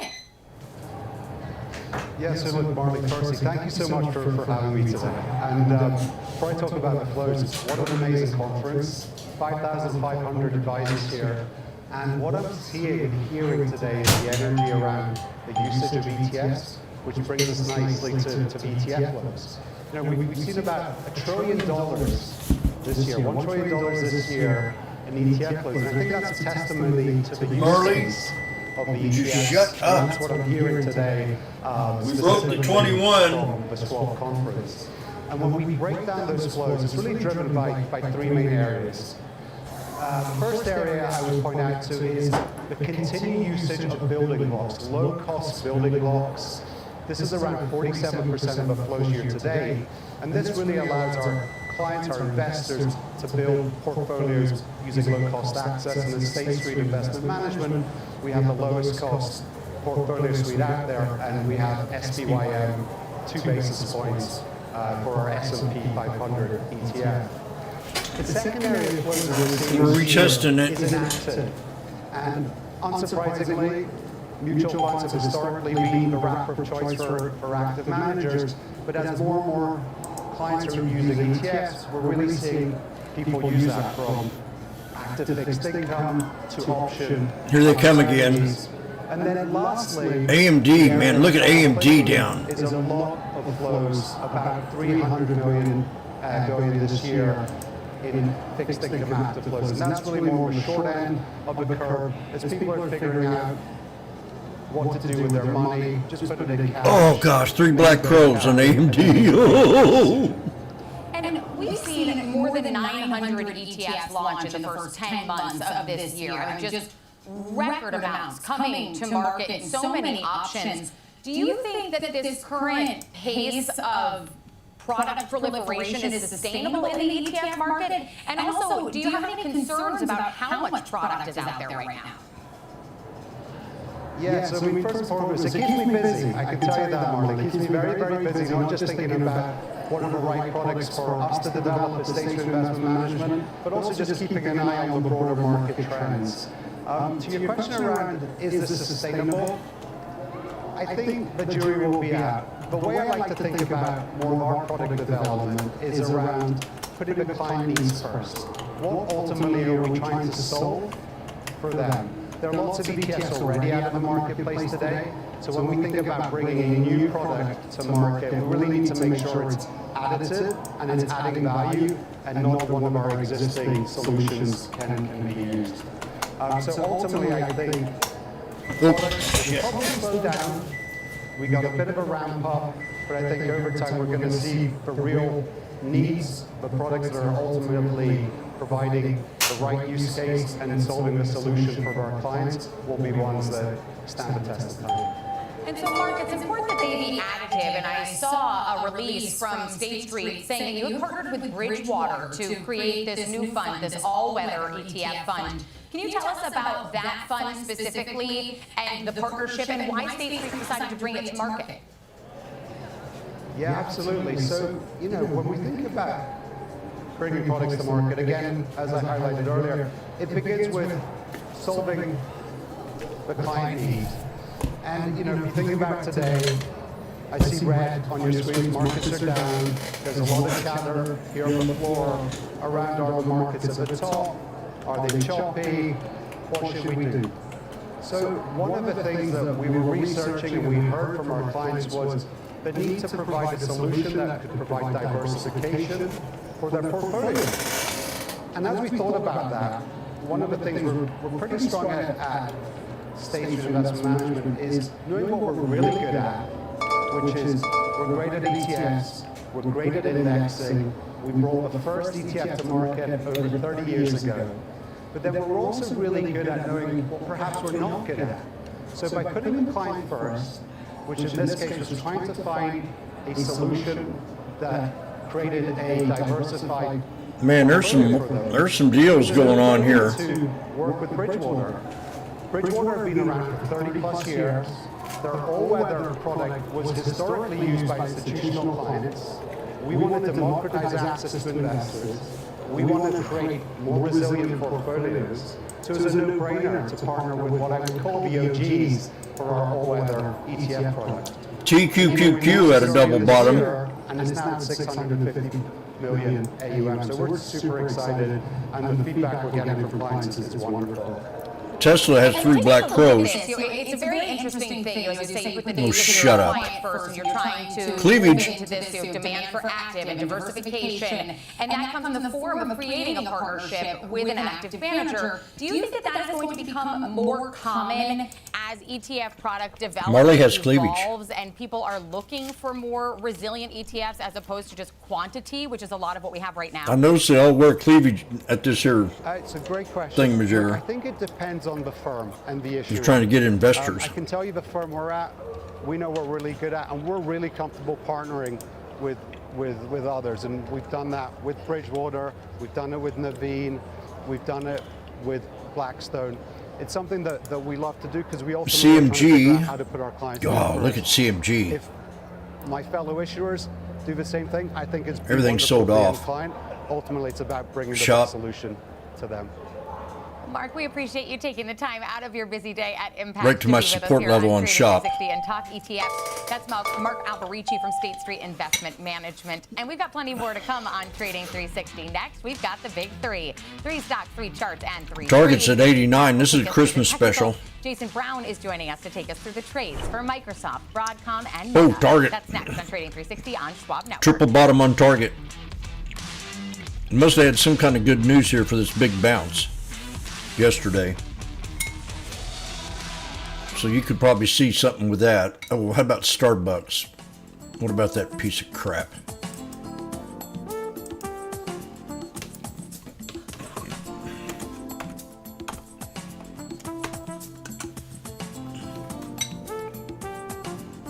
Starbucks, up too much. Needs a bigger pullback. We missed our opportunity on that one at $80. 78.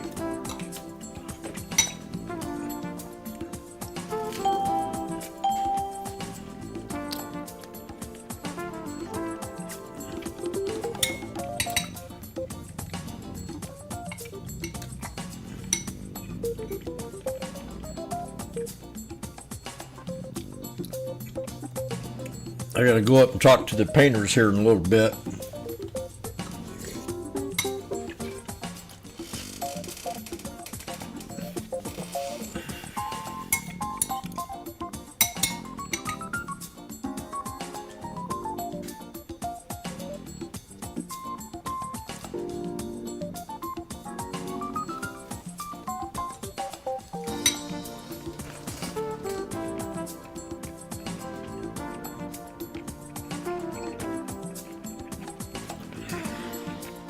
From the most iconic trading floor in the world, this is Opening Bell with Nicole Petalides, live on the floor of the New York Stock Exchange, the countdown, the setups, the stories that make markets move.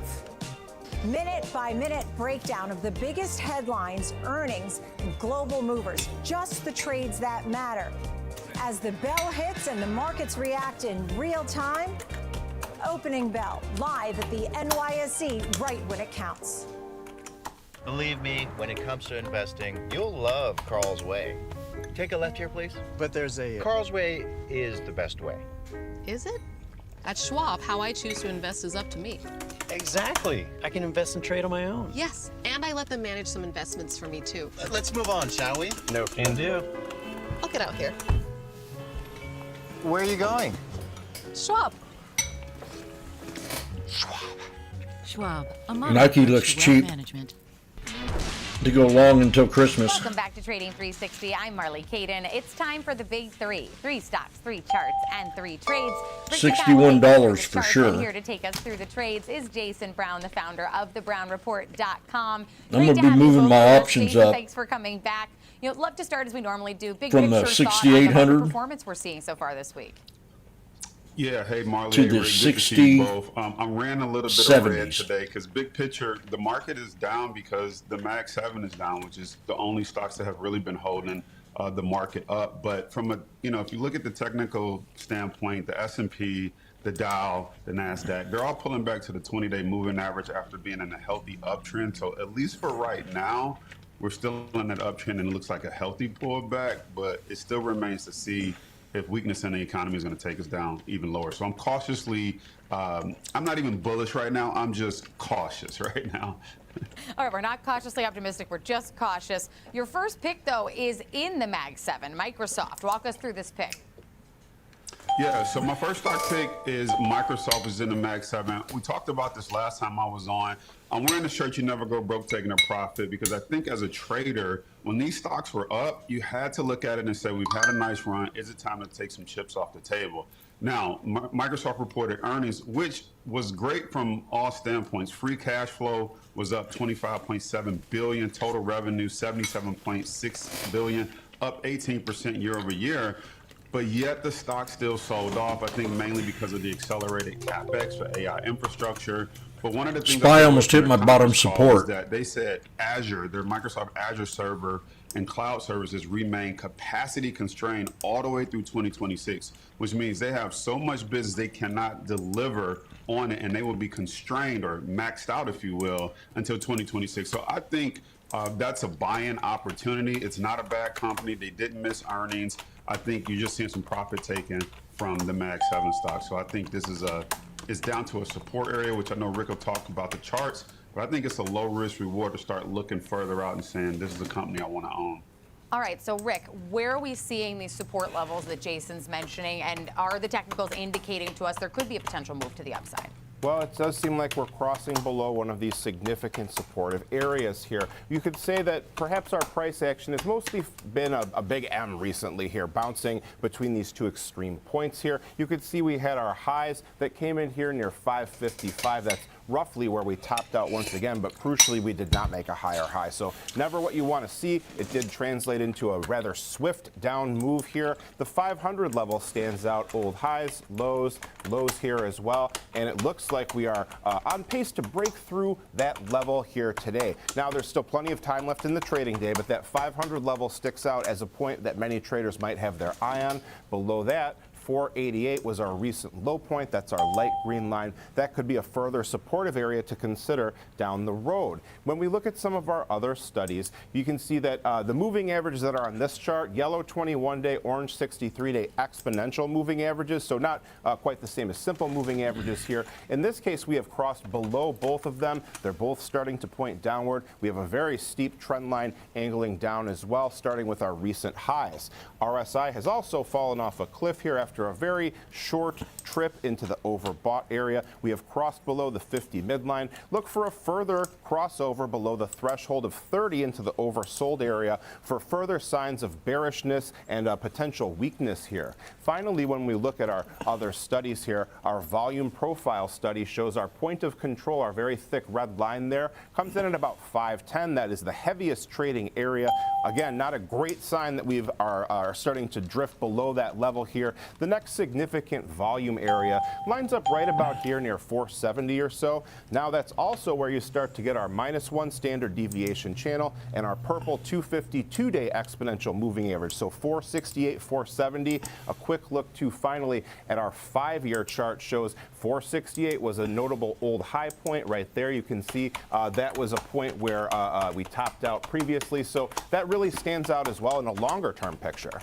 And we're about $3 off of that 500 level that you highlighted there, and about $13 off of that heavy volume area that you just highlighted. But Jason, walk us through your trade here on Microsoft. Is this a long-term play, a short-term hold?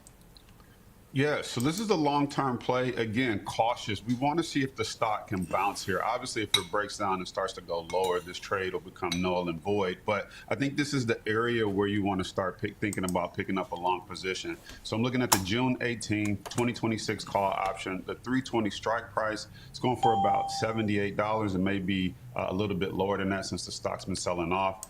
Break even's around 398 and you got 224 days. As a trader, you don't necessarily want to get too caught up in the short term. You want to think, where can the stock be 6-9 months from now? And I think that's higher. The other thing I want people to think about when they're looking at this is you never know when the bottom is in, but you do know when the top is in. And we can look at this stock and say we're not picking it up at the top, which gives us a low risk, high reward potential opportunity here. All right, so low risk, high reward, longer term play on that one. Let's move to your next one, your second pick, Broadcom. Walk us through this one.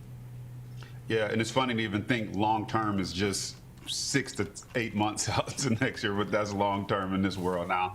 Broadcom, what I love about this from a technical standpoint, I know Rick will walk through it, but one of the things that I'm seeing is even though the stock is pulling back, it's still pulling back to uptrend and support on that diagonal trend line. The other thing I like about Broadcom is you look at the CapEx that's coming in from Amazon, Google, Apple, Microsoft, all these different companies. One thing that stands out is they're working to also develop their own chips. Some are trying to diversify from NVIDIA, and the company that they're going to build their custom chips is Broadcom. You also saw the recent announcement from OpenAI that's working with Broadcom to develop some of their own custom chips. So this is a company that has kind of carved out its own lane for helping people create their own custom chips.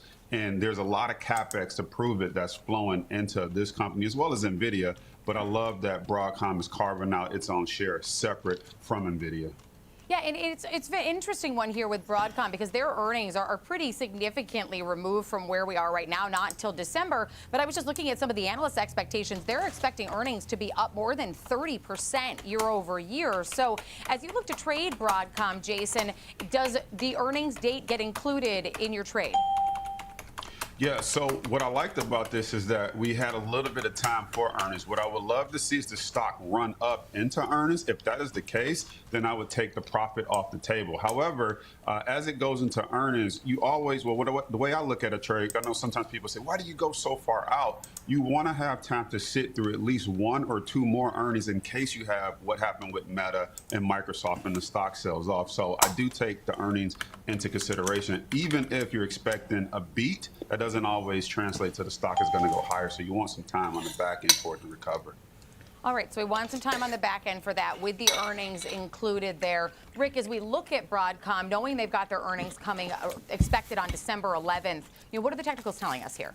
Yes, notable low point that came in recently here around 325. And Jason said something I wanted to Damn, we're right on it. A bit here, which is that low points We're here. stocks, We're here. We're here. Products are often more orderly than the high points here. The high points are signs of either extreme exuberance or some kind of shock event or whatever. But the low points, there's often intrinsic value in a company here that they can be a little bit more stable. In this case, we do have one of those notable low points here, lining up around 325 at this point, as well as where our gap began, near 309, just below that level, 308.78. So we can see as well that even though we did peak our heads above the previous highs near about 374, we were rejected and had to retreat back to this level here near about 348. That matches up with our channel. We had some excursions above and below the channel, but typically what we try to do with these types of lines is just encompass the general price action and show the general trajectory here,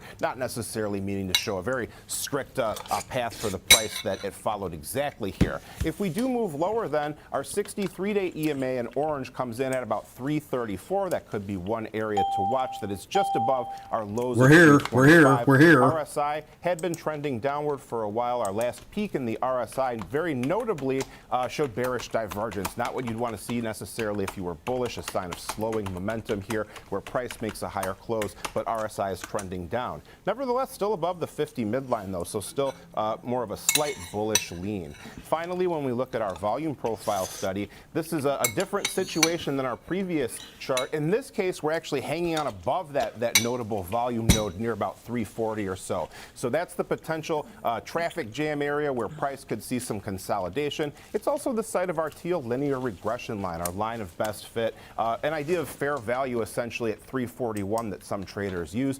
So there's quite a bit of notable support in that area. The resistance, 375 is the mark to the upside. All right, so we're at 356.47 right now with Broadcom, just slightly below the unchanged line today. But Jason, your last pick, you mentioned in part of your explanation for choosing Broadcom, you mentioned Meta and what happened to them post-earnings. But Meta's your final trade. Sweet. Yeah, well, I'm going to tell you about Meta here in a second. The trade, though, with Do you want to take the SPY or the SPX? 320 strike price. It's going to cost you about 78. Break even. I'm gonna look at them both. Oh, I like the 672s. The stock is the healthy, 672s. and it's benefiting from a lot of the capex from all these other companies. If we look at Meta though for the final trade, the reality is Meta really took the biggest hit because of the one-time tax charge. Oh, the 677, 6770. Non-cash tax charge. That really just obliterated. Jim, has your mother ever told you not to talk with your mouth full? Yeah, she told me many times, but I told her to shove it. So the company's making money. I love that they don't really have any exposure to China or tariffs per se, because they just run a marketing company where everybody just uses their app and they run ads on there. So I like that they're insulated from that. Unfortunately, they weren't insulated from the one big beautiful bill, which took the stock down. And then they also have a CapEx kind of, I won't say a problem, but Meta said on their conference call that, they have to increase CapEx for their Meta super intelligent I'm gonna labs. make a business I look at decision. it like this: they have to defend their castle. They have to spend, invest, research and development, or else you're going to see the TikToks of the world and other platforms try to come in and take their lunch. With They the can develop SPX. apps where you can edit and do AI and stuff I'm like gonna that. buy right 3 on their contracts platform. It keeps people of on the the platform, 6770s. which keeps people seeing the ads, which is their main revenue driver. At $2.50. I like it. But again, I started this with saying I'm cautious, not cautiously bullish. I'm just cautious. I want to see Meta build some stabilization here. It continues to sell off each day. I saw volume decline, and I thought the sell-off was going to stop. Today is down another 14 points. So I like this trade that I'm going to share with you after Rick goes through the technicals. But I wouldn't want to enter it until we start. We don't to know see how you do it, a base building but- or some green days to show me that it's done falling. Okay, all We right. know Rick, you so do with it. that said, walk us through the technicals so that Jason can flag for us They're where now we at would want to make entry for this $2.60. trade on Meta. Yes, quite a difficult move on earnings here. We need a Obviously, it was little right reversal. here I'm where we just had our taking a guess here. significant Now, this is down. risky. Now we are hanging out near 620. Let's make that or clear. So a far cry from those days when we were almost breaking through the 800 level here. So before that, things were trending downward.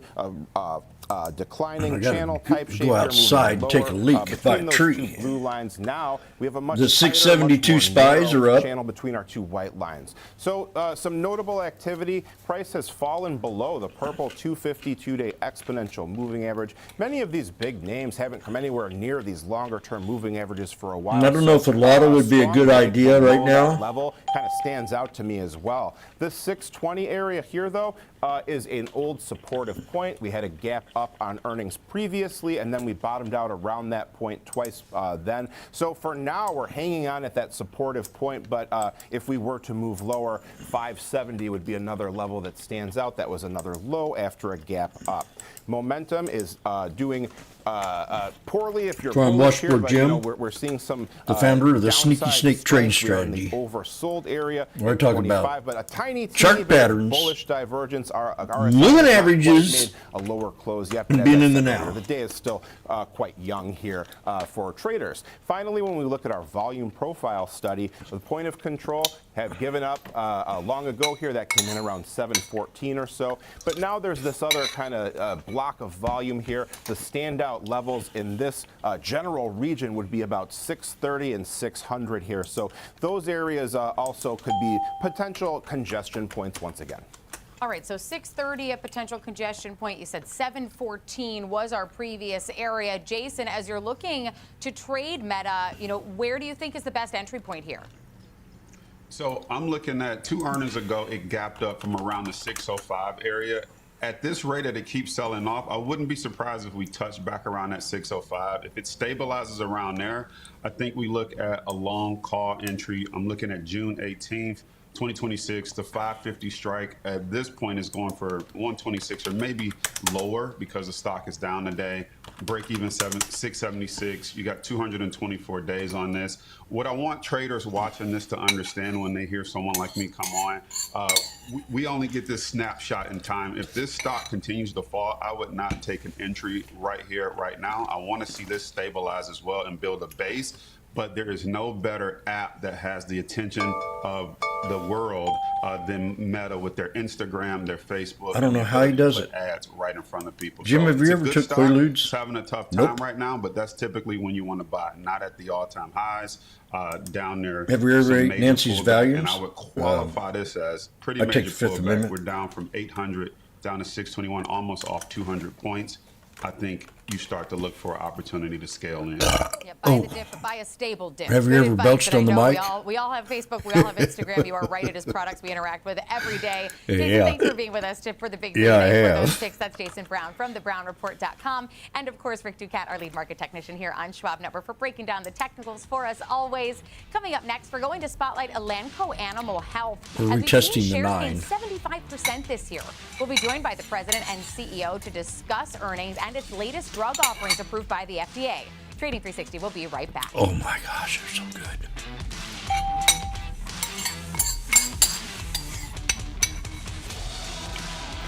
My man. Sometimes, you could have done better. Same goes for where you invest. Level up and invest smarter with Schwab. Morning movers, be the first to find out what's shaping early market action. Tech Check, Options Corner, Futures Focus, Technical I think I have a Analysis. problem Morning here. movers covers it all. No, I don't.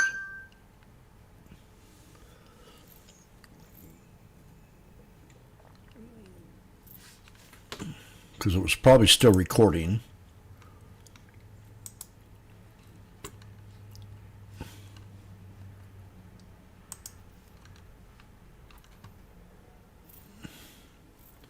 We need a little bounce here.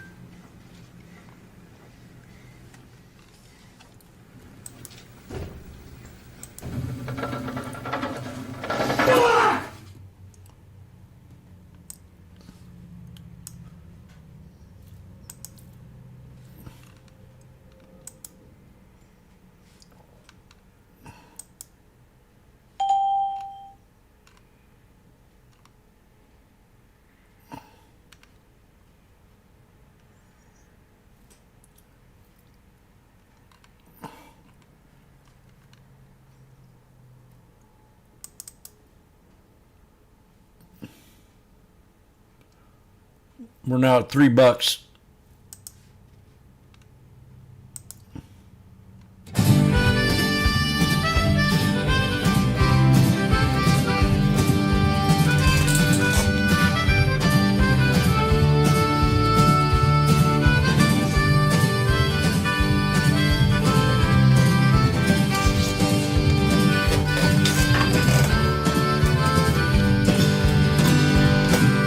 Opening bell is the sound that makes it go down.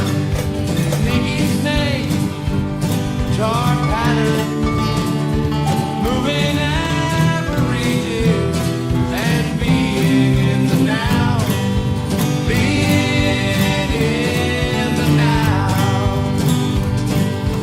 Jimmy eating salads and sipping chai tea, checking out the cleavage on Schwab TV. Magnificent Jesus, Rob and Randy, Living Goose, Rich Nixon, Michelle, and Funky and Stingy with his grades. We got a lot to prove. Patience is the key. Oh, Gamma, Jama, Moon.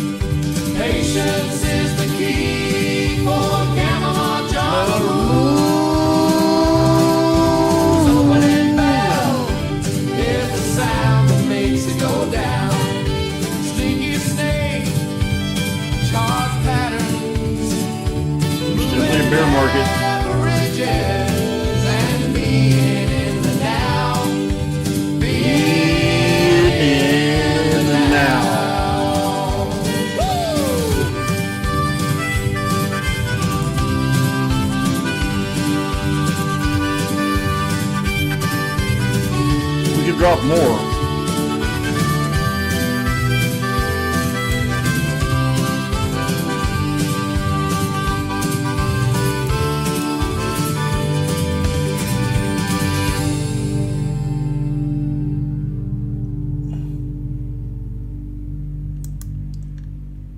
We've got 2 support levels here. Back to even. I was up $90 a contract.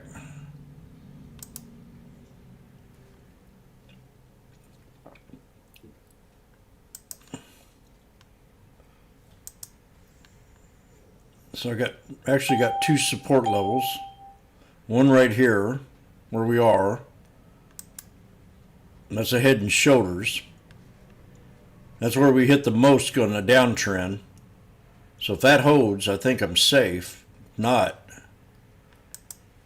we got more damage coming.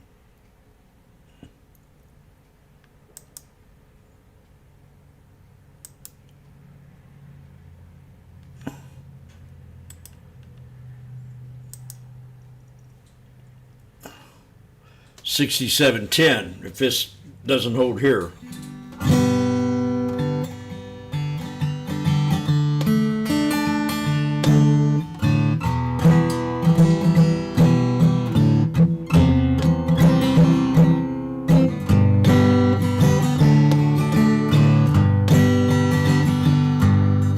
Washboardjim's in the SPX at 67.70. Chart patterns beginning now.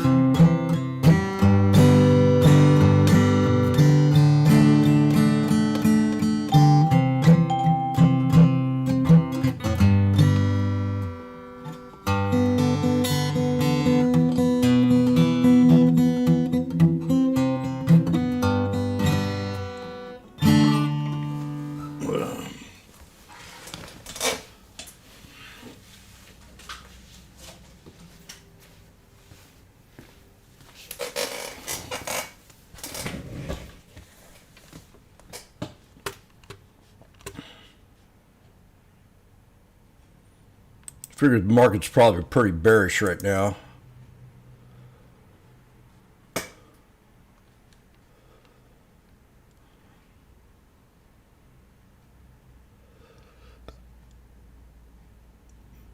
Yeah, I think I just got to bring it straight across.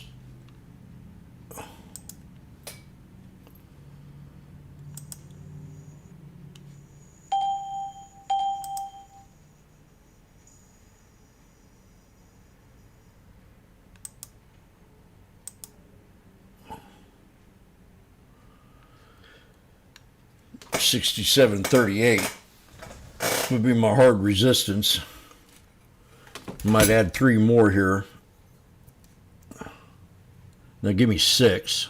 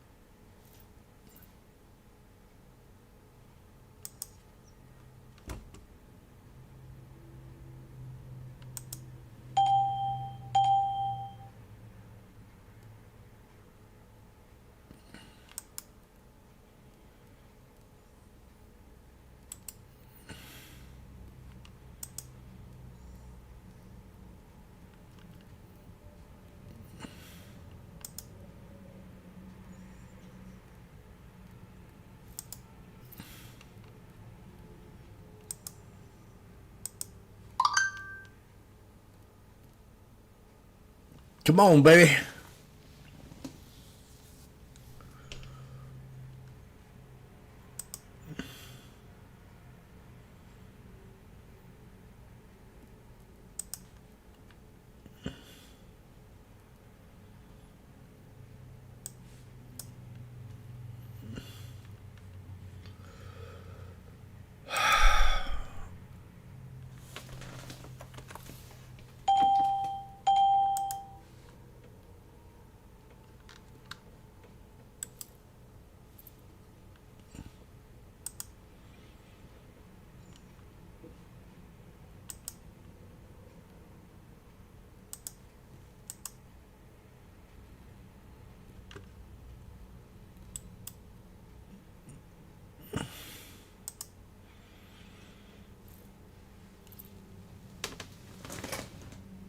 Well, Pitts.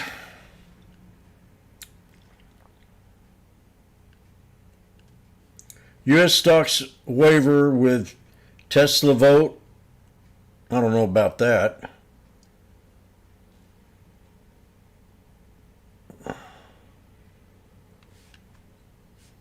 Maybe Tesla might waver, but I don't think stocks in general.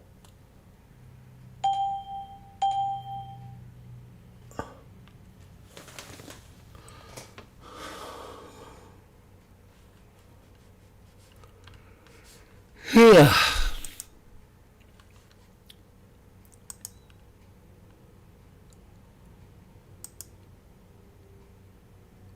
We went below my support level on the SPY.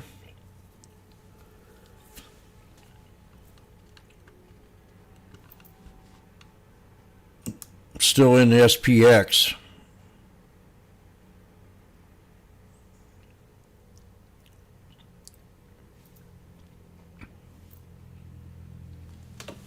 Almost ready to add 6 instead of 3. And that give me 9. What price would that give me? Let me see here.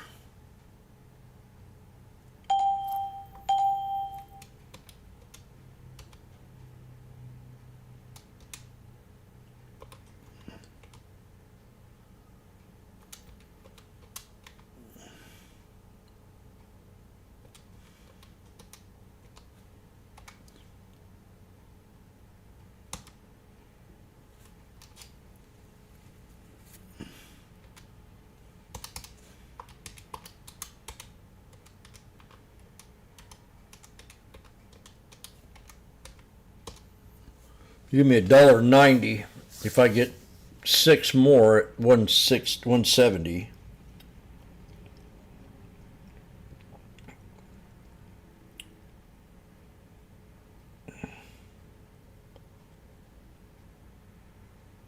$160. Yeah.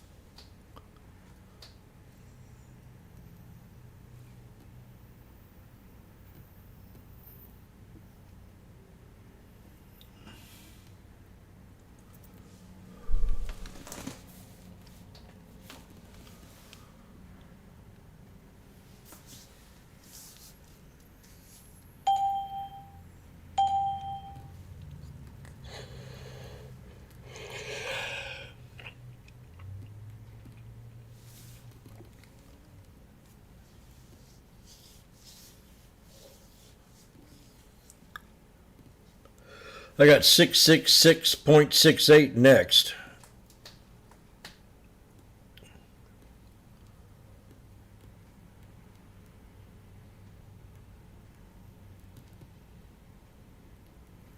That's 669.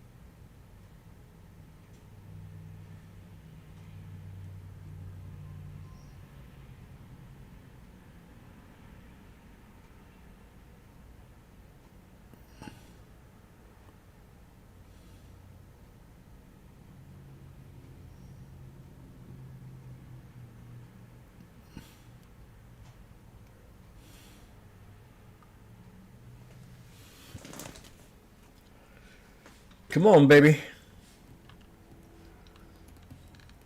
Come back to Papa. Washboardjim hasn't gave up yet.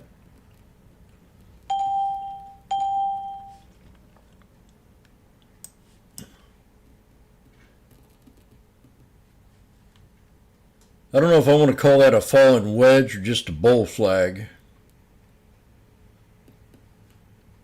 I'm back at, see, I should have bought them. I should have bought them at 160.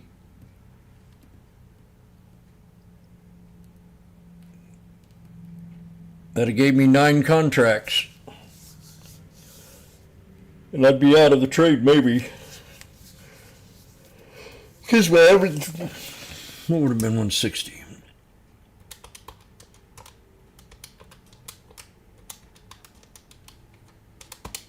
I'd been 190.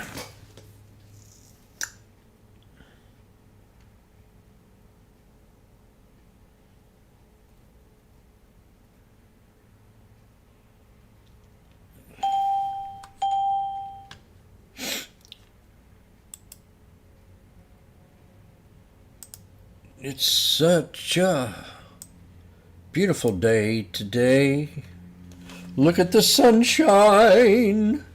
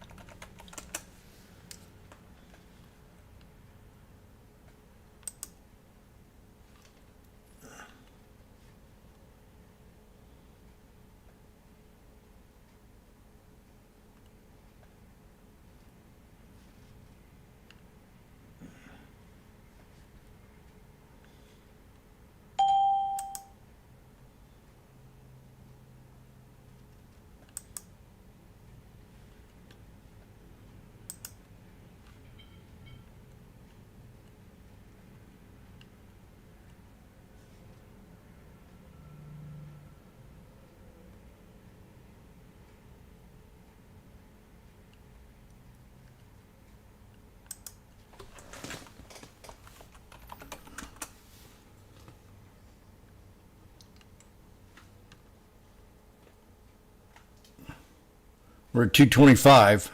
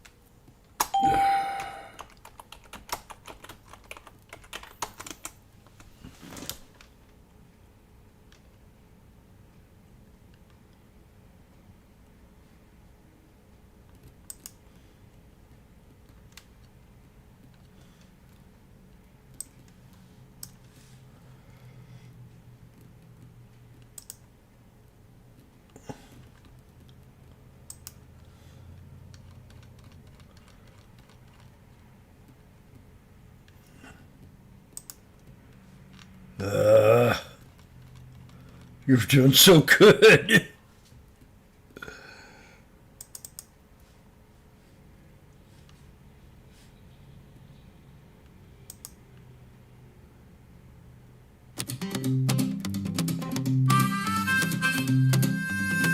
Narcissistic Jim, with his ego and his wit, doesn't give a damn what you think of him one bit. The market takes a dip, SPX Jimmy will buy.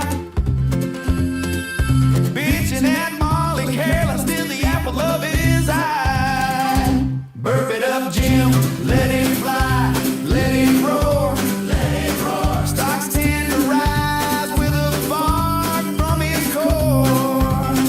Narcissistic Jim doesn't care what you think. He'll burp and fart out loud until his room stinks. Candles on his screen bounce like titties in the night. Birds get so loud the neighbors say that boy ain't right. I'm at 160. Doesn't matter one bit. Jimmy's face can't wait for Nancy to come and sit. Fart for a dip, ass making noise. Burp for a rip, cheers from his boys. Jimmy's grinding away on his washboard toy. Burp it up, Jim. Let it fly, let it roll, let it roll. Stocks tend to rise with a fart from his core. Narcissistic Jim doesn't care what you Give it another think. shot. He'll burp and fart out loud until his room stinks. Lots of fun he had, his ego's ablaze. Burps and farts collide, the room is so amazed. Narcissistic Jim, the legend, the king, playing his old washboard till that closing bell rings. Narcissistic Jim.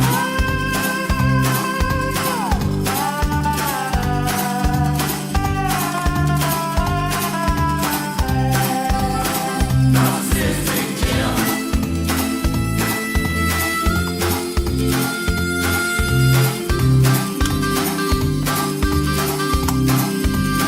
Narcissistic Jim.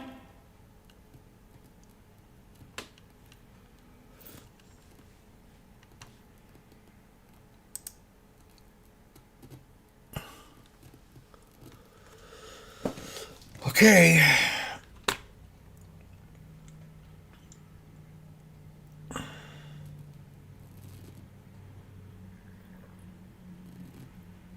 I'm gonna maybe step out of these real fast if this doesn't work here.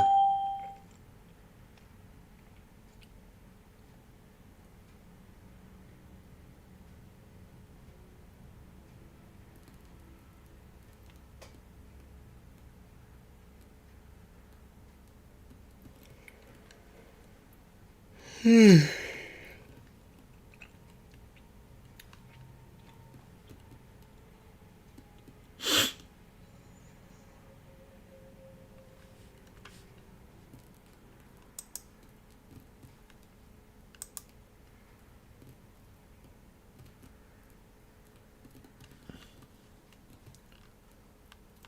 SPY, I got 668 something.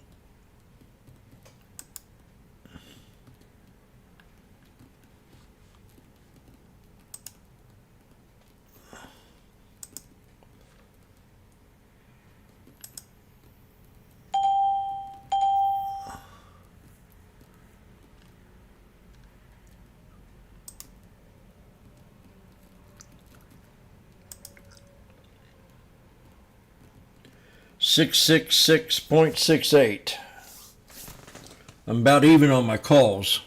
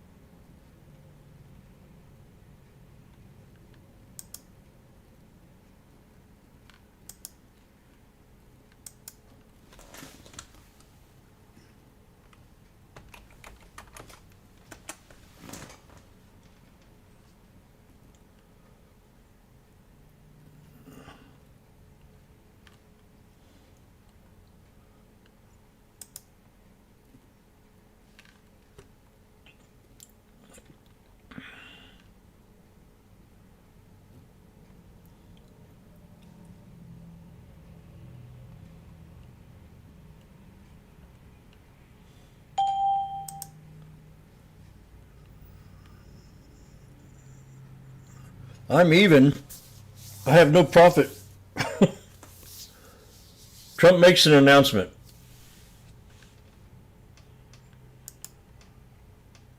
I'm at $2 right now.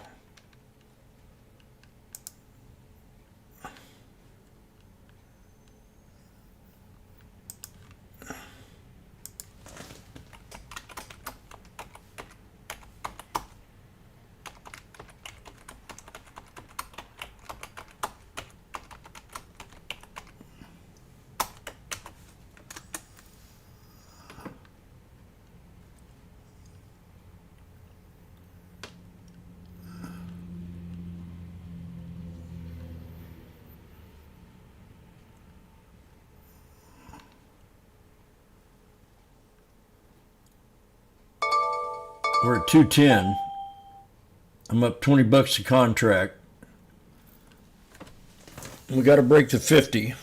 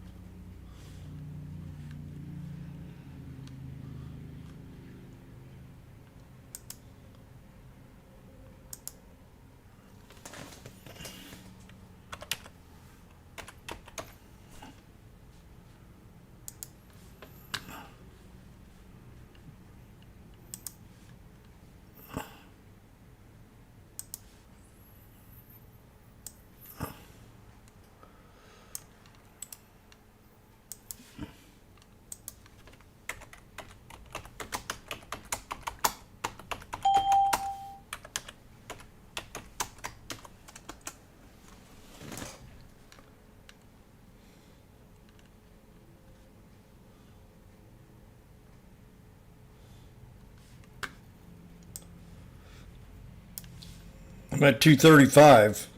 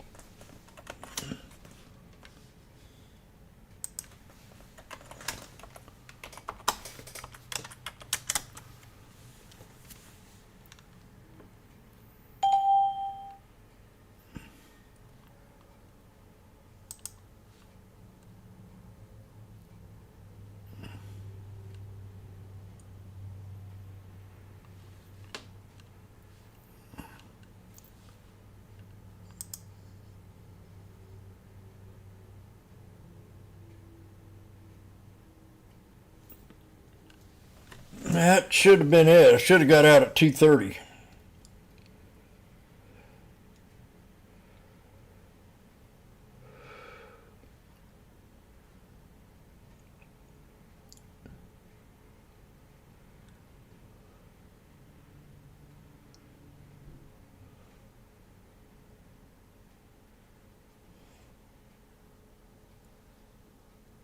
Just like that.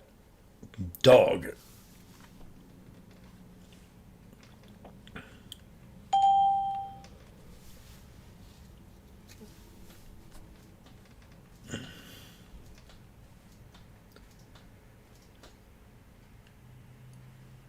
And what are these?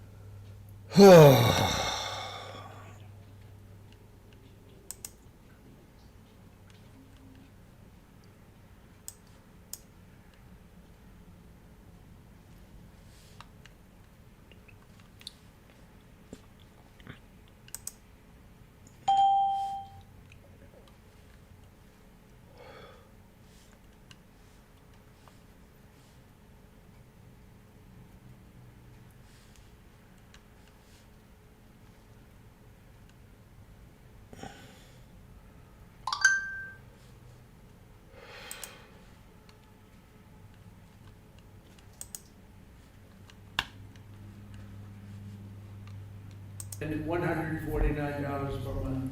It's a massive, think of that. You go from $1,300 to $149. And we anticipate these new. I'm at 235. Coming out in a very short period of time.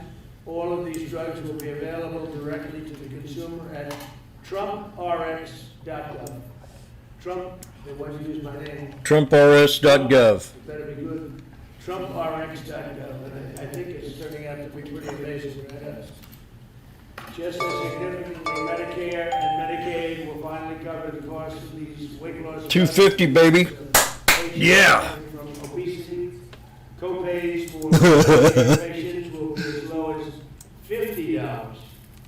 This is tremendous savings. Fuck yeah. Now you're talking about from $1,350 to $50. This is tremendous news for the American seniors. You all remember when I had 1/8 of 1% for the year. I got it 1/8, and I was so thrilled. But now we're cutting it 1,000%, 1,200%. Nobody's ever seen it like this. Nobody else could have done it, but I say that modestly. In addition, you think it was easy dealing with these people? It wasn't. You think it was easy saying your drug, Mr. Eli Lilly, that we're selling for $1,300 is going to be sold for $250.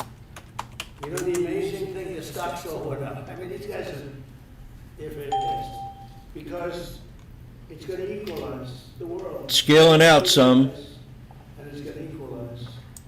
I was a little surprised to see that, but I'm happy about it. In addition, Eli Lilly and Novo Nordisk have agreed to provide all of their other medications to Medicaid at most favored nations prices. Most favored nations, meaning that you will pay the lowest prices anywhere in the world. That's what you're going to pay. Whereas before they paid low prices and we paid, you know, thousands of percentile ahead more. And to sell these drugs to all consumers at deeply discounted prices via TrumpRx.com. When is TrumpRx.com opening? The site is open, it will launch in terms of giving people prices before the end of the year. Okay. You gotta make sure it's successful. It's got my name on it. I don't want to be like so many others. I don't want to be like the train they're building in California. Yeah, 15,000. Randy, how much do you need? Or the Obama, the beautiful Obama building that he's building. Beautiful Obama bill. Which is now shuttered up and dead. They got it up and they couldn't finish. It's about, what do you say, 5 years behind schedule? And about 2,000% over budget. Trump, do me a favor and don't bash, just don't bash him. We already know how much it sucked. Off, or even more than that. In addition, all new medications introduced by Eli Lilly and Novo Nordisk to the American market will be sold at the heavily reduced most favored nations price. Most favored nations price estimates. Because they have been thousands of percent lower than what we sell in many cases. Furthermore, Eli Lilly is investing $27 billion. That's all. And Novo Nordisk will invest $10 billion. That's all. That's peanuts. In the United States to reshore, do a big domestic manufacturing job in the facilities they're going to spend. So Eli Lilly spent $27 billion. Novo is spending $10 billion in the United States. So they're building new plants and equipment. That's part of what will be $20 or $21 trillion this year. There's never been anything like it. I know nobody talks about it, but there's never been anything like, I would say, you would say, there's never been anything like this ever, whether it's China or Europe, or you could take all of Europe, there's never been anything like this. So we're already past 17 trillion. We're going to be, I think by the time the year closes out, we'll have investments of over $21 trillion based on the way we're going. And by the way, tariffs are very important. Without tariffs, perhaps it could be a little bit different.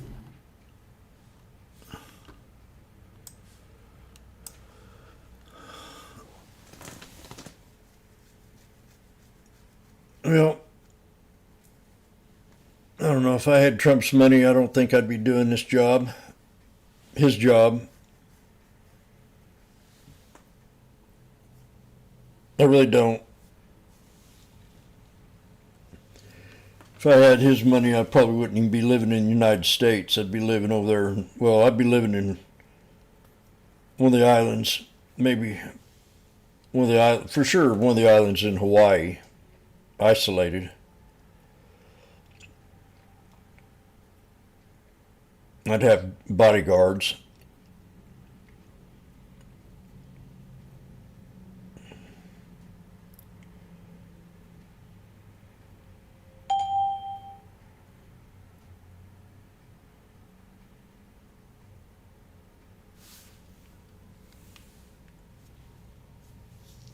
I'm glad I got out of that trade mostly. I'm just in a couple now.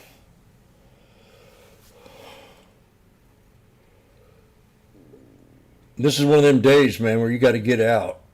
I mean, that was my second chance to get out of that trade.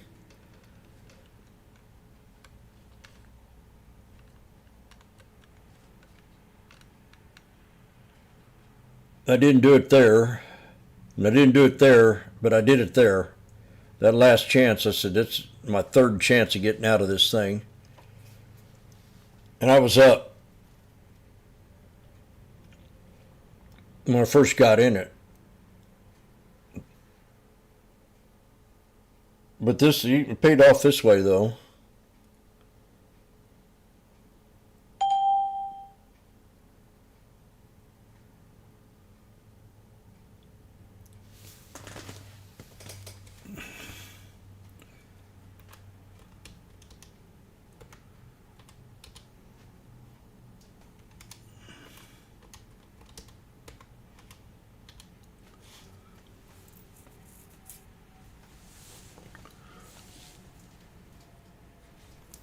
And we'll see if it wants to run up the rest of the day. I think I'm going to go in there and make me a dessert. I call it the cheese cracker with cottage cheese on top. And nuke this coffee up. And I'll be right back. I also got to meet Nancy in the bathroom.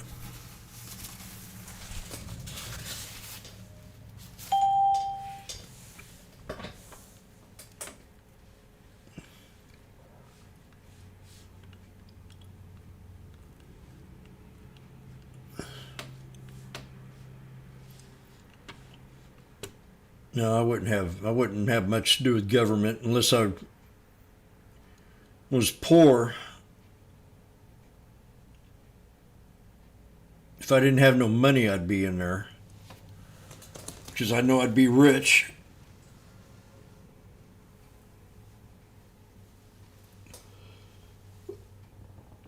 Nancy Pelosi's worth $400 million. On her small little salary of under $200,000 for 40 years. I'd like to know how she made that money.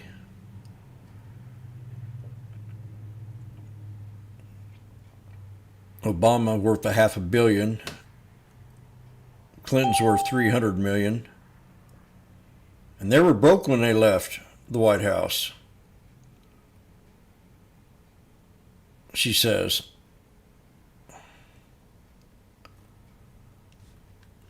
Burp it up, Jim.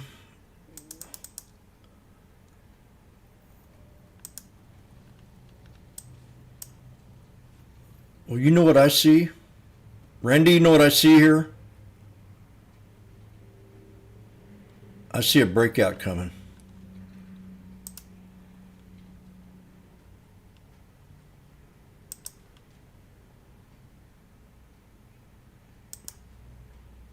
Burp it up, Jim.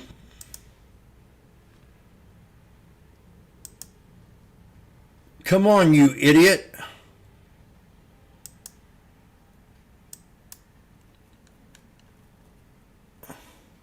I got to get a new mouse, I think. They just don't make them like they used to. Jim, is that a snake in breakout pattern of the 260 EMA?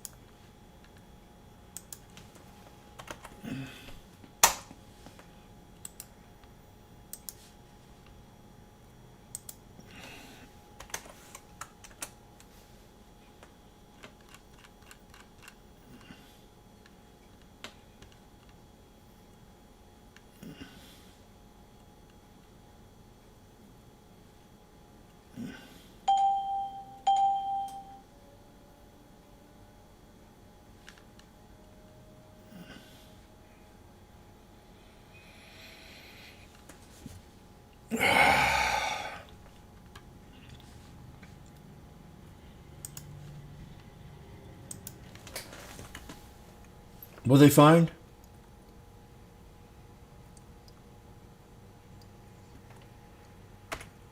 $125 billion pounds of what?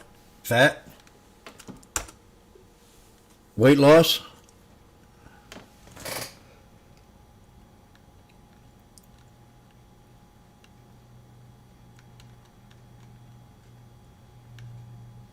He had to mention tariffs, a little piece of.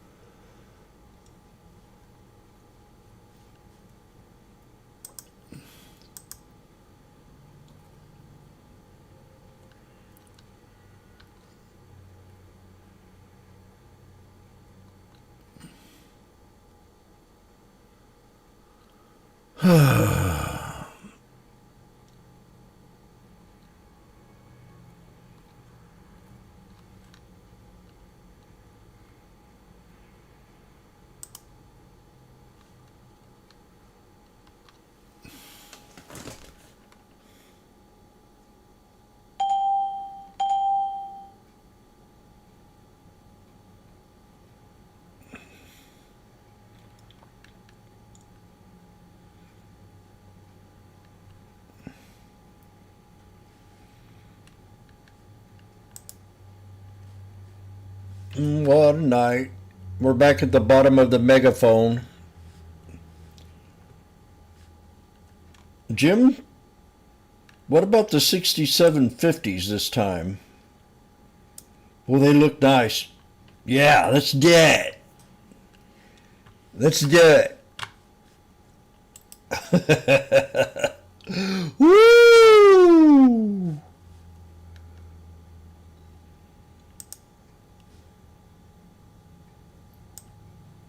Let's do it. 6750s at 275.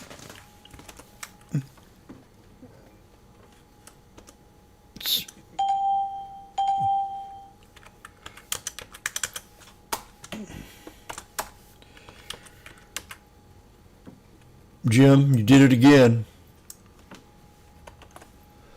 I can't help myself.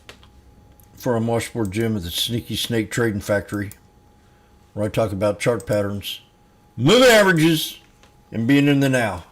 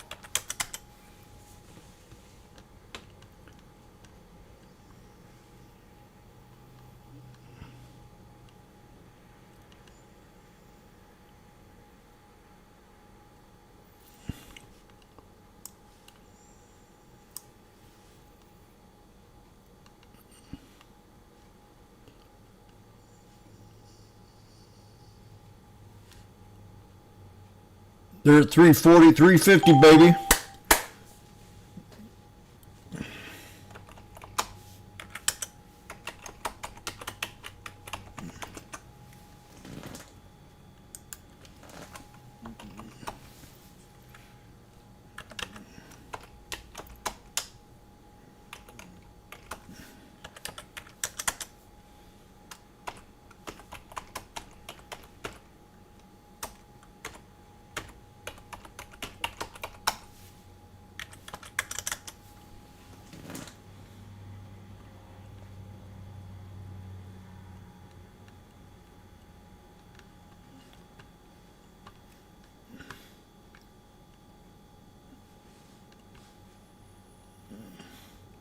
$4, baby.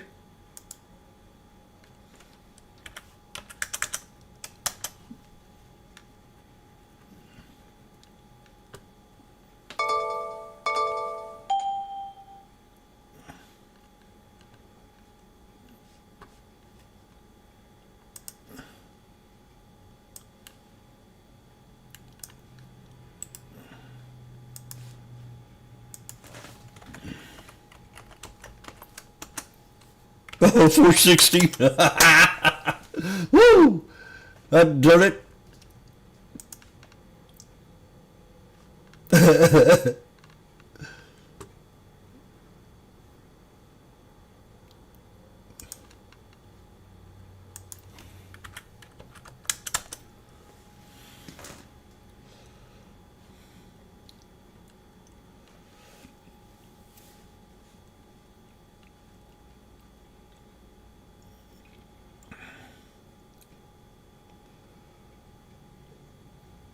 From Washboardjim, I'm at the Sneaky Snake trading strategy.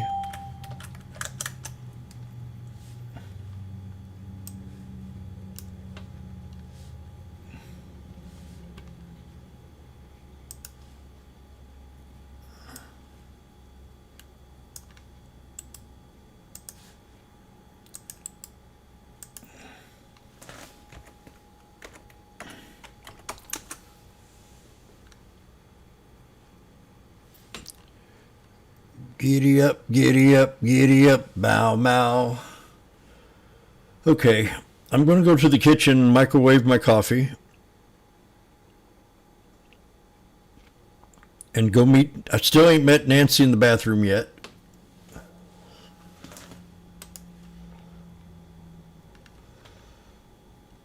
Oh, livid goose. What are you doing eating healthy for?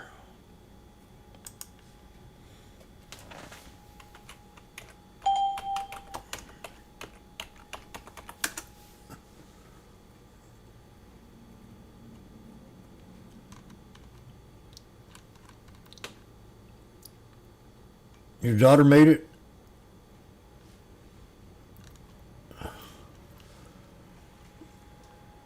Is that a chicken sandwich?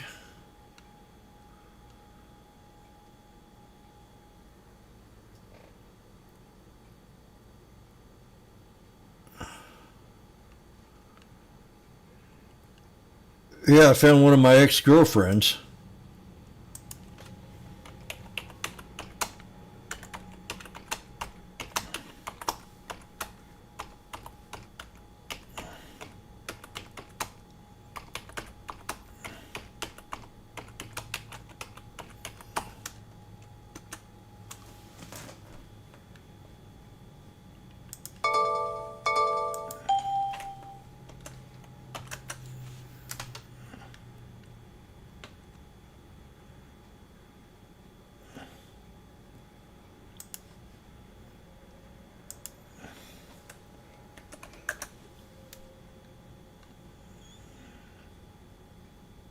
Someone just passed out? Where at Trump's thing?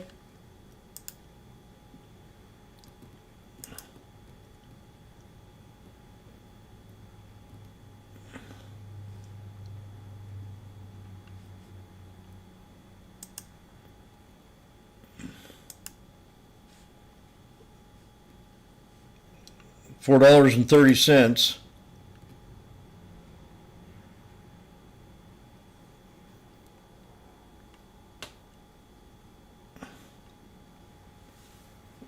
I found one.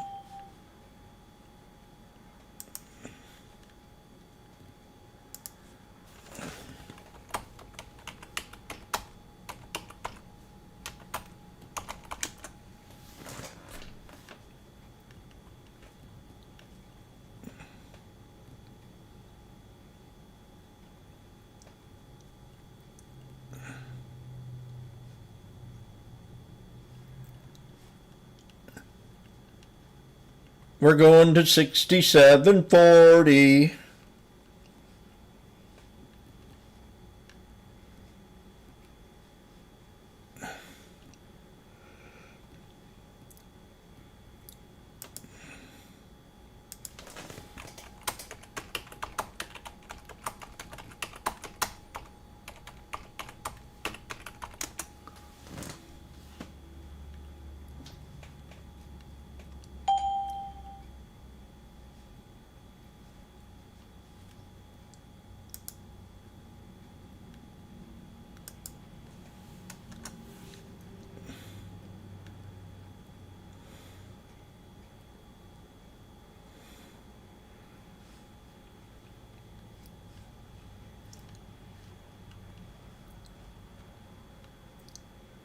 Who went down? The CEO of Lilly?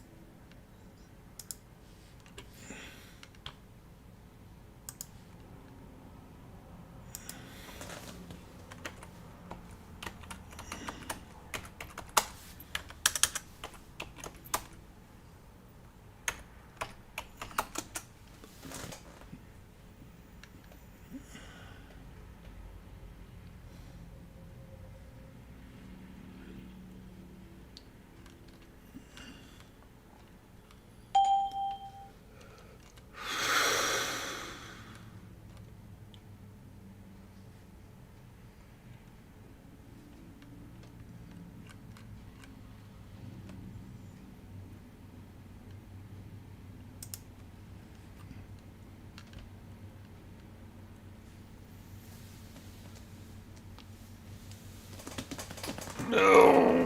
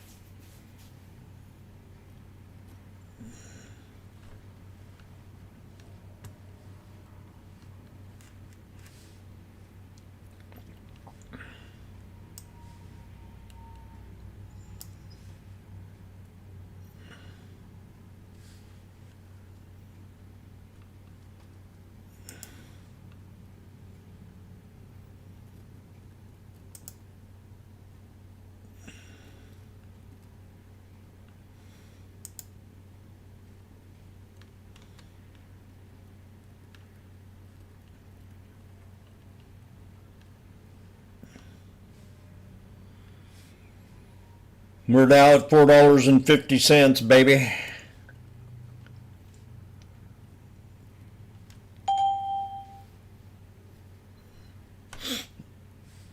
Back to 460, 470. Let's go.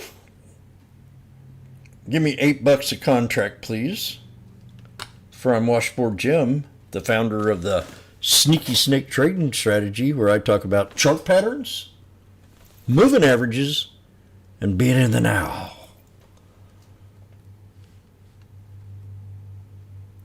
And I still haven't gone to the pee room yet and meet Nancy or warmed up my coffee because I'm still in this.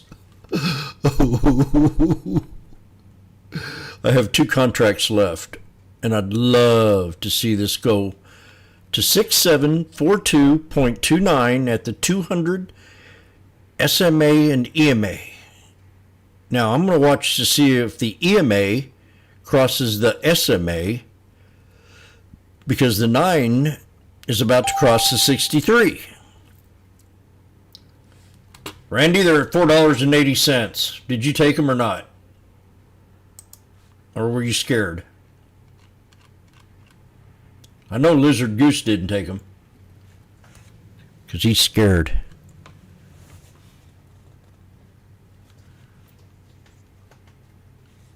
He's very scared.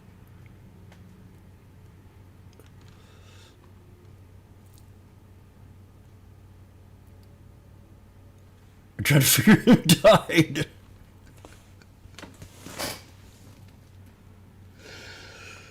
Woo.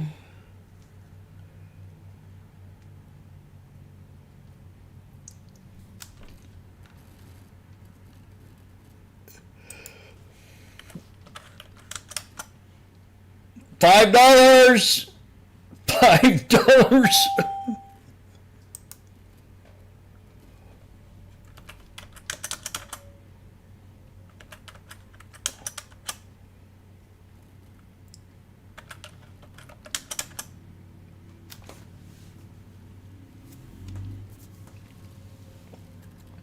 $5.70, $5.80.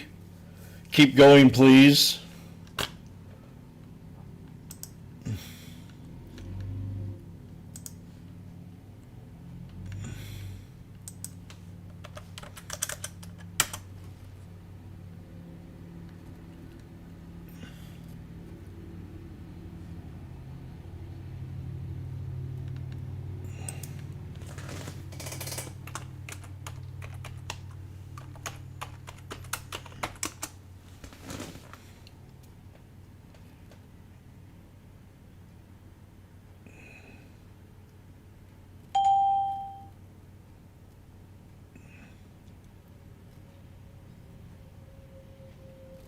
They're now at $6.30.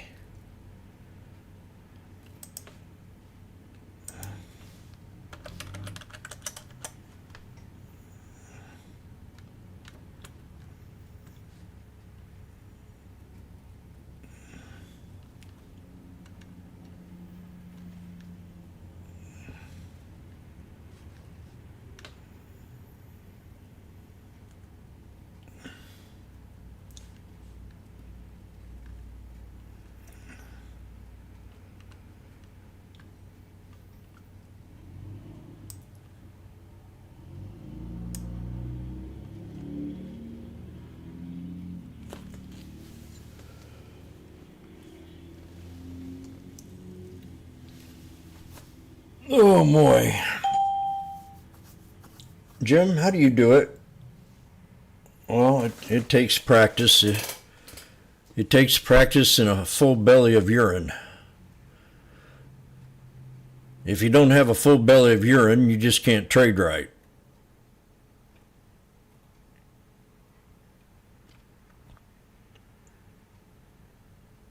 I'm going to come up with an invention where I don't have to get out of my chair, and I just got like a little urinal sitting next to me that feeds straight into the toilet. But I think I might have to stand up so I have enough gravity to lure it into the toilet. So I need to make a mechanism on my chair that automatically shuts off the camera that will allow me to stand up and to urinate and not move. Or I could just have the desk stand up with me and you still wouldn't know what I'd be doing. You'd still be getting the face shot, but not the, you know what I mean. I think I have a great idea. I might Yeah, hello? Is this Elon Musk's residence? I have a great idea for a urinational bottle while you're still trading stocks. I know you told me just to look at the weekly time frame, but I trade in the minutes because I think every minute counts. Well, Wash, I'll donate $1 billion to your project.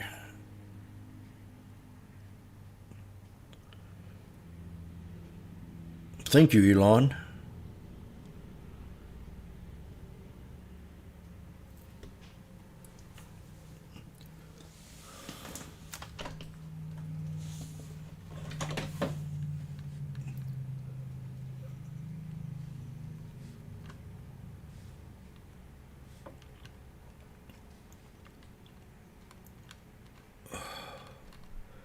Thank you very much.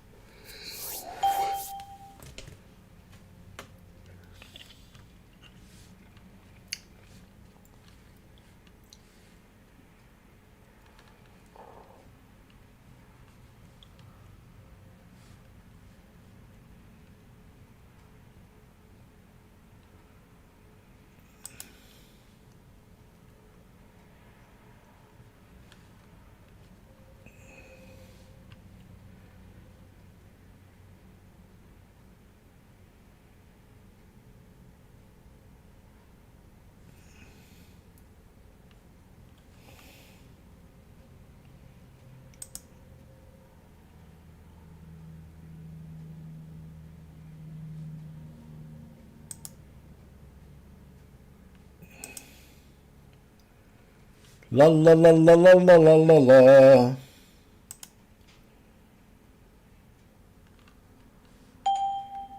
Breaking. Noble executive Gordon Finley collapses during Trump's announcement in the Oval Office.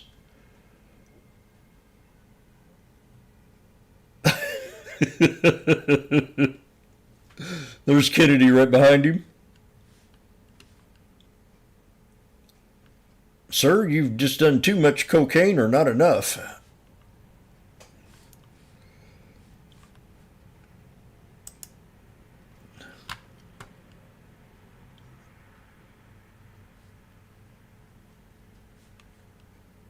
Does he collapse? Oh, there he is. That's not him. Oh, shit.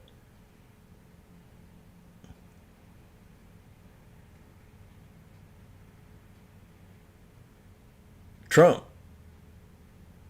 Cameras. Now she's a cutie. I love you. A little too much makeup.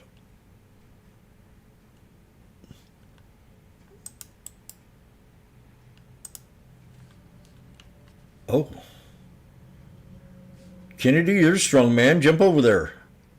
Look, he's leaving and he's walking away.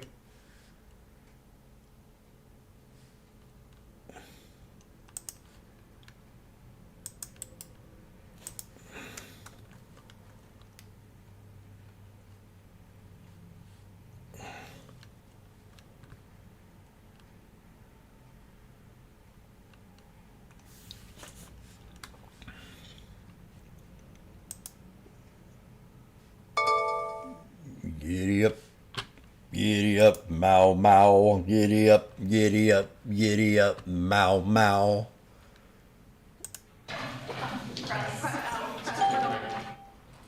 We're going to break away for just a moment as the White House addresses what appears to be a health emergency in the Oval Office. Our prayers go out to that man, and we will certainly keep you updated and head back to the White House when the time is appropriate. Creating high-value jobs. But today, we... You okay? Were you okay?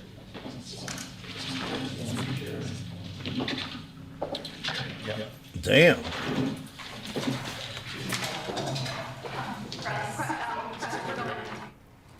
We're going to break away for just a moment as the White House addresses what appears to be a health emergency in the Oval Office. Our prayers go out to that man, and we will certainly keep you updated and head back to the White House when the time is appropriate. Creating high-value jobs. Thank God for the 10-second delay. You okay? Gordon, you okay?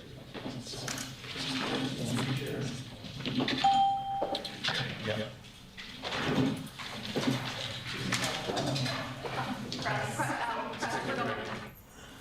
We're going to break away for just a moment as the White House addresses what appears to be a health emergency in the Oval Office. Our prayers go out to that man, and we will certainly keep you updated and head back to the White House.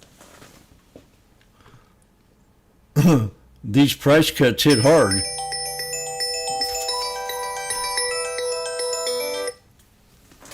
Hello. Did you just see the guy pass?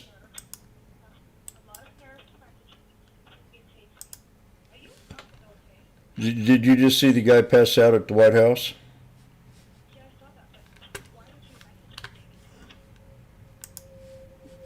She doesn't hate me. She doesn't.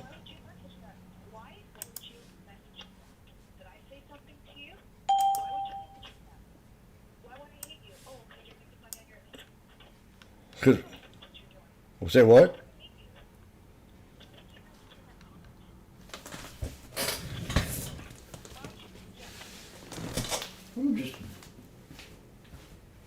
Just because. God, no, you don't.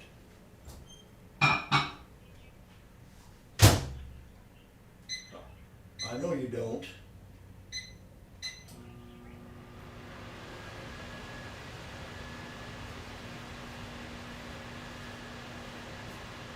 Look.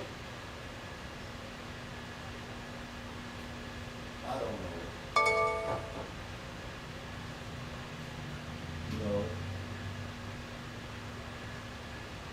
Huh?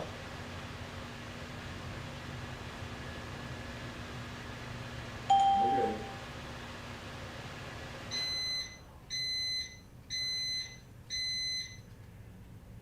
Are you serious?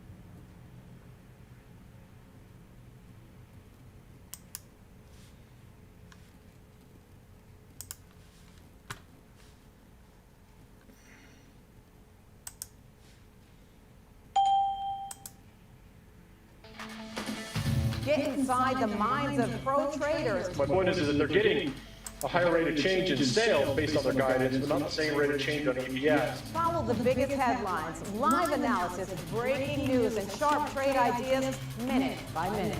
With shows built for action, we break it all down in real time with speed, accuracy, and precision. I think one of the most important things is you're making a play in a risk-defined way here going into earnings. So that would be a further downside area to watch. Smart insights, actionable data, veteran traders, and trusted financial journalists. Streaming live and on demand. Schwab Network, streaming 24/7, any screen, anywhere, free. SchwabNetwork.com.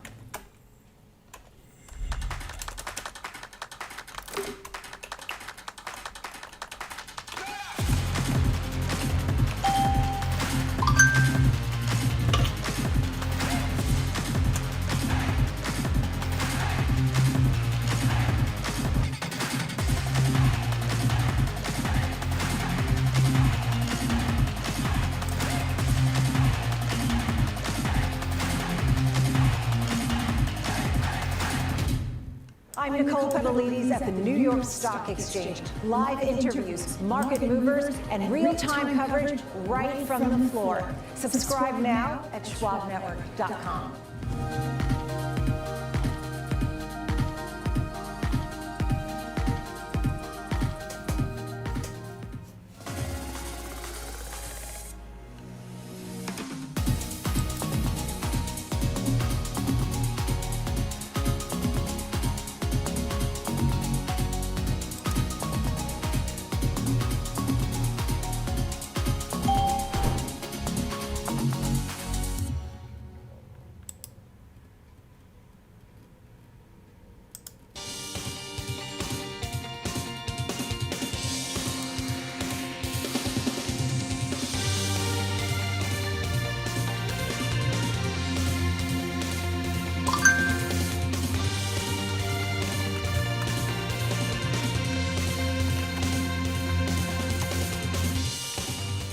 Welcome to Next Gen Investing. I'm Jenny Horn alongside Alex Coffey, and we've seen some pressure throughout today's session, which right now is picking up a bit here as the Nasdaq's down just over 1.5%. We're seeing some weakness across our Mag 7, with really the only standout today being Apple as well as Alphabet. And so leading some of this pressure, S&P's down about 1%, Dow down about 0.9%, and the Russell, a very strange day when we see parity with the Russell, of course, and the Nasdaq, the Russell down also just under 1.5%. Yeah, there's some, kind of ugliness brewing underneath the surface today. 20% of the Nasdaq 100 higher, 30% in the S&Ps. The Magnificent 7 as a cohort of stocks is down, if you index it, by 1.6%, so almost exactly the same as the Nasdaq 100. We've talked about that, countless times in terms of the importance of it. Technically maybe a bit of a head and shoulders pattern forming on the S&P 500 over the last, I guess, 2 weeks.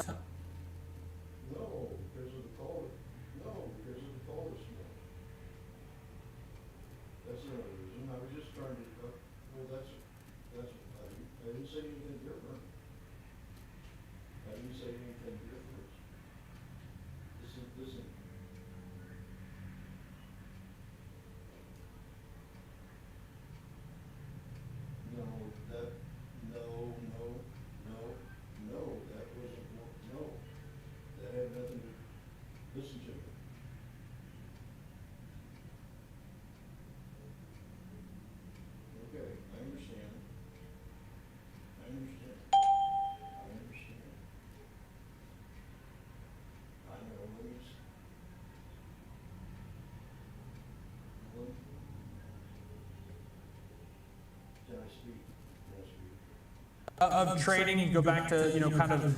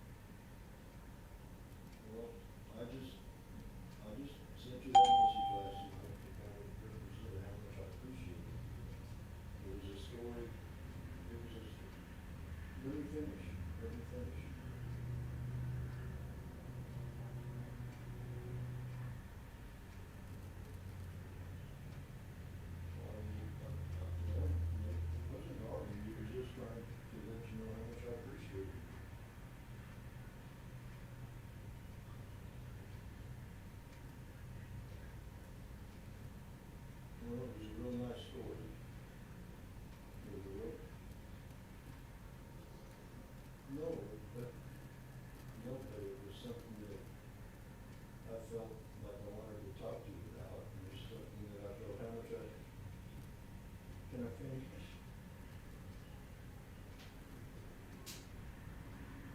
Yeah.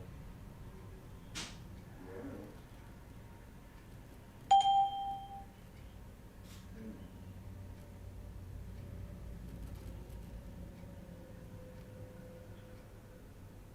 Yeah. Well. Yeah.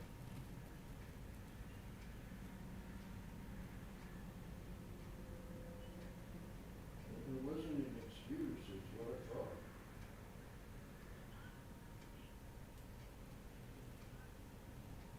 Okay.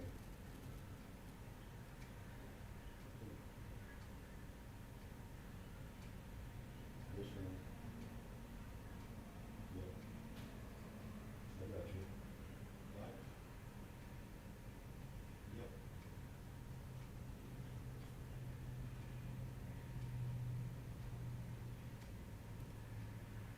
Well, I'm just joking around. Yeah.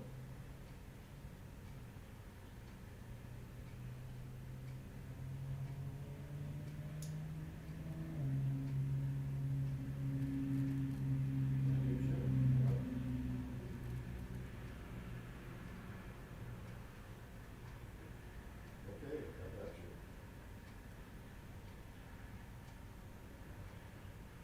No, it had nothing to do with that. It had nothing. No, it did not.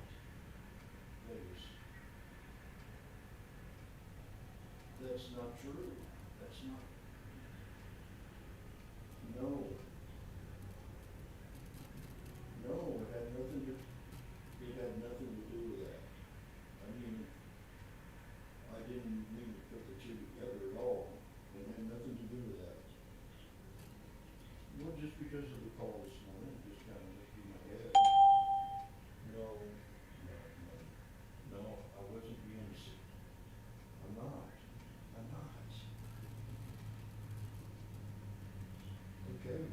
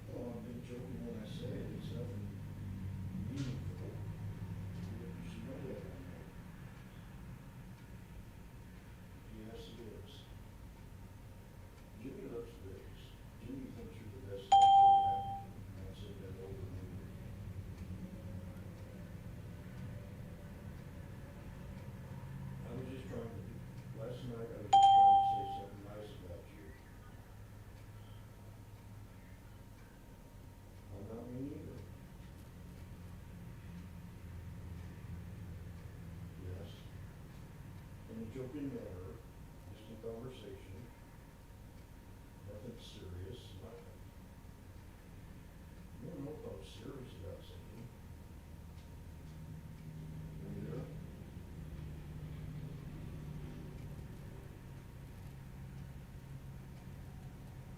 No, I did not. Jimmy loves, I've said Jimmy loves Vegas nearly 100,000 times. Yes.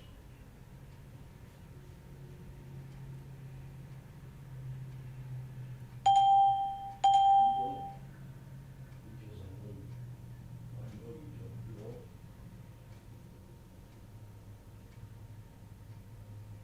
Never. But tell me how to text you nice things.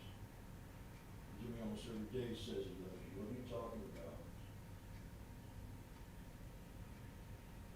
Drowns about, I mean, the many times have I said I love you? It drowns out maybe one time that, just joking around. Yes, ma'am. I know you are. Well, I know it. I made a mistake. But do you know how to understand that you're my best friend?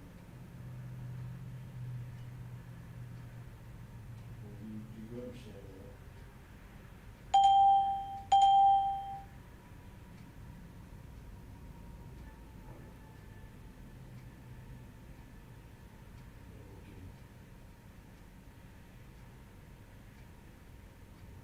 That's it to me. So almost everybody I know, they joke around, they have fun.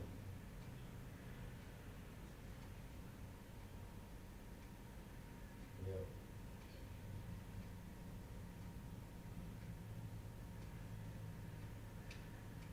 I think I understand. I think it.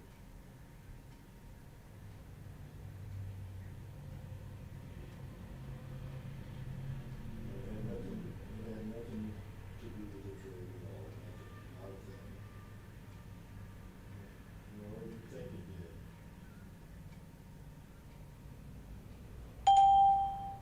I got you. I think you made yourself very good. I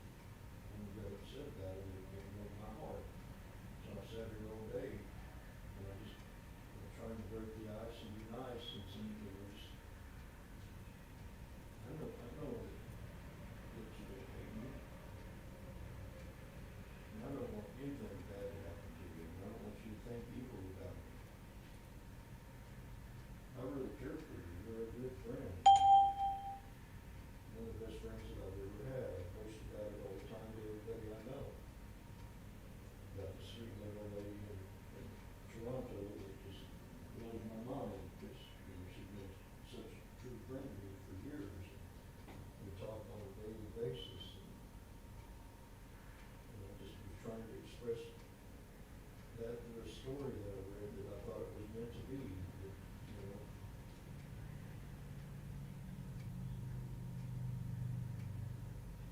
Because I really appreciate that you made me a better person, you made me a better man.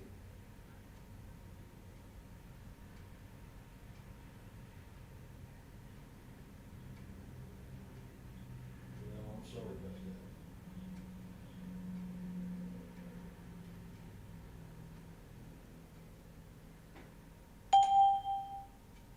No, it's my fault. It was just so. Yes.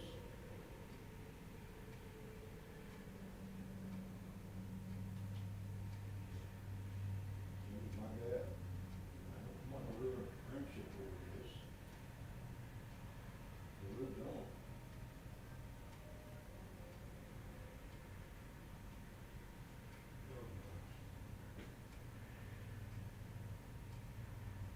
I'm not trying to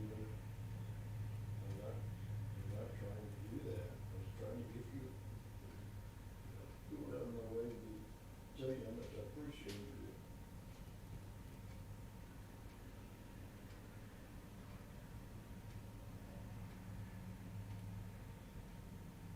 I'm crying right now because, I mean, I'm actually tearing up because I'm trying to show you something how much I really appreciate you.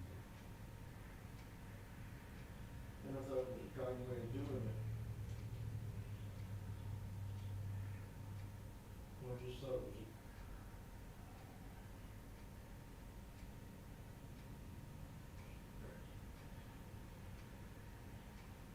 I do that all the time. I tell you all the time that. I tell you that all the time. I figure that we're getting just okay with the work with the school. I tell you it all the time. Even to your face, I tell you on the phone. I tell you that. I try to tell you almost every single day.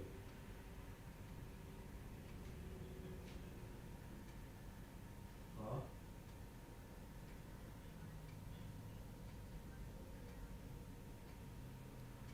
Thanks.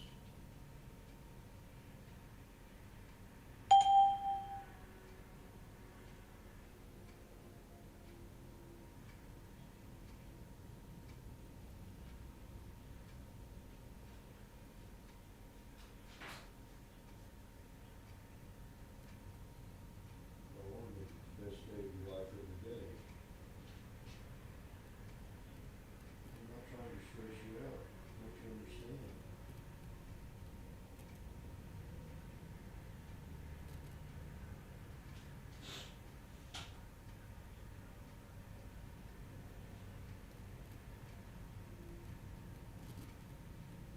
I live.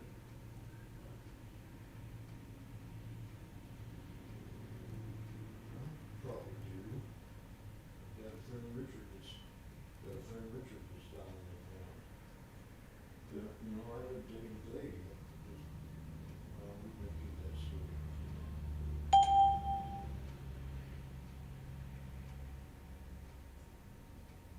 Just, Jimmy loves his babies. You can understand that. I say it all the time. I say it every day. Every day I can. You should appreciate it. You know I do.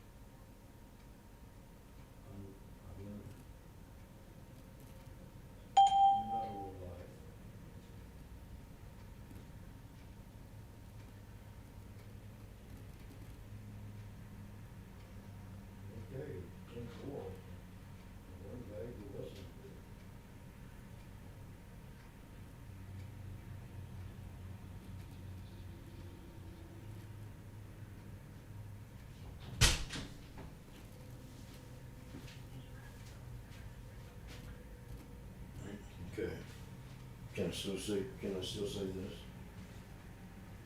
Jim loves you. You wrote her. No, God, it wasn't. I didn't mean it. I didn't mean it.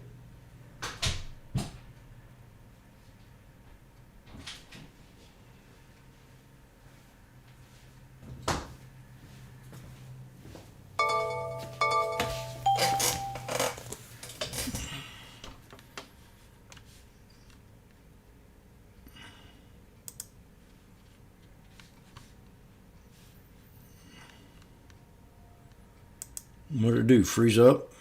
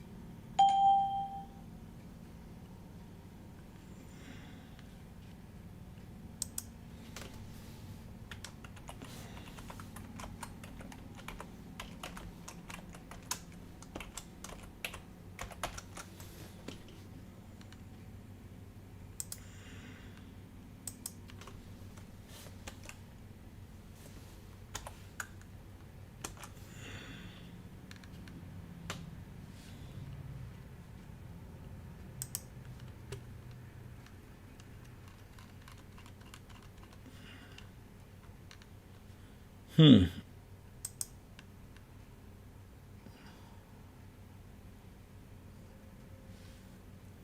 platform freezed up on me?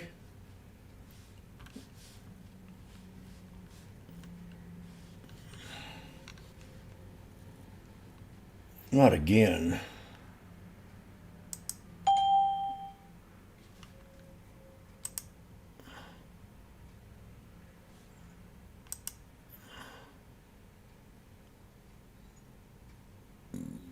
Well, I'm going to boot it down.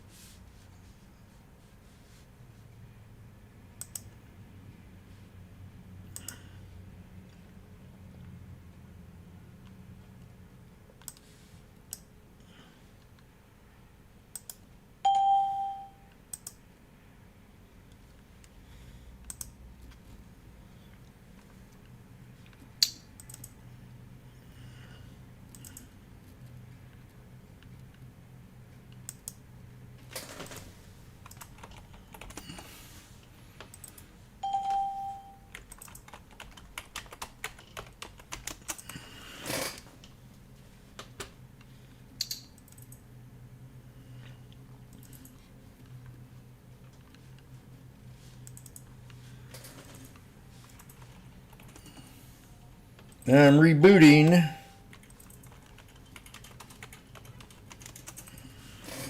So it might take a little bit.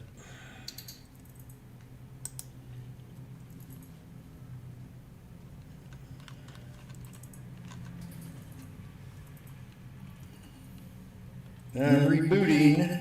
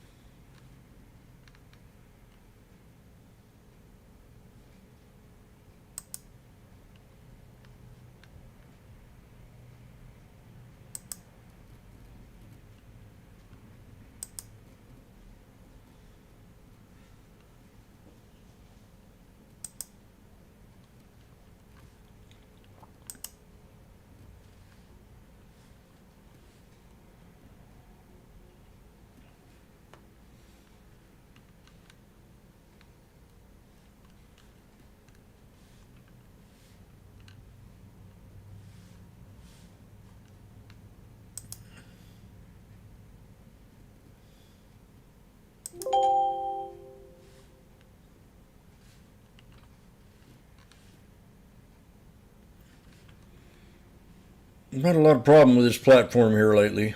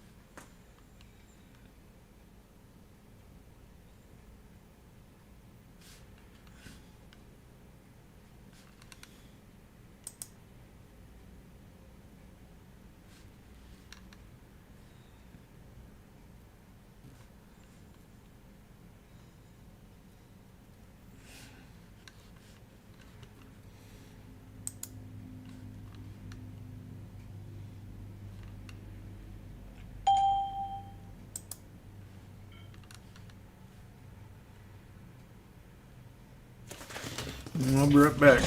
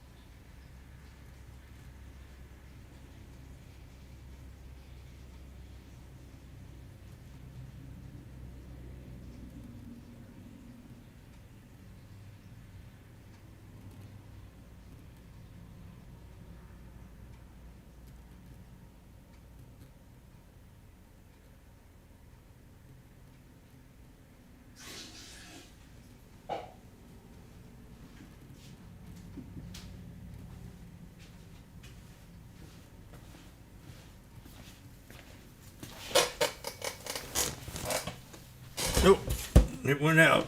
Time to reboot. I think I've rebooted this thing.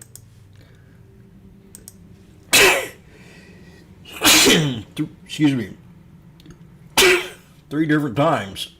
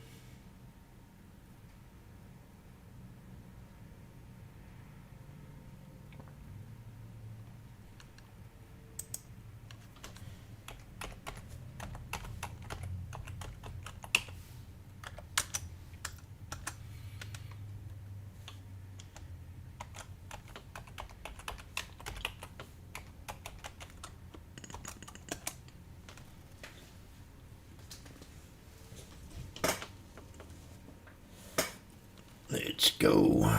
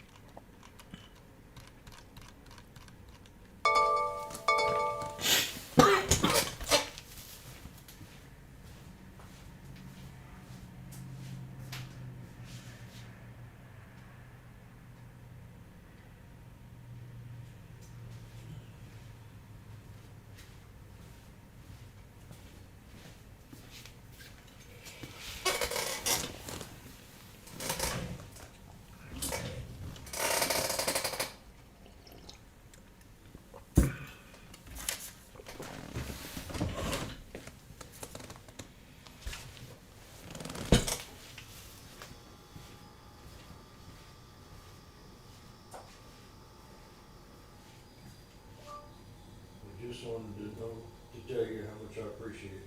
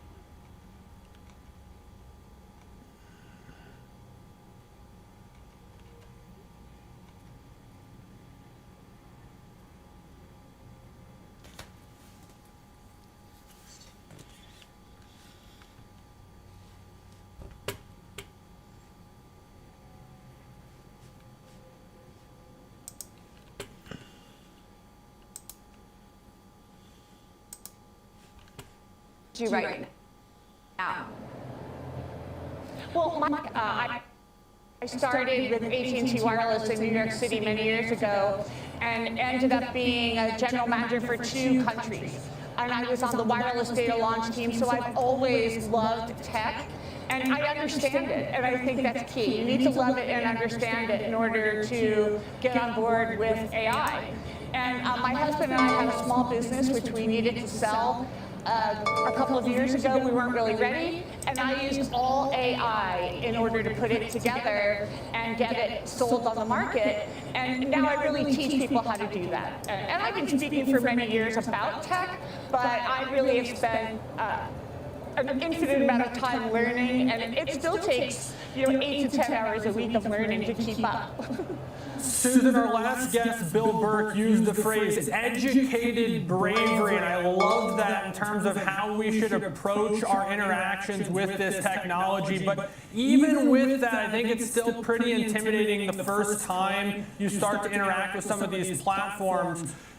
For those who are, maybe just getting into investing and then they're being augmented with this AI, like, what would you say to them to help simplify and maybe improve their experience with this tech?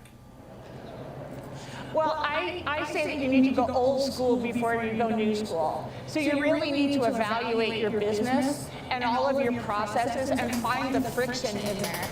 and that will give you the right formula to implement the AI. I see countless companies try to implement it too quickly, and they end up feeling very disappointed. They're not getting the results. It's overwhelming. And I think that that's the way to do it. You need to figure that out. And then you look at humanizing the exception and automating the routine. And I believe that will take you on to being really successful with AI, one step at a time, one process at a time, understand it, understand that it's a heavy lift in the beginning of the learning, the training, and all of that. And then, once you get to the top of the hill, you'll be able to see over, and it's going to feel so much better. You'll be able to get rid of all the things you don't like doing. And that's really the best key to all of this. I could not agree more. And for just like our own day-to-day sake, I just think that right now, just the very much the tip of the iceberg has already been so useful. But now to go on the other side of the coin and more of the concern. I mean, what ethical guardrails do you believe are really critical as AI becomes more embedded in our daily lives? Well, one thing that I've observed is that if a company doesn't have an AI policy and the CEO or leadership doesn't make a statement on what's okay and what's not okay with AI, employees are using it without guardrails because there's no policy in place. So I think that's very important. Also, a lot of the AI now, you can connect it to your internal systems, which seems very convenient. Connect it to your OneDrive, connect it to your CRM, so on and so forth. But if you have confidential data in there, you are not being protected. I would say that that's a hard no on connecting your data to the AI at this point. Also, something that most people don't realize is that on the free versions of all of the AIs, regardless if it's Google or OpenAI, ChatGPT, Llama, whichever one it is, if it's on the free version, they are training on your data. And you want to really be able to wall that off. And in some circumstances, I recommend that the IT department put a lockdown on what's not approved by the company.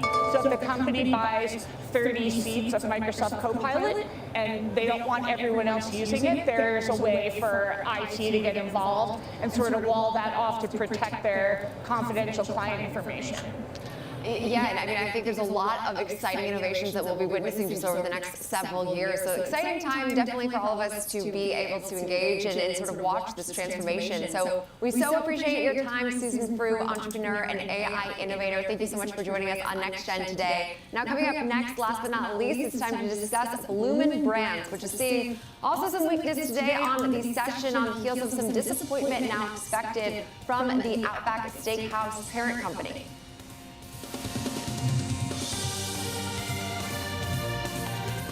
Schwab Network delivers real-time market insights, live from the NYSE, NASDAQ, the SIBO, and beyond. From earnings to economic data, we cover what matters as it happens. Streaming 24/7, anytime, anywhere, free on schwabnetwork.com.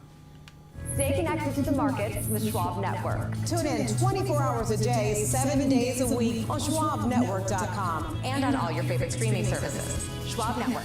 Available anytime, anywhere, on any device for free.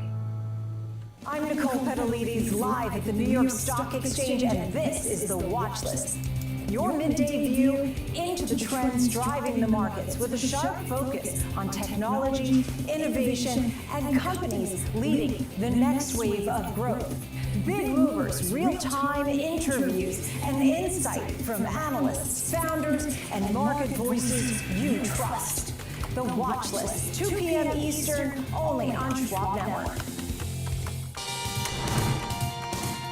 Welcome back to Next Gen Investing. It's now time to discuss Bloomin' Brands, which saw its third quarter report this morning and is taking it on the chin here a bit in real time. So joining us now is George Tillis, Senior Markets Correspondent for the network. And so George, what went wrong here? Because I closely link this, of course, to Outback Steakhouse.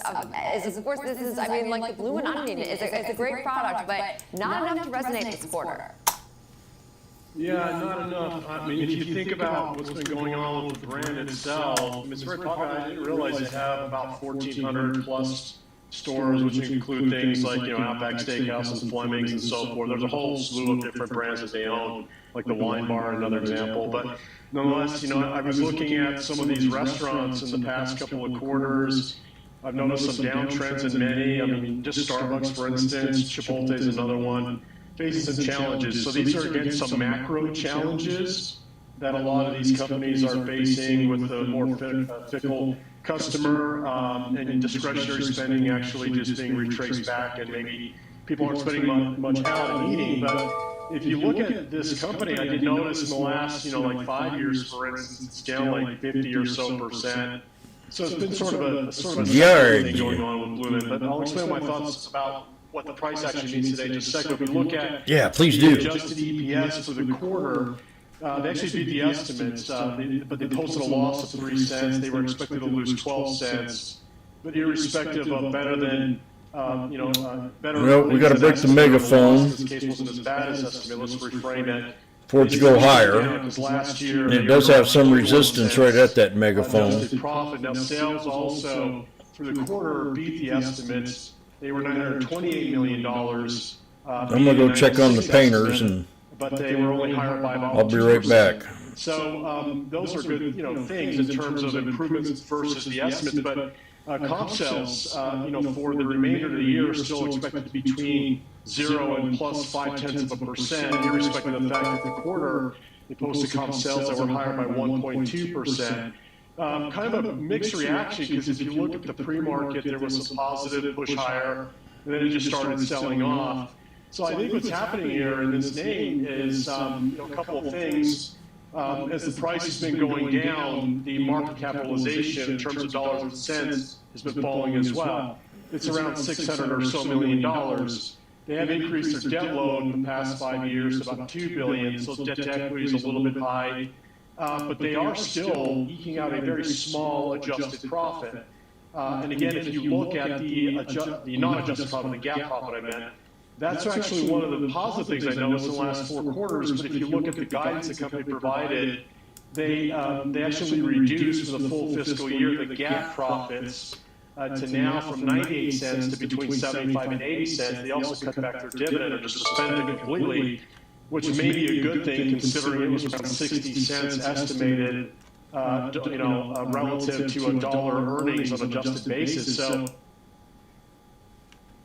seems to be moving in the right direction. Let's just put it that way in terms of right-sizing the ship, because right now sales are still relatively low, very low single digits, and net income now is barely profitable.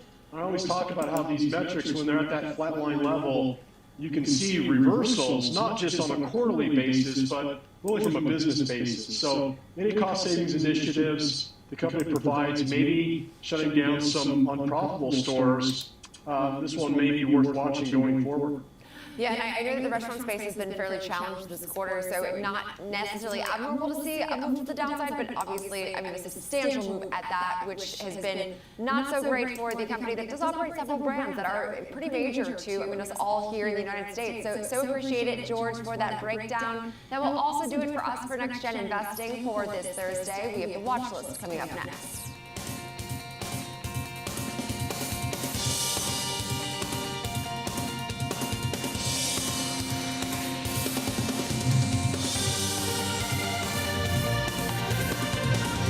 Whether you're an experienced investor or just getting started, Charles Schwab offers a webcast that's right for you.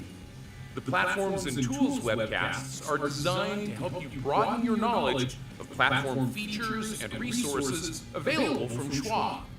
You'll learn tips and tricks to help navigate Schwab.com, Thinkorswim, and mobile-based platforms. Best of all, you can ask questions by chatting directly with an education coach. It's interactive learning at its finest. Tune in live or watch on demand. Head over to schwab.com/coaching and start learning today. Welcome to Schwab Network, where real-time market coverage meets expert strategy. From the opening bell to the closing bell, we've got you covered.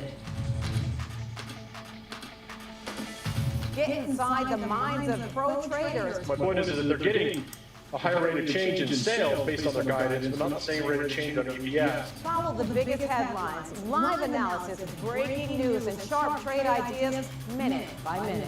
With shows built for action, we break it all down in real time with speed, accuracy, and precision. I think one of the most important things is you're making a play in a risk-defined way here going into earnings. So that would be a further downside area to watch. Smart insights, actionable data, veteran traders, and trusted financial journalists. Streaming live and on demand. Schwab Network, streaming 24/7, any screen, anywhere, free. SchwabNetwork.com.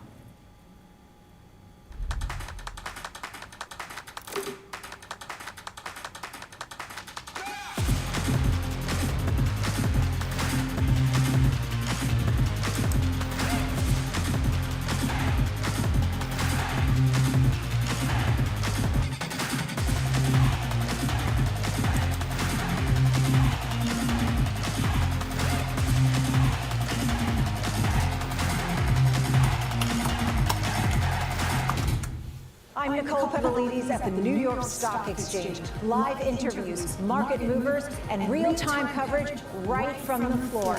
Subscribe now at SchwabNetwork.com.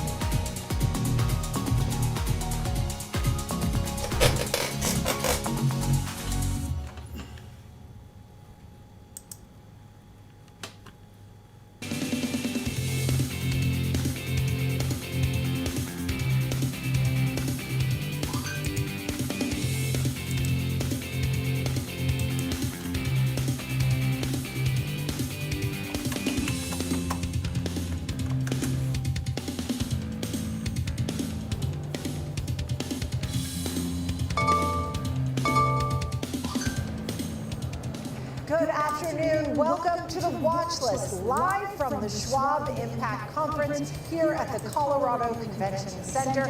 Over 5,000 people, around 5,000 people, the largest ever Schwab Impact Conference.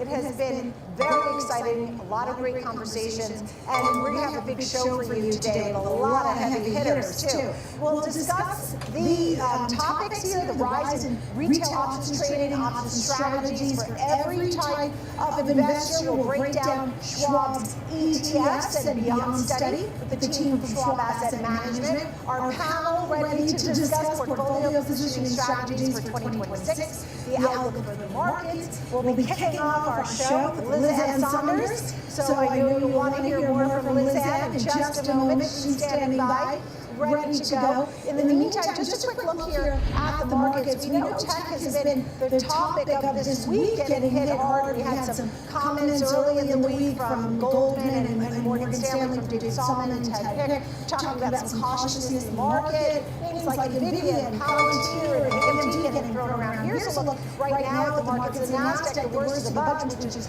down about 1.5%, but down arrows there across the board. Still, the S&P 500 is, what, about 2% or so off the all-time high. So that shows you that, you know, some of the guests who come on want a little bit of a pullback. We'll have some of those conversations. Take a look at some of the commodities. Bitcoin, for example, has also been somewhat volatile. We've seen that above 125,000, below 100,000. Right now, it's sitting just above the 100,000 mark. And there's a look at the rest. You can see there oil and gold, and also the 10-year bond yield, which has ticked just slightly there, now 4.08 there. And we've seen that in a swing over the last week or so. It was below 4%. It was up to 4.14. So there you have it. Let's bring in Kevin Hayes, host of Fast Market here on Schwab Network. It's also day 37 of the government shutdown. We've gotten in some jobs data and some earnings, lots and lots of earnings. And you're taking a look at Qualcomm. It's lower. It did have some good news with the report, but it's showing some weakness. Tell us about that, Kevin. Yeah, hi, Nicole. Qualcomm down about 3.3% on earnings that did quite well, $3 versus $2.88 estimates. Revenue $11.27 billion. versus estimates about 10.79. They did take a charge that lowered their overall earnings, their GAAP earnings per share to about $5.01. But I think, remember, this company, Qualcomm, they announced that they were going to get into GPU chips. And the street got very excited about that, Nicole, as you know. Now they announced in this earnings release that they won't see any returns from that until 2027. And so I think the overall enthusiasm about those chips, remember, it camped up that day and has slowly worked its way back down. So Qualcomm, good earnings, but this has always been a head-scratching stock for someone to follow, Nicole. Good earnings, stock trading a bit lower on a charge that hurt their earnings per share. And then we saw DoorDash selling off as well after its quarterly report. Tell us about that story. Now that's a much bigger number, and this another company that put up relatively good numbers, but this gets into that CapEx spending. They put up good numbers. Here's the numbers. Total orders increased 21%. Revenue rose 21%. Marketplace gross order volume grew 25%. GAAP net income increased 51%. All these great numbers, but they said they're going to spend hundreds of millions of dollars on different initiatives, and the street didn't like it, Nicole. And so I think, remember, we're starting to hit that inflection point with some of this CapEx spending. The street really didn't like that DoorDash said how much money they were going to spend, and there's worry about the overall consumer, right? If they're cutting back, if they're trading down in terms of their price, maybe one of the first things they're going to exclude is the delivery charge, Nicole. So pretty substantial sell-off here in DoorDash today. Yeah, we heard some concerns, Cava, Chipotle. Thank you. Kevin, it's great to see you there live at the CBOE.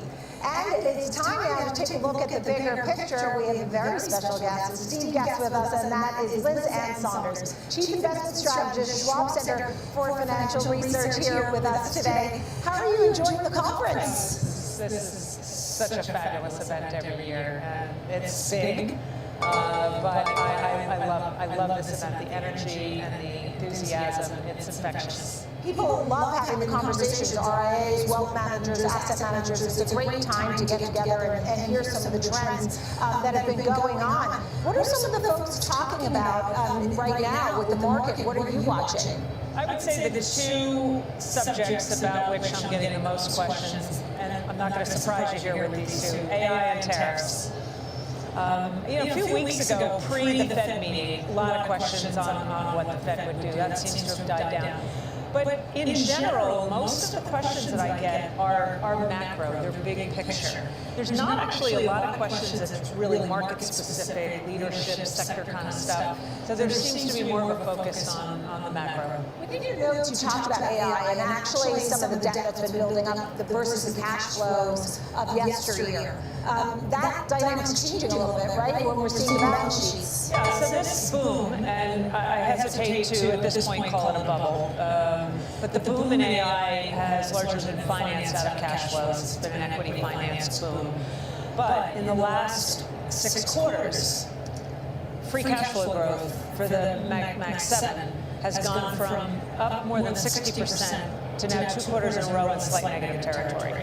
So you're seeing more deals that are debt financed. Now, some of that is also because of a change that came about through the One Big Beautiful Bill in terms of interest expensing, shifting from EBIT to EBITDA, which is a sort of policy supportive of debt. And me mentioning this is not a signal of impending doom, but it's a changed backdrop to how this ongoing boom is being financed. And I think it maybe is adding a little bit of angst into the picture that has just escalated in the last several days. And it's so different than what we were used to prior.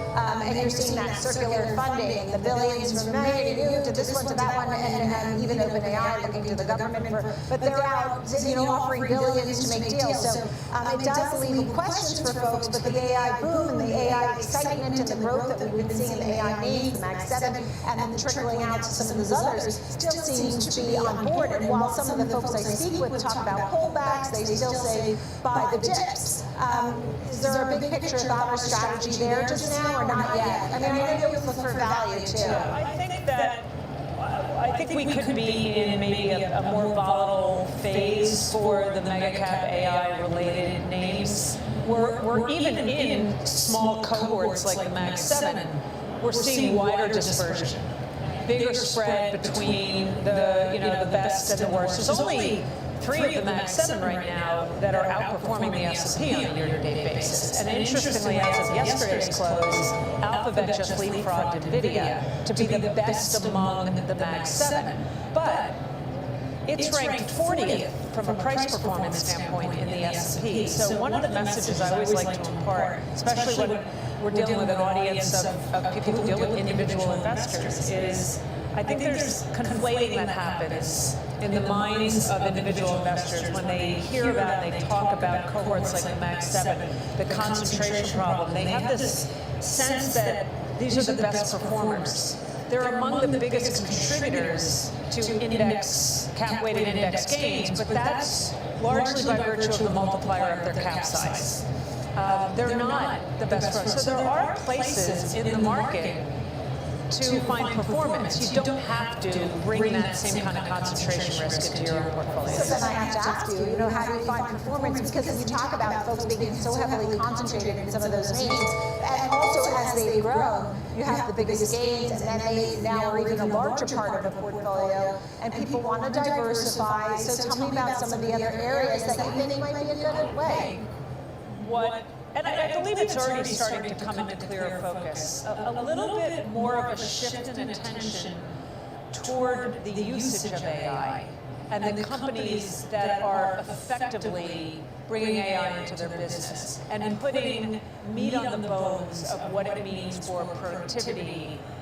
It effectively, in the era of QE and zero interest rate policy, that lowered the cost of borrowing, it lowered the cost of capital, it brought about the era of financial engineering and stock buybacks. AI is lowering the cost of work. And so it immediately goes to company bottom lines from a margins perspective. So I think there will continue to be now a lot of focus on that as opposed to the initial focus on just the hyperscalers. Then we saw the shift more into data center focus and the energy needs. Now I think it's going to be more about who is effectively using this at the industry level, at the company level. So that's one way to think about where to find opportunities. And there may be new jobs for AI, and there may be jobs that are discontinued because of AI. We're in an era of creative destruction right now, to quote Joseph Schumpeter. That's natural, that happens through periods of innovation. I think, though, that I agree with you. I think ultimately you create brand new jobs that didn't exist before. But I also think at this point, AI and large language models replaces tasks more than entire occupations. And I think that's maybe a more benign way to think about the disruption that it's bringing into the mix from a labor market standpoint. Right, and that sounds more positive. It's not a doom report. Right, I like that. As it relates to the labor market side of things. But not whistling past the graveyard either. I mean, there will be disruption. Yeah. Understood. You also talked about as these companies are taking on more debt, how the market breadth. I mean, are we still in a healthy situation? Market breadth is not great. So actually a week ago, last Tuesday, was the single worst day of breadth on an upmarket day in history. Now, the history of that data only goes back to 1990, but that's still 35 years worth of data. And breadth does not look great. There have been a lot of divergences happening within the market, very weak participation, and that's not just very recently. Over the past 1 year period, only 17% of the constituents within the S&P have outperformed the index itself. That's a very low reading. So that's, if you were going to lay out the more pessimistic case for the market, breadth would certainly find its way to the top of the list. And that goes back to your diversification and looking for value in other places and other AI productivity names. And I also think about earnings season, and we've had a lot of beats. There's been some lowered expectations. What's the takeaway? You look at guidance, your thoughts? In the aggregate, earnings have been phenomenal. So right now, we're well past the halfway point. What is the blended growth rate, which is a blend of the results for companies that have already reported with the consensus estimates for those that have yet to report. That's running at about 17% right now. That is about triple where we were before the start of earnings season, and well above where the growth rate was in the first 2 quarters of the year. But what we're seeing is a little bit of a change in the margin for error as it relates to beats. The stocks that have done really well are only those that have beaten significantly. If you miss even slightly on one metric, that's where the punishment comes in. Thank you for your perspective. All right, we'll leave it there. Thank you, Lizanne. It's great to have you on because it's always, tough to navigate markets, and glad to have your perspective. Lizanne Saunders, Schwab Center for Financial Research. Coming up, we're going to discuss the increasing prevalence of options trading strategies for every type of trader, investor, all the things that you want to know. The watch list from Schwab Impact. We'll be right back.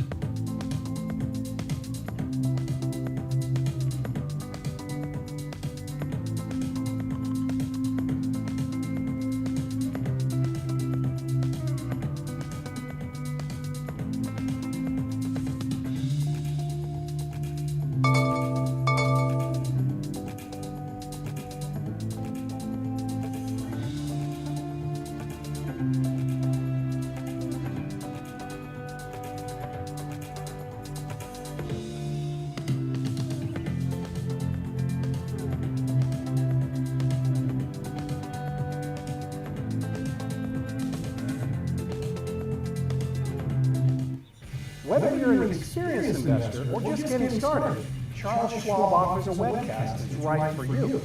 Are you a long-term investor? Our investing webcast series breaks down different investing styles, including growth, value, income, and more. Best of all, you can ask questions by chatting directly with an education coach. It's interactive learning at its finest. Tune in live or on demand. Head over to schwab.com/coaching and start learning today.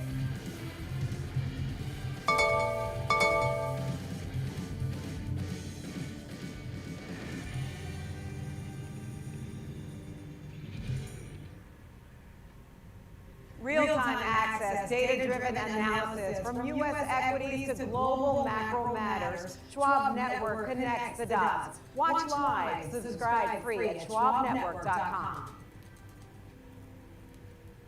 Believe me, when it comes to investing, you'll love Carl's Way. Take a left here, please. But Carl's Way is the best way. Is it? At Schwab, how I choose to invest is up to me. Exactly. I can invest and trade on my own. Yes, and I let them manage some investments for me too. Let's move on, shall we? No can do. I'll get out of here. Where are you going? Schwab. Schwab, a modern approach to wealth management. Opportunities don't stop when the market day ends. So neither do we. Schwab gives you round-the-clock access to over 1,100 of the most popular stocks and ETFs, plus a wide variety of futures markets.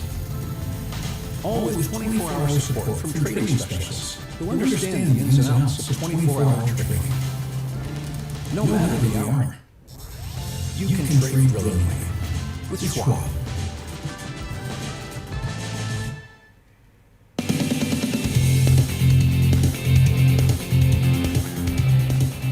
Welcome back to the Watch List, live from the Schwab Impact Conference, where we're ready to talk about some of the hot trends in trading. And now, time to discuss the increasing prevalence of options trading. And we welcome in some pros. Our special guests are with us here today, and we're happy to have with us Devin Anderson, co-founder, CEO of Convexitas, and also Zed Francis, co-founder, CIO, with us as well. Zed Francis, Convexitas, and Devin Anderson, Convexitas as well. Great to see you both. Thank you so much for being with us. So, Devin, I'll start with you. We were just talking about the excitement that we've been seeing in options trading that we did not see 5 or 10 years ago. What's going on? So, I'm, even as someone that's founded an options business, when I walk around Schwab Impact, I'm kind of impressed at the amount of engagement around options usage, and it really makes me very bullish on the space and our products. I will say though that I think if I were an advisor, I'd have a really tough time deciphering this world, right? Schwab's giving presentations about self-implementing strategies. There are managers here, there are ETF sponsors here, all kind of in this option space. And I feel like the volume around all of it actually really rallies like the AI excitement. So, one thing that makes us, it gives us a lot of excitement about our world, but also we're here to educate and really try and help investors understand, when do I use these different tools? How do I interact and approach with this space, right? You're co-founders of the firm, and we were saying that it used to be buy low, sell high, or buy and hold. Now I hear more and more, you can't trade without trading options. Is that a theme that you're hearing, Zed, and what are you telling folks? Because there are some risks and there are rewards. Tell us about that. Yeah, I mean, it's gone from a little niche thing to the last 2 years, it's almost mandatory to at least have a little bit of knowledge of how to utilize options in portfolios. They're not appropriate everywhere. We actually have to be educated to make that decision. Should this be in there or not? And then ultimately, to distill it a bit, option style strategies fall into like 3 main categories. We'll say number 1, hedging, taking down risk of current exposure. Number 2, leverage, increasing exposure in certain areas using options. And finally, number 3, kind of like fixed income replacement, derivative income products. Like how do we use options to create distributions? But like in each of those categories, there's very important kind of do's and don'ts and things to think about for your specific client portfolio and especially taxes. And when we think about what's going on in this trade, you talked about 3 ideas, very general categories, but we can get into them more because there is risk involved, but there's also a risk reducing strategy too, right, Devin? Sure. So one of the most common use cases is to manage risk, right? And when you think about how to begin that research as an advisor, we kind of think about it in 2 broad buckets. If you truly can take a position and do a collar, self-implement some trades, stick it in a drawer and not touch it for a year, and be okay with that, truly, by all means, you should do that. It'd be very efficient, right? But the reality is most of our clients, and I think those advisors are accountable to their clients, and they're accountable on a much kind of more frequent basis, and they need an active risk management. And this is where managers like us and some of these ETF products start to come in. So that's when you need to start looking at, should I be allocating to a fund? Should I be talking to an SMA manager like And we also, you mentioned derivative income strategies. Tell me a little more about that part of it.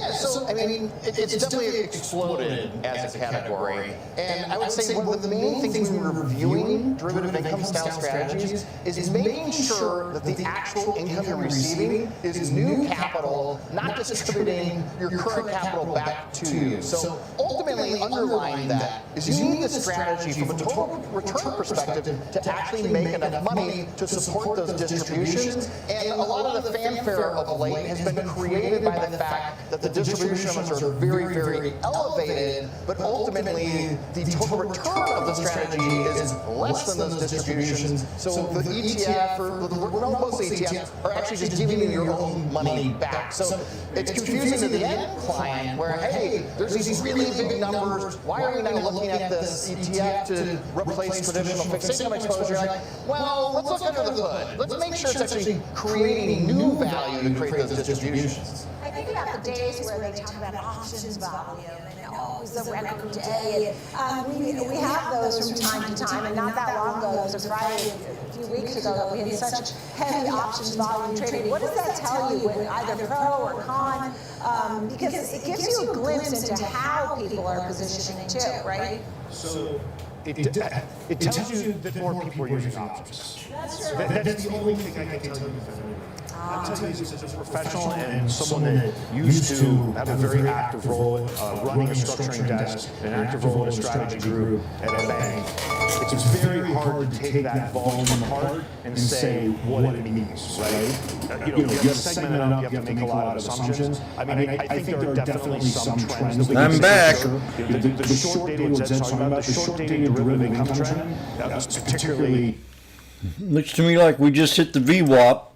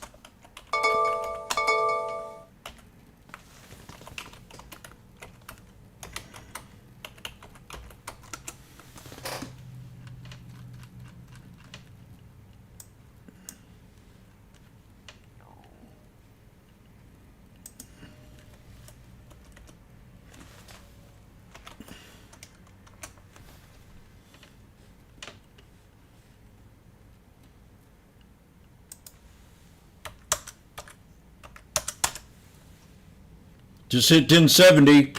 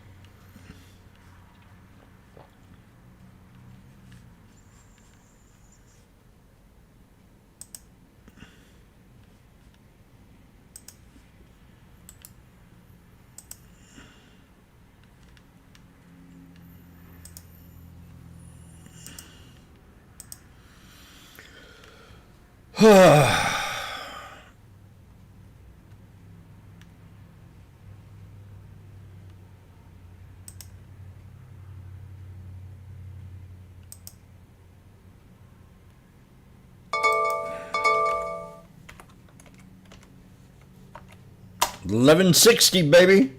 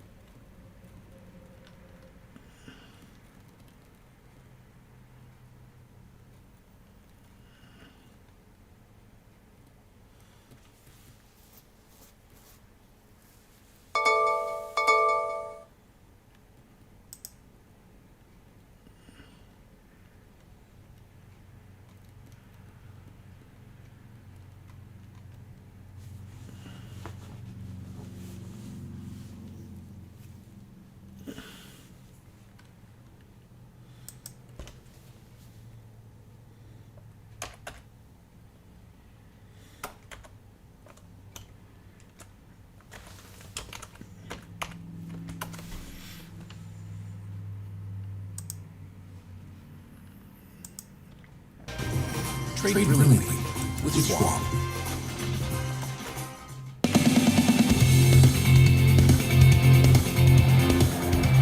Welcome back to the Watch List. We are here live at the Schwab Impact Conference in Denver. It's been packed. People are talking, and we're seeing different trends and exciting conversations. RIAs, wealth managers, asset managers, 5,000 people. Such intelligent conversations. And how trends are changing. And one trend in particular, increasingly popular, you will know this, and that's ETFs. So let's welcome in a pro. We have David Boxett with us, Head of Strategy and Innovation Stewardship at Schwab Asset Management. This is the time. 5-10 years ago, ETFs were not as hot. Now we have record inflows this year, right? Record inflows. We've already gotten over $1 trillion in inflows through the month of October. It's amazing to see those flows really coming in and investors really scooping up ETFs. It's amazing. It's right. I don't want to talk about some of the volatility just yet because I do want to know if people are getting nervous or pulling out of it. But the trend has been people want to be in ETFs. Why? Well, we just finished our 14th annual ETF investor study. And what we've seen is two things. Momentum continues to grow in investors wanting ETFs, and they want low cost. And ETFs provide that efficiency and low cost. And so many of them are actively managed. It used to be you went to a mutual fund or actively managed. Now, tell me how ETFs are evolving. Yes, actively managed ETFs are really evolving in the industry. They represent about 10% of the overall AUM, but they've captured nearly 30% of flows this year. In that study, we asked investors, what is your preference? They really look for those less efficient asset classes to find active management in ETFs. So the ETFs and beyond study, you told us one of the takeaways. Tell me more about that, because it's the 14th annual study. What are some of the questions in that? Give us more from that. So we asked them, how do you choose your ETF? What are the key factors you look at? Number one, every year's cost, right? But what we're seeing is increasingly the other factors like performance, the brand and reputation of the asset manager are increasingly competing with where cost is at. It's interesting because people want to be diversified, and ETF gives them that. They're not in one particular stock. And it's not just equities. It's a lot of things. It's gold, right? Have you seen interest in gold ETFs? We have. It's interesting because we asked that question about niches or themes and what they're looking at. So things like commodities, cryptocurrencies, thematic plays. When we look, you ask them, well, then how are you using your portfolio? We see the combination of core and satellite. So they're not stepping completely into those categories. They're still looking at ETFs at core as well. And fixed income. They're fixed income, right? Absolutely. What's the variety there? What's some of the demand? I love you, baby. I love you. Oh, do I love you.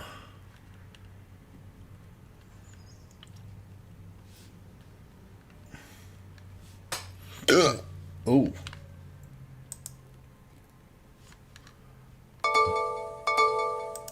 Why did you do that, Jimmy?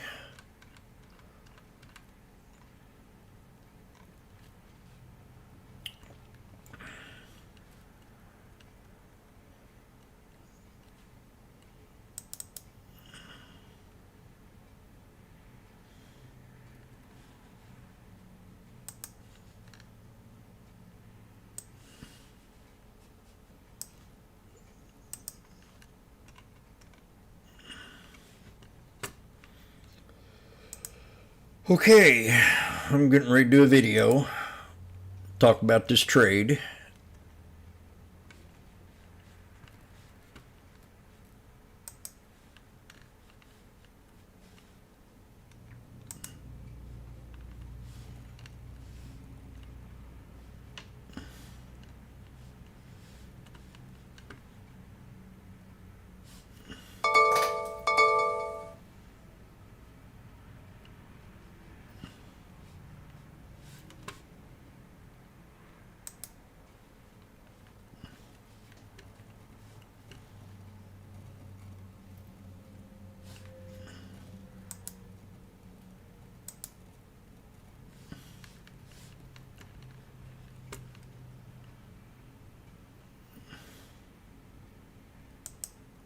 Hello, my name's Washboardjim with a sneaky snake trading strategy where I like to talk about chart patterns, moving averages, and being in the now.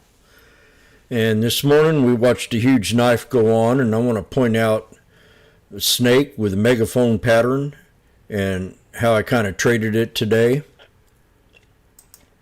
Kind of help you out.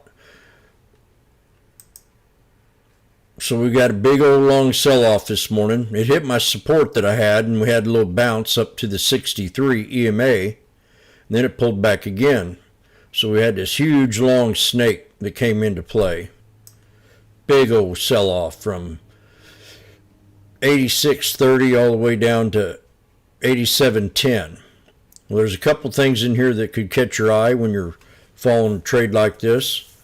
And we had the big sell-off, kind of like a downward megaphone almost, but you could draw it into a snake.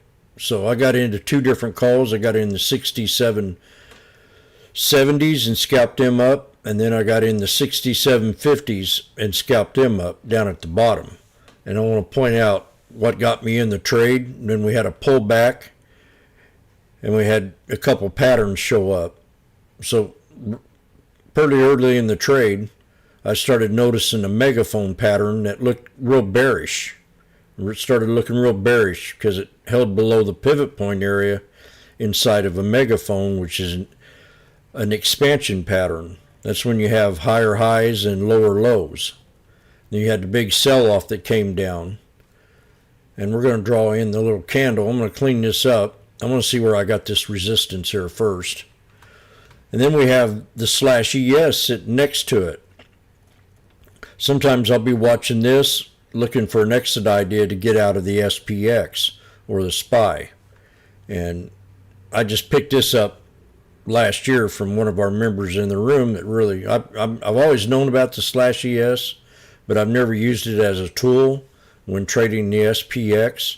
And it's eventually come in very handy because I can't get the VWAP on the SPX, only the SPY. So I use the /ES VWAP for a resistance level to maybe get out of the trade or to scale out of a trade. And I use the moving averages to stay in the trade or to catch some bullish patterns, and I also use the candlesticks. And I use chart patterns. So we had a sell-off here, and we're going to clean this up. First I want to pull up the SPX. I want to look where I got that trend line from.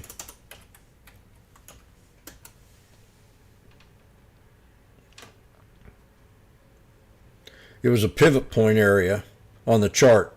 It was part of this gap play. We had a gap right in here.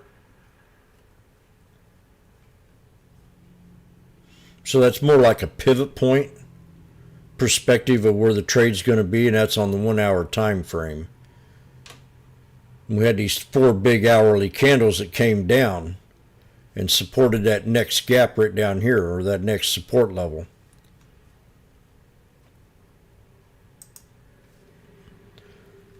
So I'm going to clean this up. That's a pivot point. So if we stay above that resistance level, that pivot point, you see where we pulled back right here first thing this morning. That's probably where I got that line from, with co-injunction to the 1 hour 20-day time frame.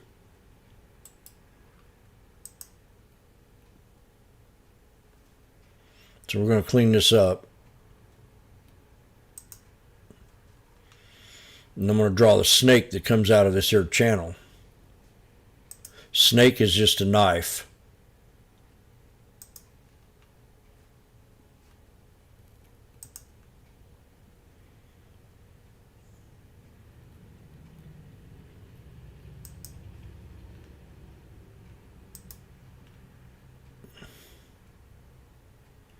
Take it to the body of that next candle, this right here.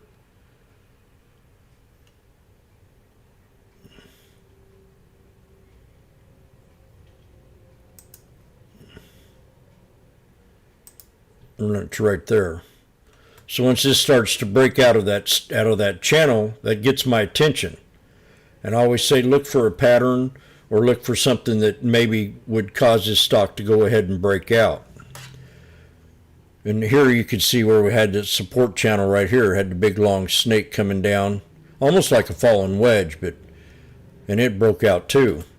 So this is the SPX. So when it breaks out, you don't want to chase the stock. You want to let it pull back and create some kind of pattern going sideways. So once we started breaking out of that pattern, we started showing a megaphone pattern.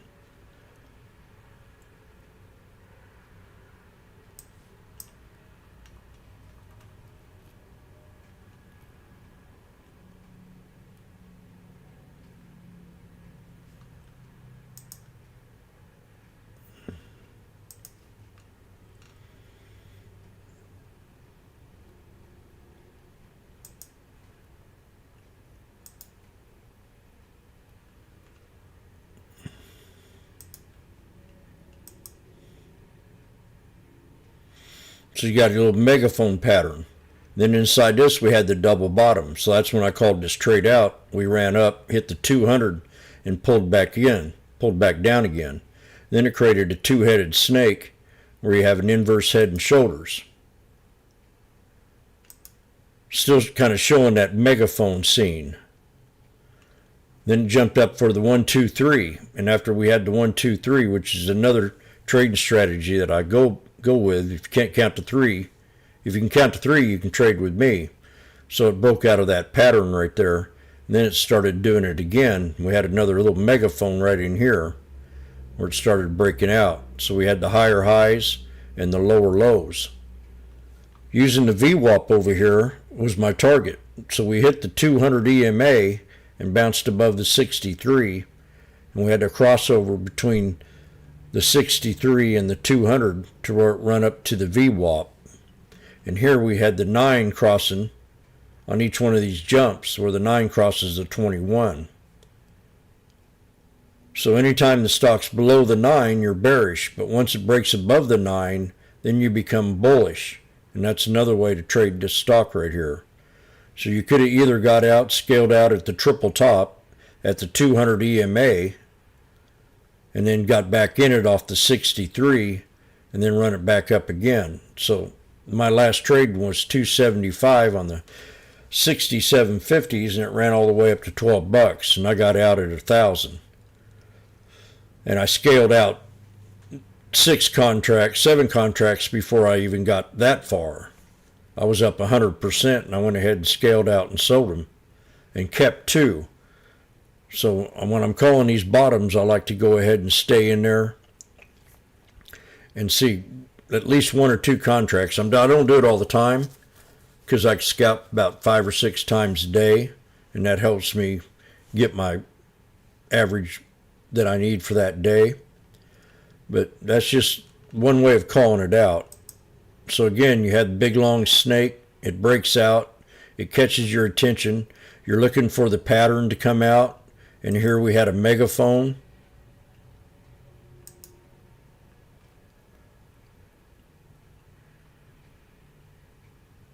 Where it come up. And that's when I started noticing that megaphone. With the higher highs and the lower lows. And that's it. That's called the sneaky snake trading strategy, where I talk about chart patterns, moving averages, and being in the now. And put a chart next to it where you can watch that VWAP, and that gives you some kind of idea when you want to get out of the trade, like I did here. Once it hit that VWAP, they were almost at 1,000. They were at $1,000, $10. And then it ran all the way up to 12 after it broke out. And it took 3 different times to break that VWAP. 1, 2, triple top, boom. Then it came back and retested. That's what you got to get used to, is not chase. Let it come back and retest the previous resistance. And that's what it did right here on that VWAP. And then it ran up. And you exit the trade. So right now we pulled back to the 200. And you got to look at the clock. We're about 6 minutes to power hour. So that's when things start to get a little bit volatile. And we are in a bear market right now. The fat cats have been trying to tell you that for a couple weeks. Actually, they've been saying it for a long time. Calling a bubble and I didn't feel like we were in a bubble. I still don't feel like we're in a bubble. But the big institutions, Goldman Sachs, J.P. Morgan, all them big guys are saying, you know, they want this market to pull back so they can buy the dip into Christmas. They missed, a lot of them have missed the run. Buffett months ago got out of his trades. Then you got Leon Cooperman, who only made 17% this year, say we were in a huge bubble. And then you got some guy named Curry or Hurry comes out with hundreds of millions of dollars short in the market. So they've been telling us, they've been pre-warning us, and you can tell by the volatility. And retail traders are trying to outsmart them. They're fundamental traders. We're technical traders.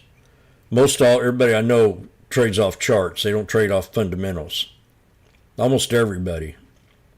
The hundreds of traders that I know hardly ever talk about the fundamentals. But they talk about them all the time. You know, earnings per share and 6 times. We're up 100 like they did PLTR. It was up 4,000% from 3 years ago. So these stocks, I mean, they've just had one heck of a run during the Trump administration. I think we're going to have more, but it never hurts to have a 10% correction in the market, and some are even calling 20. So just be careful. This is one way of catching knives. Wait for that breakout, and then when that breakout happens, wait for that pattern to form. You might have an ascending triangle. You might have a fallen wedge. You might have inverse head and shoulders, which I see a lot of. You might have triple bottoms. You might have double bottoms. Whatever pattern shows up is the one that you want to play. You could even have a descending flag, which is bearish, but still could bounce up, as long as it pulls out of that snake, out of that knife. You could have a symmetrical flag, which could go either way, but in most cases, when you have a huge sell-off like this, you're going to have a this in here is almost an ascending triangle, almost. I mean, you could almost call it an ascending triangle, but you can also almost call it an inverse head and shoulders, from right down here to there. But in this case, I called it a megaphone. And then when it had that third dip on that megaphone, I went ahead and I took the trade at 275, and I raised up the option price closer to the money. Because by this time, the original one that I was in had fallen so far down that I wanted to make better money, might spend a little bit more, but the odds of making more money on something like that are a lot higher. So this is a sneaky snake trading strategy, where I talk about chart patterns, moving averages, and being in the now. And have a great day.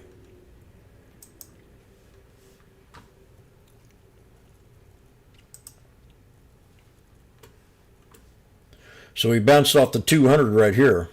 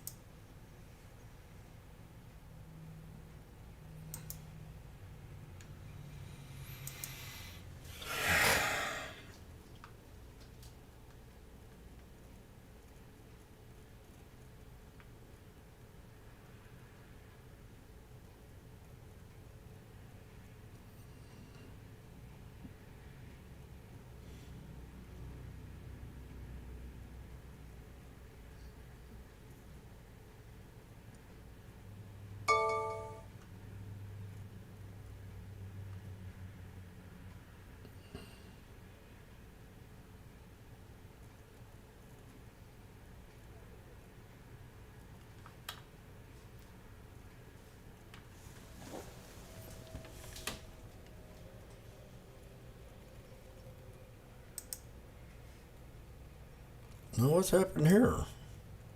Why did you do that? Marley! It's now power hour.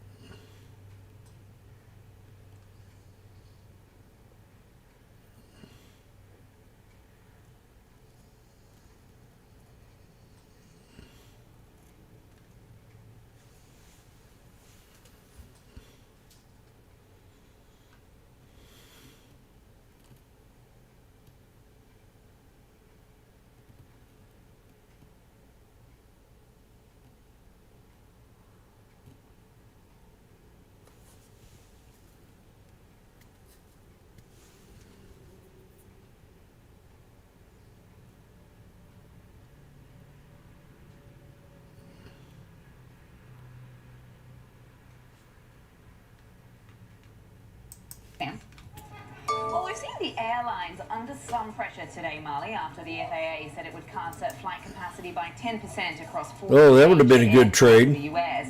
And this comes amid delays and cancellations due to the longest government shutdown in history. The reduction in flights is in response to air traffic control safety and staffing concerns, as air traffic controllers have been working without pay. Reports suggest the disruptions will be felt at mid-sized airports. The airlines have been vocal on the government shutdown and are said to be working right now to really evaluate how this latest move will impact them and also updating customers. In another sign that the labour market is continuing to cool, Challenger Gray and Christmas data showing the highest October job losses since 2003. It reported 150,000 job cuts for the month. That is 183% higher on the month, 175% higher on an annual basis, making it the worst year for layoffs since 2009. While we don't typically pay a huge amount of attention to this report, normally the absence of the official government data and that headline makes people take notice. Now, Nvidia was lower today and has been there for most of the session, and that comes off the back of CEO Jensen Huang telling the Financial Times that China will win the AI race. Then he softened his comments in an Oh, official will? statement, saying China is nanoseconds behind the US in AI, and it's vital that America wins by racing ahead and winning developers worldwide. So when Jensen Huang speaks, as we know, Marley, a lot of people pay attention. But I know you've got Jenny Horn standing by in Chicago with some of today's top movers, so I'll send things back over to you. Yes, and thank you, Sam. Like you said, Jenny Horn joining us here in our Chicago headquarters, co-host of Next Gen Investing, to talk about some of these big stories we're covering today. First, let's start with this Eli Lilly Novo Nordisk deal with the administration. You know, they just announced this mid-afternoon today. We actually saw the CEO of Novo Nordisk faint in the middle of the announcement of the release for this new deal to lower drug prices. But walk us through some of the details and how it can impact consumers. Yeah, this is really fascinating. So President Trump announcing agreements, of course, with Eli Lilly, Novo Nordisk, to reduce their prices for these GLP-1 based obesity treatments, which have seen, again, demand that has been unprecedented. So the deals will also expand to Medicare and Medicaid coverage for these treatments beginning in now mid-2026. In September, though, Trump announced the first agreement with a major pharma company, being Pfizer, to bring those prices in line with the lowest paid by other nations, known as the Most Favored Nation, or MFN. So in October, we did also see AstraZeneca ink a new agreement to also help reduce its prescription drug costs. But companies now will provide their GLP-1 medications, which does include Wegovy, Zepbound, to Medicare and Medicaid for $200.45 a month. Medicare patients will pay a $50 copay for the approved injectables and the oral GLP-1 drugs, but the starting doses of existing injectables like Wegovy and Zepbound will initially cost $350 a month on Trump RX, declining to then $245 within 2 years. And then those oral versions, which have been, so sought after by investors because we've really traded around so much of the hype regarding those also are expected to come in cheaper. Novo Nordisk's oral Wegovy and Eli Lilly's orforglipron are expected to be priced at roughly $145 a month, but through Medicare, Medicaid, or Trump RX. So Trump RX specifically does intend to sell drugs to patients at cheaper prices, hopefully without involving insurance, and that's the end goal. But right now we know that about 10% of Medicare employees, or roughly 6.6 million people, will qualify for GLP-1 coverage. So definitely making those drugs more affordable, but to right now, even though, again, 6.6 million is not a small number, that's the right now expected, perhaps, like mass market share. This is still targeting a relatively small population. Hey, but at least a step in the right direction. Yes, certainly. You know, the average cost of any of these GLP-1s roughly $1,000 to $1,600 a month. So any improvement for any amount of people who need this medication is a positive. Novo trading down on the day about 3.75%. Eli Lilly higher on the day, but another down day, DoorDash, our worst performer on the day. DoorDash, a pretty brutal move to the downside here, and pacing for now a record percentage drop dating back to 2020. Now down about four of the last 5 sessions, 4 straight sessions. We've lost over 20% in that specific time frame, but expecting to ramp up its spending next year as we've seen sales growth accelerate in the third quarter to the highest rate actually we had seen in more than 2 years. Profits did come in higher than a year ago, but that figure actually missed estimates. Well, revenue climbed about 27%. Looks like they had a chart on 1 minute. But marketplace gross order value, that's the dollar value of orders placed on the platform, leaped about 25%. And they did say, again, they expect to really invest pretty heavily on new initiatives on their platform in 2026 relative to this past year. And so in the midst of right now, overall just redoing a lot of the platforms that we use and of course that we know and love, they're trying to right now pace their global product development and boost developer productivity through these AI native toolings. What that looks like for their platform, I'm sure we'll just get more high-tech, more catered to us as consumers. But this did not resonate well. And right now we do see headline adjusted EBITDA for now. The current quarter came in far beneath expectations, and that's also driving some of the pessimism today. When you give a range of 700 and 810 million, that's huge, and I think signals that you do expect some wiggle room to the downside here if your results do come up short. Yeah, certainly. We saw this massive move to the downside. You know, they're down 16%. They were down, I think, as much as 20 at one point when I was looking. But interestingly, William Blair reiterated their outperform and isn't upset at all about their announcement for this spend. So, you know, the street today doesn't like it, but some of the analyst community is backing this spend. And we've seen a bit of a mixed story in response to spending numbers, depending company to company and analyst to analyst. But let's move to the flip side, to our top performer, Datadog, our unexpected winner. I know, so tracking for its highest close since November of 2021, its best day since November of 2023, snapping now its 3-day losing streak. And I think it's amazing that even with a monstrous move, as we're seeing 25% to the upside, that this name's actually still off of the all-time highs that were made back in 21 by about just under 3% now. So third quarter revenue climbed 28%, that beat consensus. Adjusted earnings also topped forecasts. And they also did highlight that as of at least through quarter end, they had just over 4,000 customers with an annual recurring revenue of 100,000 or more. That rose 16%. Adjusted gross margin did remain flat at around 81%, while adjusted operating margins actually dropped by about 200 basis points to 23%. And they did really also highlight their accelerated AI push, launching AI observability and security products, as well as various security teams and new types of models that can help serve their customers better, raising now their fiscal 2025 earnings and revenue outlook, and also, I mean, for the fourth quarter, giving pretty stellar outlook, all things considered. I mean, this was a beat and raise quarter to its full extent. There was some concern from several notes I saw, but Guggenheim sticks out, saying that OpenAI, being their biggest customer, is at risk because OpenAI is going to shift to now its own in-house solutions. Obviously, this has not been paid much attention to today, though, as we're up 25%. Now making, I mean, Datadog was relatively up about 12% into this print. Now it's an outperformer, especially in a very challenging tech environment for earnings. Yeah, I saw that flag on concerns about the customers, but it has some big name customers too: Shell, PayPal, Comcast. So, I mean, some big customers here for Datadog too. But will be interesting to see how this OpenAI story plays out for them. The last one, though, they're up about 24%. This next company's down close to 24%, CarMax. CarMax taking it on the chin a bit here today, and they're trading in their CEO. So they did announce a surprise change at the top amid this weaker than expected now guidance going forward. So Bill Nash will be stepping down, leaving the board. That will take effect December 1st, according to the press release. They did name board member Dave McCrate as interim president and CEO, and they added that a search for a more permanent CEO is still underway. Now, alongside that, I think what's actually even more important to like the fundamental story here is the fact that they announced a preliminary outlook for the third quarter, and it was not great. They did say they're expecting to earn roughly 36 cents a share. The street was projecting basically double that at roughly 70 cents a share on comps that are expected to drop 8 to 12% year over year.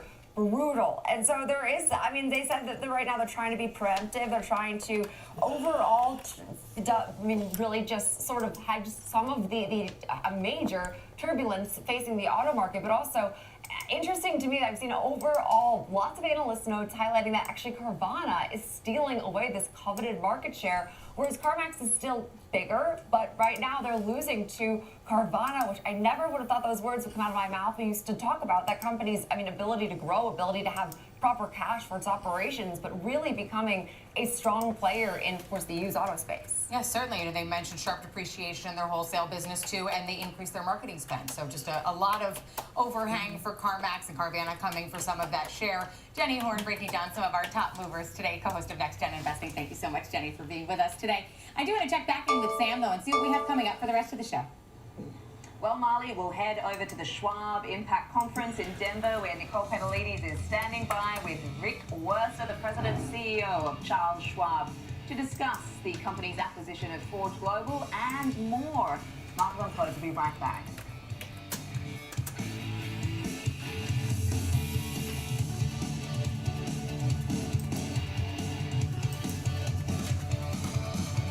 Hey, investors, you know the market moves, and Schwab is here to help you move with it. So, whether you're buying, selling, holding, or planning, whether you're ETFing or 401k'ing, saving, spending, or even retiring, you can count on Schwab for market insights, live support, Powerful trading platforms and 400 branches. All at your service, all so you can invest your way. Sounds nice, right? I'm Nicole Pedalides, live at the New York Stock Exchange, and this is the Watch List. Your midday view into the trends driving the markets with a sharp focus on technology, innovation, and companies leading the next wave of growth. Big movers, real-time interviews, and insight from analysts, founders, and market voices you trust. The Watch List, 2 p.m. Eastern, only on Schwab Network. Whether you're an experienced investor or just getting started, Charles Schwab offers a webcast that's right for you. Are you a long-term investor? Our investing webcast series breaks down different investing styles, including growth, value, income, and more. Best of all, you can ask questions by chatting directly with an education coach. It's interactive learning at its finest. Tune in live or on demand. Head over to schwab.com/coaching and start learning today.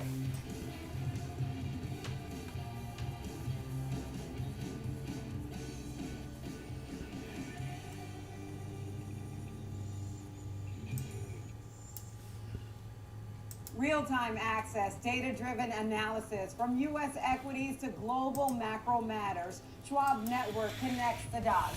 Watch live, subscribe free at schwabnetwork.com. Welcome to Schwab Network, where real-time market coverage meets expert strategy. From the opening bell to the closing bell, we've got you covered.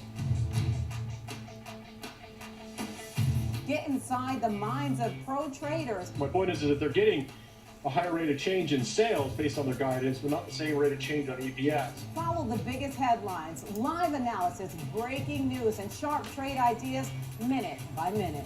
With shows built for action, we break it all down in real time with speed, accuracy, and precision. I think one of the most important things is you're making a play in a risk-defined way here going into earnings. So that would be a further downside area to watch. Smart insights, actionable data, veteran traders, and trusted financial journalists. Streaming live and on demand. Schwab Network, streaming 24/7, any screen, anywhere, free. schwabnetwork.com. Welcome back to Market on Close. I'm Sam Bartas on the floor of the New York Stock Exchange alongside Marley Caden in our Chicago headquarters. Let's just check in where the markets are standing right now as we, of course, approach the closing bell for this session, about 45 minutes away. And we, of course, have seen risk off across the major indexes today. The S&P 500 tracking low by 0.7%. Suffice to say, off the session's lows, but still seeing red arrows across the board. It is very much a down day for technology. That is where we are seeing some of the most pronounced losses. And so the Nasdaq is trailing by 1.4%. The Dow getting hit by about 0.5%, and then the Russell 2000, as I said, those small caps are down as well by 1.4%. As we look across some of the other movers and the futures markets right now, we've got the US dollar has been taking a bit of a breather today. We're at 99 on the DEX. We've seen some euro and some strength coming through for the sterling as well. Pound, crude oil lower, down below that $60 a barrel mark. Bitcoin also tracking lower right now at 101,000. So we're down around 2.5% as we stand. The 10-year yield has backed off that 416 level that we were looking at this time yesterday, and we're now at 410. So, as I mentioned, plenty of moving parts for these markets. We did manage to see a bit of a recovery yesterday, particularly led by some of the technology names, but we are tracking lower today. So we're seeing a bit of a reversal of what we saw yesterday. So what had been working, not so much in the session, down 1.4% on technology. And also consumer discretionary is down almost 2%. So a few names behind that. Nvidia, of course, one that is lower today. Tesla, a big day for that company with the annual shareholder meeting. And of course, Amazon, which is lower, down over 2% today. Communication services down 0.5%. Consumer staples also having a bad day. We've got utilities, which is lower. Real estate just on the line there. Industrials are lower as well. Materials and energy, though, are higher. Materials only just holding out in there, as you can see on the line to the upside. So we are seeing a bit of rotation perhaps into a little bit more sort of a defensive, a bit more of a cyclical play today. Apple is higher, we're seeing Alphabet higher as well, but as I mentioned, we do have some of the big other names down in the vicinity of about 1.5 to 2.5% right now. Microsoft, Meta, Nvidia, and Amazon, as I just mentioned. So we are seeing a little bit of a tech wreck, you could say, for some of these names. A few headlines perhaps are weighing. Of course, we had Jensen Huang talking about the fact that China could be winning this AI competition before walking back some of those comments. But I'm going to send things over to Schwab Impact Conference now in Denver, where Nicole Petalini sat down earlier with Rick Wurster, the president and CEO of Charles Schwab. Take a listen. Joining me now, Rick Wurster, President, CEO, Charles Schwab. Thank you for being with us here at Schwab Impact. It's huge. It's the biggest ever.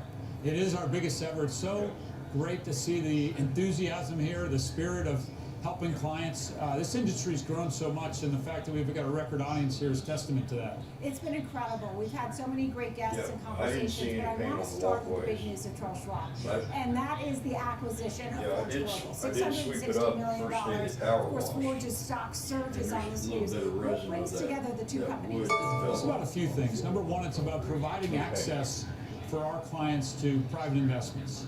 And this has been an asset class that for a long time was only for the higher net worth.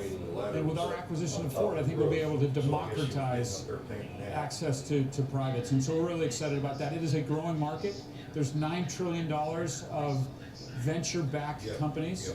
Many of those companies are looking for options for their employees to be able to sell some stock and create liquidity. And we're going to bring 46 million clients to the marketplace that may be buyers of that. And so it's a great opportunity for our clients to build wealth, diversify their portfolios, and for us to make a difference in a marketplace that could be more democratized. And that's the whole thing, and that is your... Yep. You're doing a real good job touching up the building. Yep. Okay, bye-bye.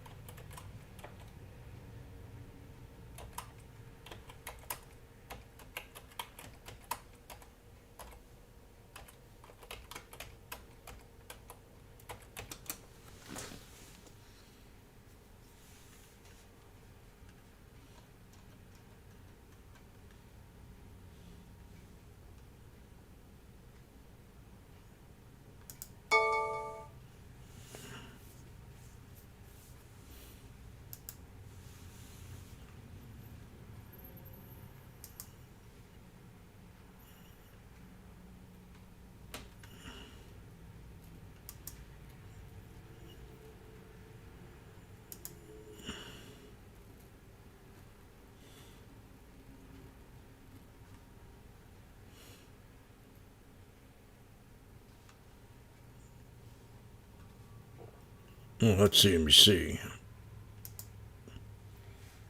I know you're having many of them on today, Mike Townsend and Liz Ann.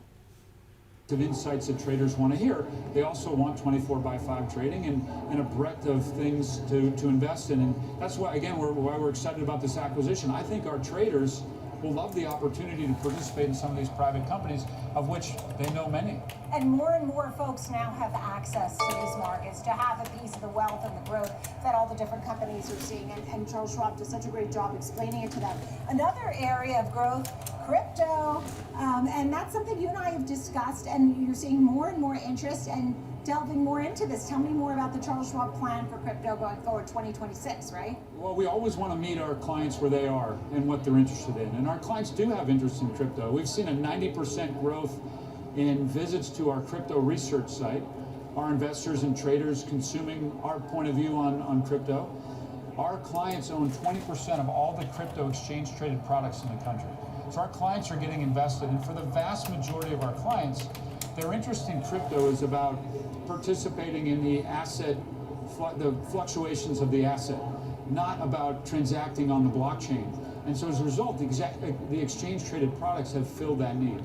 Now finally, in addition to that, we know some of our clients do want access to spot crypto, and we're planning on launching it in the first half of next year. So more to follow on that one. So you've been in this role. The stock has soared over 25% since you took over this year. You made your first acquisition. You've had a record quarter with the growth. I mean, it's just unbelievable.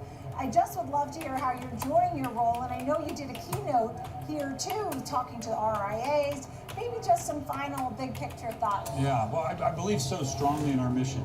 Our company for 50 years has stood to do the right thing for clients, to see through their eyes, to help them grow their financial wealth. And every innovation over 50 years is about putting more money in their pockets and helping them navigate financial markets. And I'm so proud to lead a company that is for good in markets.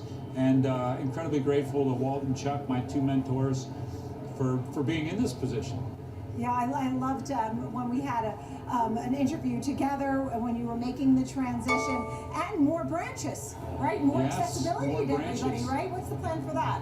Well, the plan for that is that we know that when we have a dedicated relationship with a client, the client satisfaction scores go up 10 points. And they bring us 2.6 times the net new assets, so they do a lot more business with us. So we want to be in local communities, serving people and doing everything we can to help them in their financial life, and that's why we're expanding our branch footprint. Well, I'm so glad to speak with you here at the Schwab Impact Conference. It's been very exciting, a lot of smart conversations going on. Rick Worcester, congratulations on an incredible quarter, a great year so far. Always putting the client first in this acquisition today. Thank you so much for being on with us all today and always. Rick Worcester. I always love spending time with you. Thanks for having me on. President and CEO at Charles Schwab. Thank you. And thanks so much to Nicole and Rick for that great conversation. Coming up next, We're going to head back out to Schwab Impact in Denver for a conversation about international equities and diversifying your portfolio. Market on Close. We'll be right back.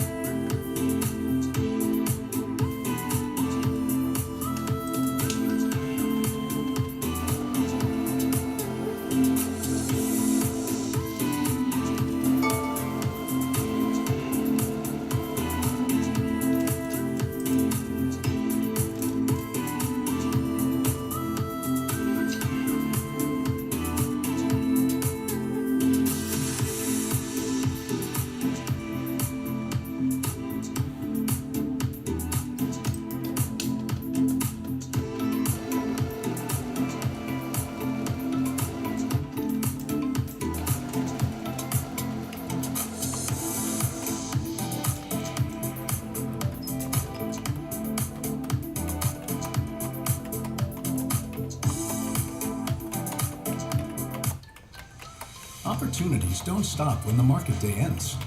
So neither do we. Schwab gives you round-the-clock access to over 1,100 of the most popular stocks and ETFs, plus a wide variety of futures markets. All with 24-hour support from trading specialists who understand the ins and outs of 24-hour trading. No matter the hour, you can trade brilliantly with Schwab. I'm Diane King Hall on the floor of the New York Stock Exchange. When markets react, we are live with analysis that matters. Watch now, only on SchwabNetwork.com.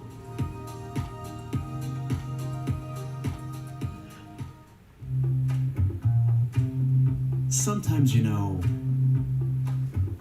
you could have done better. Same goes for where you invest. Level up and invest smarter with Schwab. Welcome back to Market on Close. I'm Marley Caden in Chicago alongside Sam Bodis in New York. We'll be watching DraftKings in just a bit when they report earnings after the close.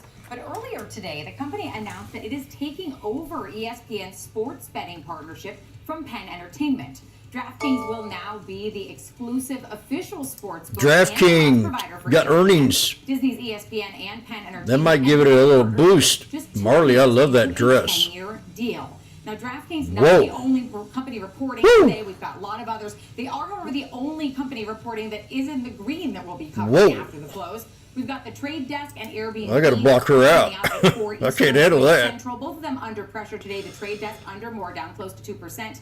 Damn. And the Firm under quite a bit of pressure, trading down Marley. 6.5% right now. Their earnings will be out a little later at 4:05, but we'll have all of that. You're on my good side, baby. Market closes today. I do want to send it back out to Denver, though. Everything's changed between us. Conference with Nicole Petalides. Hey, Nicole. Thank you. I'm Jim Howard. Nice to meet you. The international Get out of here, Nicole. Who are interested in investing right here in the United States. We bring in our leader here, Lisa Hunt, Managing Director, Head of International Services, Charles Schwab and Company. 30-minute had a double bottom today. You are speaking A tweezer bottom. that have interest in the U.S. How's demand been? Tell us a little bit about some of the latest. Yeah, so my business here at Schwab is really about our non-U.S. investors coming to us to invest, and they come to us to invest in the United States, right? They have a keen interest in engaging in the most liquid, the most transparent, the broadest based market that there is, to invest in brands that they use every day, that they see and hear, and we have seen incredible demand this year. And we have such a big global footprint, right? I mean, so when people hear Charles Schwab, what are they looking to you for? I mean, what are some of the trends that they've been asking for lately? by and large, when someone comes to Schwab, they're coming to the trusted brand in financial services. Clearly, we are the leader in investing in the U.S., here in the U.S., and so if your desire is to now engage in the U.S. markets, of course you're going to come to the best of the best. They come to us looking for individual stocks, for ETFs, for bonds. They are really no different than our domestic investors. They just live in a different country.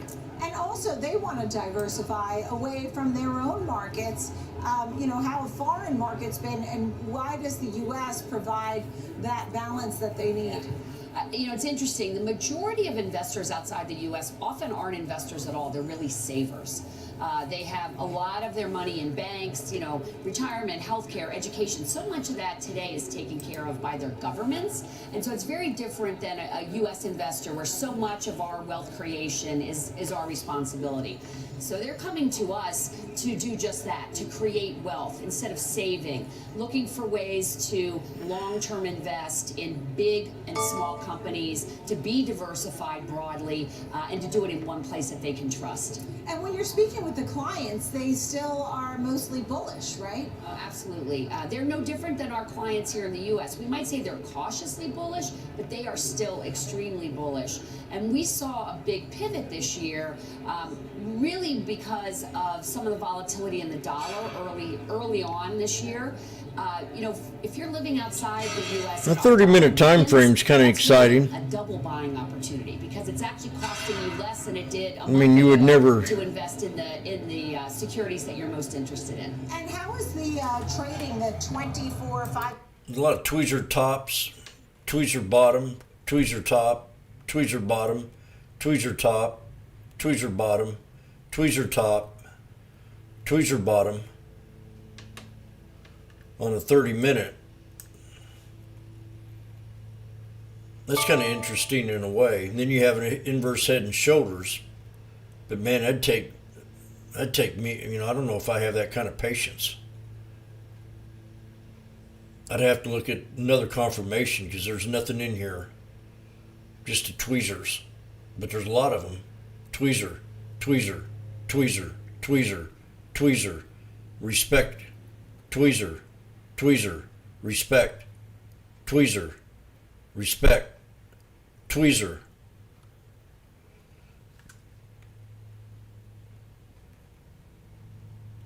Maybe if I saw a doji, if this thing came down here, I would. Right now, it's not. It's below the 9, so I wouldn't really want to take it. It hit the 9 here. Just trying to figure out. I haven't really looked at the 30-minute that I've used it. I used more or less the hour and the 15-minute. Which is 15-minute, 3 black crows and a tweezer. And then it fell through the third time it fell down. You got a tweezer bottom here.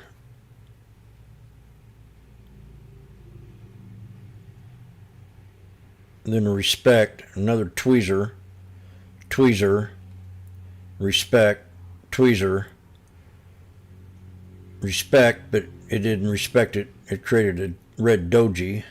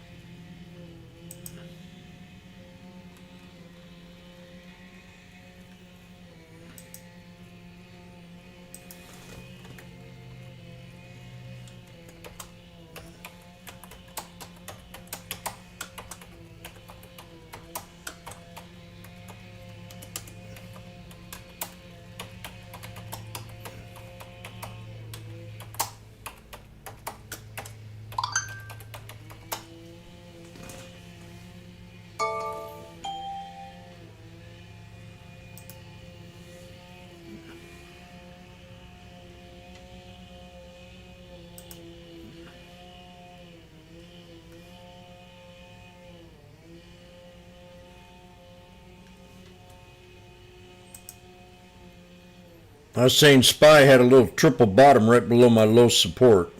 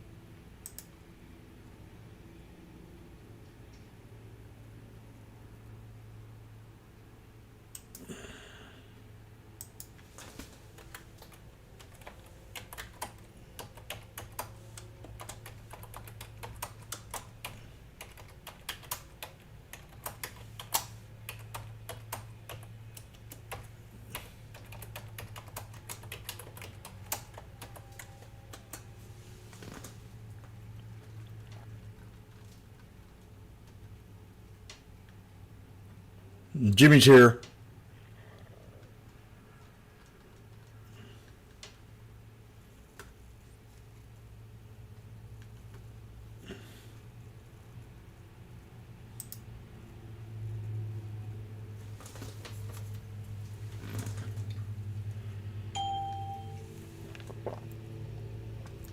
Puts off at the end of the day, paid off again. We're at my low support on the SPY.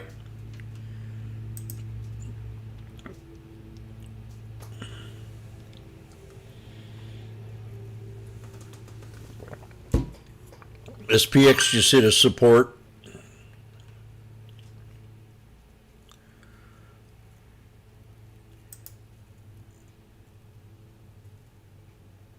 Boom. 1, 2, 3.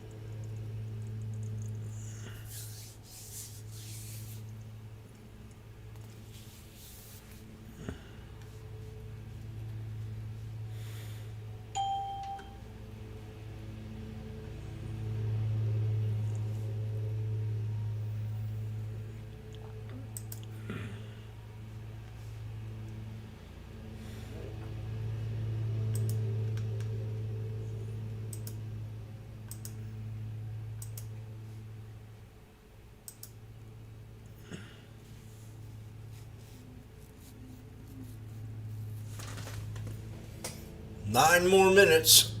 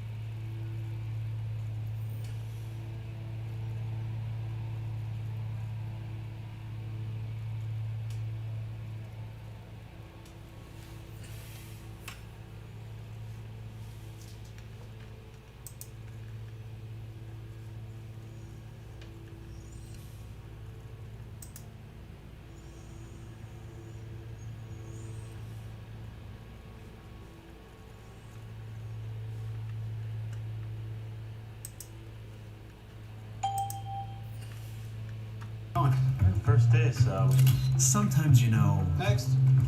Try it again. you could have done better. Please. Same goes for where you invest.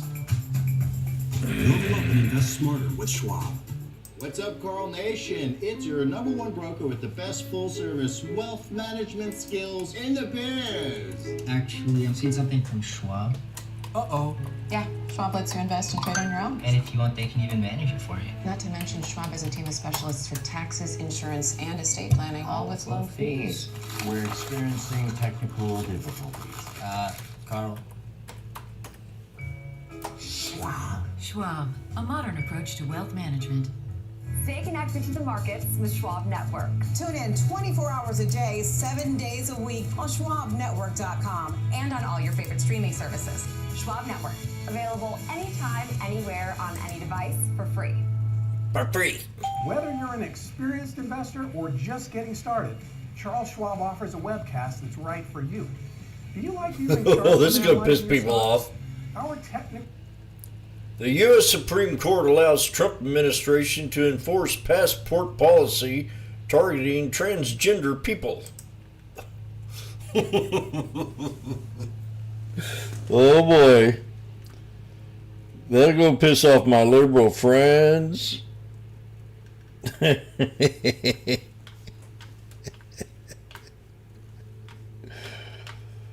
Woo!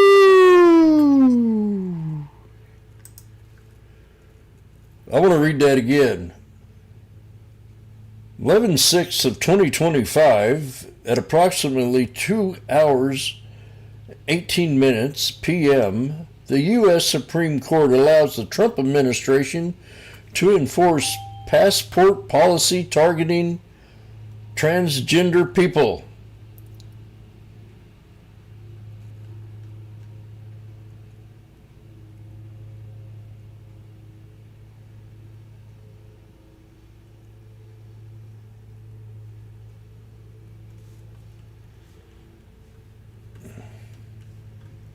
Whatever that means.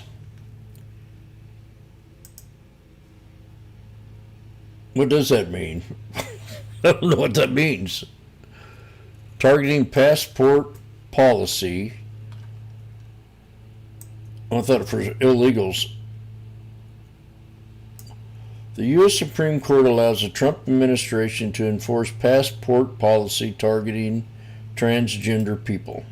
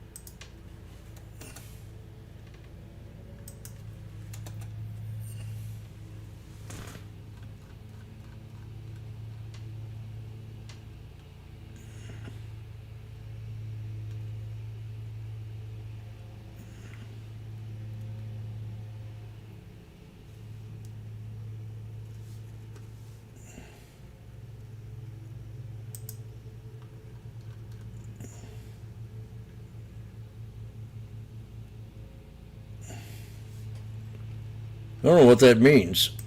Looking at the E-mini S&P 500 futures, or the I'm gonna have to look it up. We actually did see some pretty decent selling volume today, as well as if you're looking at the options, the 0 DTE options that are expiring for the SPX. So overall, once again, it kind of just depends on the metric that you're looking at. The defensive trade is definitely in focus. If you're actually looking at the SPY-D or the Spider dividend ETF, it's actually in the green so far today as well. So you are seeing maybe higher dividend stocks, lower beta stocks catching a bid, and getting out of some of the higher risky trades, higher beta trades, the utility companies like the Oklos of the world, seeing some aggressive selling pressure here. Obviously NVIDIA, but you might be seeing some pockets of strength when it comes to high dividend stocks, and maybe that's an area to hide out in while this actually does try to pass through here. Yeah, I suppose it's not a full sell-off if you've got some of these sectors in the green today. As you mentioned, perhaps a bit of a healthy rotation into healthcare, no doubt helped by some of the headlines that we're seeing today. with regards to pricing around some of those weight loss drugs as well. But what do you make of what we're seeing? I mean, I do see that, as you pointed out as well, it seems to be a bit of a rotation into sort of more cyclical parts of the market as well. What are you seeing as far as energy? I saw that materials had popped its head into the sunshine for a brief moment there too.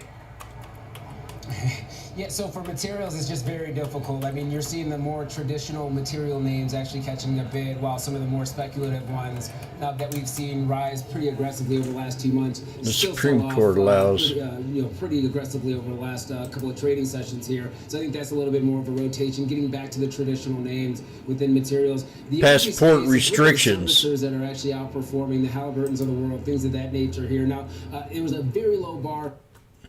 Supreme Court allows Trump to enforce passport restrictions targeting transgender people. Trump is seeking to reverse the Biden policy that allowed transgender applicants to choose male, female, or X gender markers. I didn't know that was a... What the hell's wrong with this country?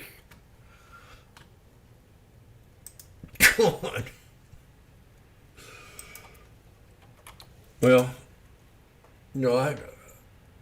I really don't, as long as they don't, I don't know.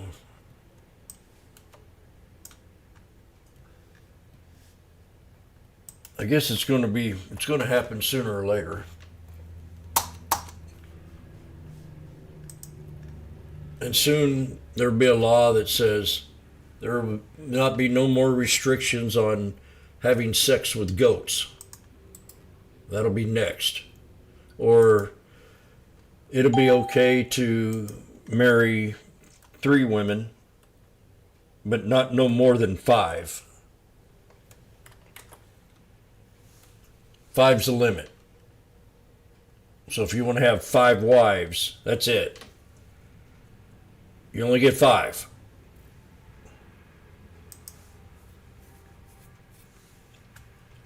Or if you want to marry your dog, or if you want to marry your pet turtle, that day will come. Or if you want to marry your fish,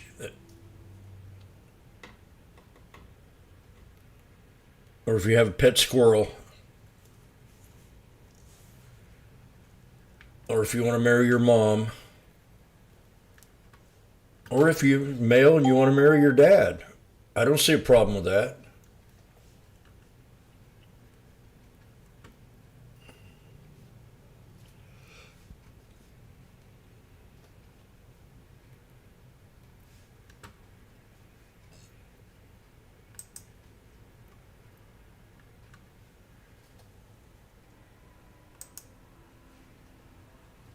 Does anybody see a problem with that?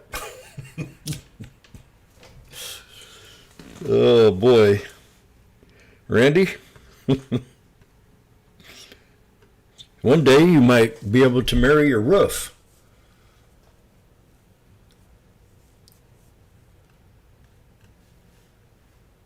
I have a female roof and I want to get it neutered.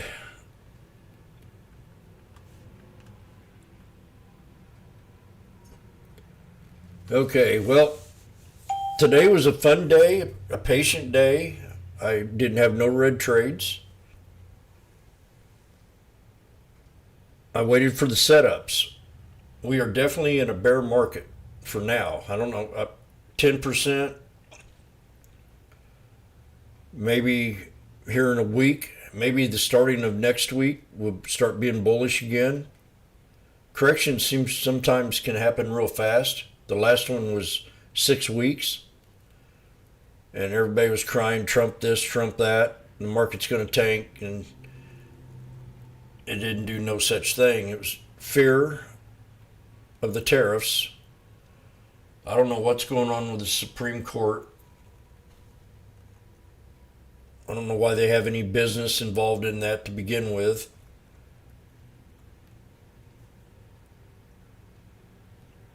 But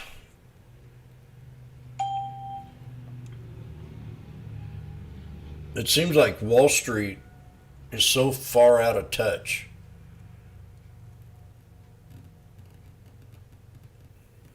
They really loved the wars. The market ran during the wars and during the genocide. All of a sudden now there's geopolitical tension. We had 8 wars going on. There's no political tension. Now there is. And everything's kind of smoothed out. We're not being threatened with nukes. Seems to me like that'd be something to worry about. Now the market's, they've been saying the market's been too hot for almost a year now. We had a 40% bounce during the last 2 years of the Biden administration. 40%. That was too much. And the market's up another, I don't know how many, quite a bit. So they were wrong about that. They were wrong about Nvidia being having a $3 trillion market cap.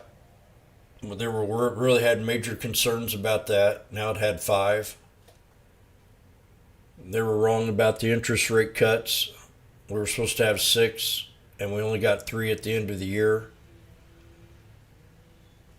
which I think Powell's not doing his job correctly. He's kept these interest rates up way too high for too long. I mean, we had inflation during the Carter years, and we had it also during the Biden years. And they weren't complaining too much about it during the Biden years. Now that it's all worried about it and we're not getting it.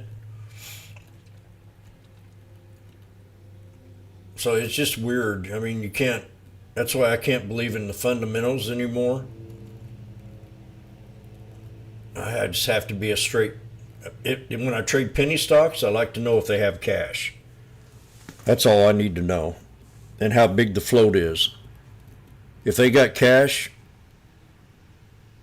and they got a small float, those are my best trades. It's not if they had an offering or a split or anything like that. No, though some traders did play off that kind of news. But I charted out the SPY this morning. I hit real close to that support level on the SPY and dipped on down and had a triple bottom. This was my low support, 670.44. We went down another $2, less than $2. I think that's a pretty good call. And then we had a triple bottom down here. We had an expansion pattern, megaphone pattern out of the snake.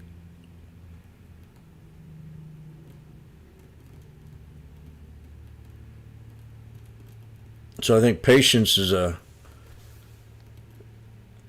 have a hard time with puts. It seems like, but now if I trade the puts, I'd be killing money. But when I tried to play them, I was losing almost every one of them. 1 out of 4, 1 out of 5 I'd get. So I just quit playing them. I'm just waiting for the knives and the setups.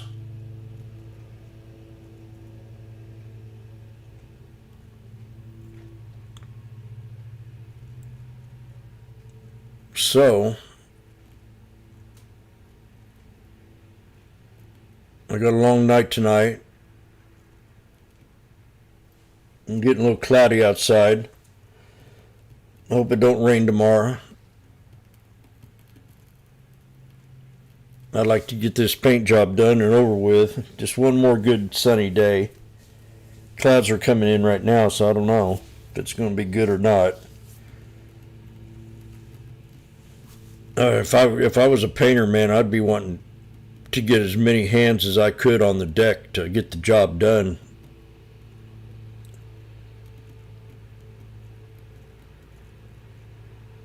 If it only took a couple of days instead of planning it out for like a week. It just seems like in Missouri that's taking too big of a chance.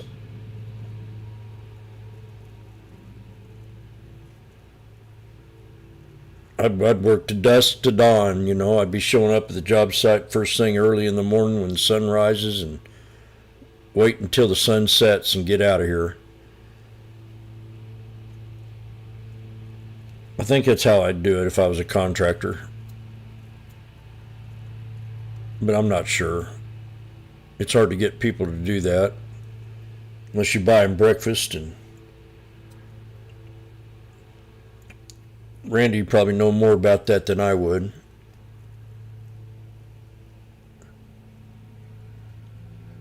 But I'd want to try to work as much as I could on a clear day than have to worry about the skies and the rain. We've had a lot of rain this year. We had more rain this year than we've had probably in 3 years. All in 2 months. I mean, a lot of it. Tons of the heaviest rainfall I've ever seen. Where you couldn't drive. I mean, it's coming down so hard you couldn't see 10, 15 feet in front of you.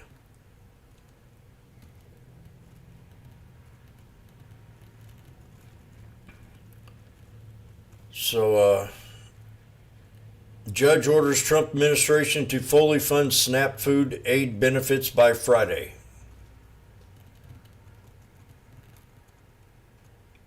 United States Secretary of Treasury Benson says Trump has been clear that the war must end immediately.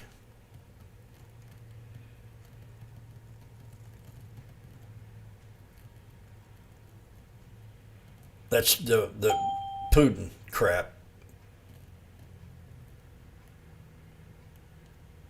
S&P falls as Chicago Fed president expresses rate cut uncertainty amid lack of data. Chip and tech stocks pull back. Airline stocks and as FAA cut in air traffic. I mean, don't you have enough in your barometer to figure out? I can't rely on this data. I can't. I don't know how they think they can. Airbnb pops.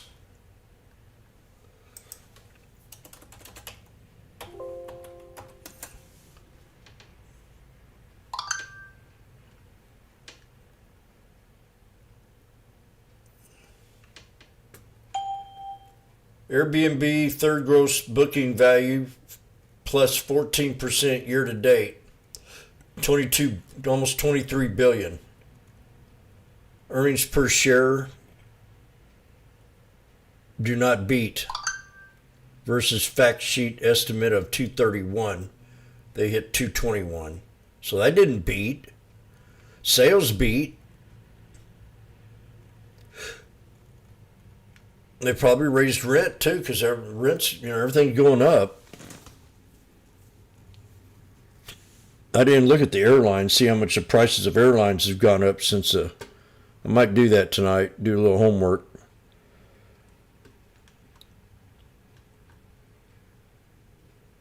Well, I'm going to get out of here. I want to again thank everybody.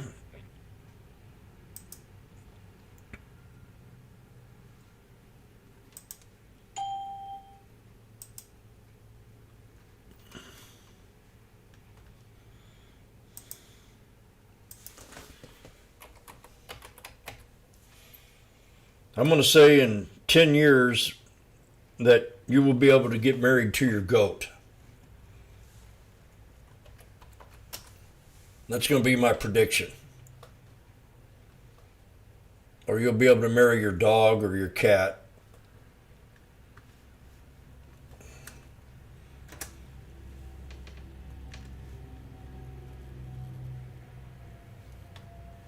So I'll catch you all later.